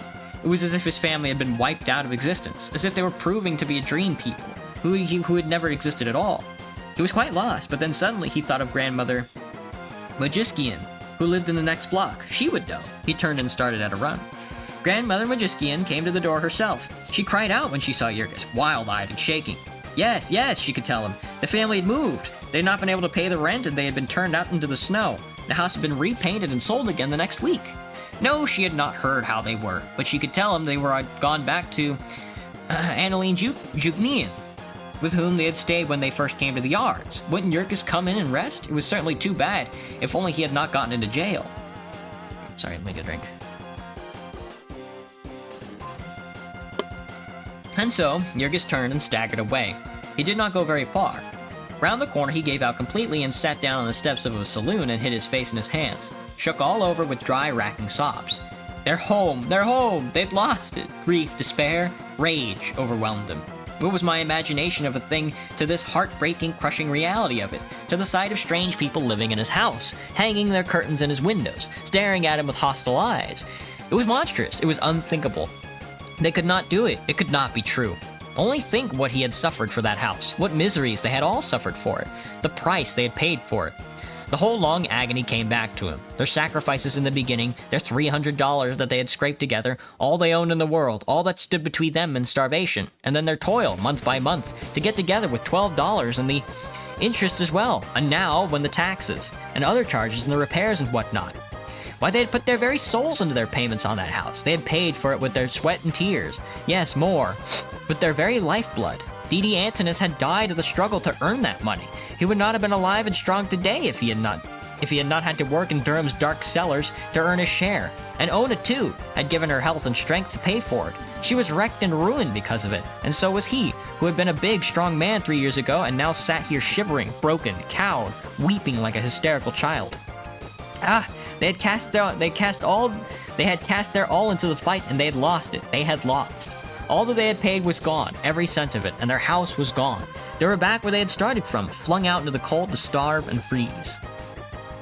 Jurgis could see all the truth now, could see himself, through the whole long course of events, the victim of ravenous vultures that had been torn into his vitals and devoured him, of fiends that had racked and tortured him, mocking him, meantime jeering at his face.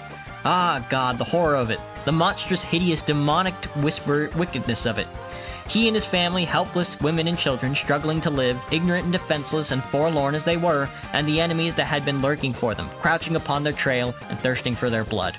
That first lying circular, that smooth-tongued, slippery agent, that trap of the extra payments, the interest, and all other charges that they had not the means to pay, and would never have attempted to pay. And then all the tricks of the packers, their masters, the tyrants who ruled them, the shutdowns and the scarcity of work, the irregular hours and the cruel speeding up, the lowering of wages and the raising of prices, the mercilessness of nature about them, of heat and cold, rain and snow, the mercilessness of the city, of the country in which they lived, of its laws and customs that they did not understand. All of these things had worked together for the company. They had marked them for its prey and was waiting for its chance. And now, with this last hideous injustice, its time had come. It had turned them out bag and baggage and had taken their house and sold it again.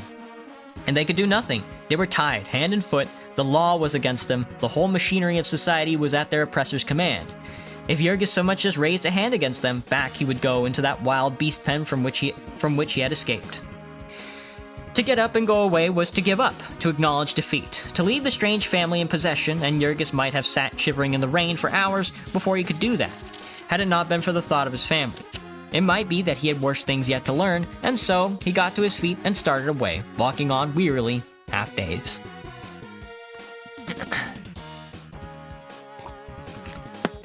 To Annalie's house. In the back of the yards was a good 2 miles. The distance had never seemed longer to Jurgis, and when he saw the familiar dingy gray shanty, his heart was beating fast. He ran up the steps and began to hammer upon the door. The old woman herself came to open it. She had shrunk all up with her rheumatism since Jurgis had seen her last. Her yellow print-chant face stared up at him from a little above the level of the doorknob. She gave a start when she saw him. "Is Ona here?" he cried breathlessly. "Yes," was the answer. "She's here." "How?" Jurgis began, and then stopped short, clutching convulsively at the side of the door. From somewhere within the house had come a sudden cry, a wild, horrible scream of anguish, and the voice was Ona's. For a moment, Jurgis stood, half paralyzed with fright, and he bounded past the old woman and into the room. It was Annalie's kitchen, and huddled around the stove were half a dozen women, pale with frightened. One of them started to her feet at Jurgis's entered. She was haggard and frightfully thin, with one arm tied up in bandages. He hardly realized that it was Maria. He looked first for Ona, and then, not seeing her, he stared at the woman, expecting them to speak. But they sat dumb, gazing back at him, panic-stricken, and a second later came another piercing scream. It was from the rear of the house, and upstairs. Jurgis bounded to a door from the room and flung it open. There was a ladder leading through a trapdoor to the garret, and he was at the foot of it when suddenly he heard a voice behind him and saw Maria at his heels. She seized him by the sleeve, her good hand panted wildly. No, Jurgis, stop!" "What do you mean?" he gasped. "You mustn't go up," she cried. Jurgis was half crazed with bewilderment and fright. "What's the matter?" he shouted. "What is it?" Maria clung to him tightly. He could hear Ona sobbing and moaning above, and he fought to get away and climb up without waiting for her reply. No, she rushed on. "Jurgis, you mustn't go up. It's the child." "The child," he echoed in perplexity. "Antinous?" Maria answered him and whispered, "The new one." And then Jurgis went limp and caught himself on the ladder. He stared at her as if she were a ghost. "The new one," he gasped. "But it isn't time," he added wildly. Maria nodded. "I know," she said, "but it's come." And then again came Ona's scream, smiting him like a blow in the face, making him wince and turn white. Her voice died away into a wail, and then he heard her sobbing again. "My God, let me die! Let me die!"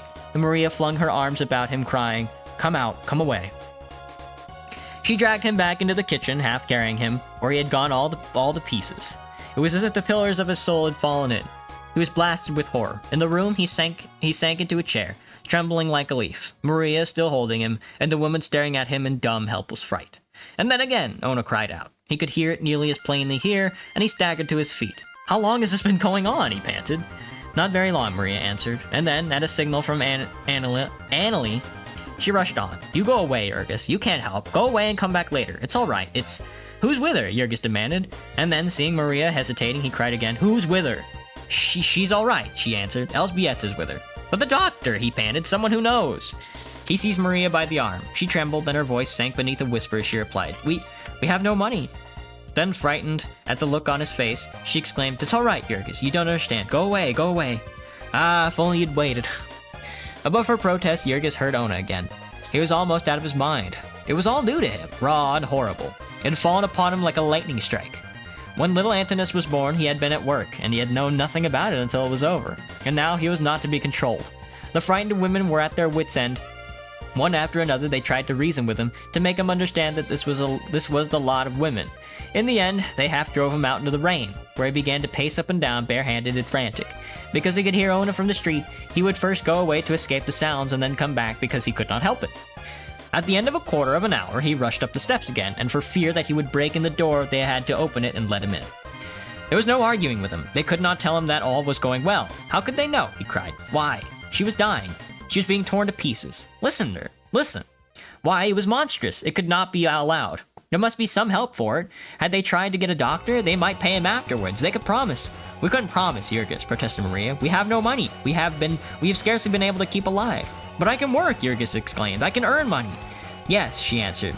But we thought you were in jail. How could we know when you would return? It will not work for nothing. Maria went on to tell how she had tried to find a midwife, and how they had demanded $10, $15, even $25. That, in cash. And I had only a quarter, she said. I've spent every cent of money, all that I had in the bank, and I owe the doctor who has been coming to see me, and he has stopped because he thinks I don't mean to pay him. We owe Annalie for 2 weeks' rent. She's nearly starving and is afraid of being turned out. We've been borrowing and begging to keep alive, and there's nothing more we can do. And the children, cried Jurgis. The children have not been home for 3 days. The weather has been so bad. They could not know what is happening. It came suddenly, 2 months before we expected it. Jurgis was standing by the table, and he caught himself with his hands, his head sank, and his arms shook, and looked as if he were going to collapse. Then suddenly, Annalie got up and came hobbling toward him, fumbling in her skirt pocket. She drew out a dirty rag in one corner of which she had something tied. Here, Jurgis, she said. I have some money. Pollock, see?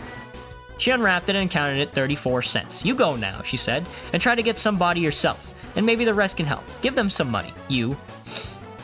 He will pay back someday, and it will do him good to have something to think about, even if he doesn't succeed. When he comes back, maybe it'll be over. Hello, Rowena. And so, the other women turned out the contents of their pocketbooks. Most of them had only pennies and nickels, but they gave them all. Miss Olszewski, who lived next door and had a husband who was a skilled cattle butcher, but a drinking man, gave nearly $50, enough to raise the whole sum to $1.25. Then, Jurgis thrust it into his pocket, still holding it tightly in his fist, and started away at a run. That was chapter 18 of The Jungle by Upton Sinclair. Ooh, exciting. Jurgis is finally out of prison, and Ona's having a rape baby. God in heaven.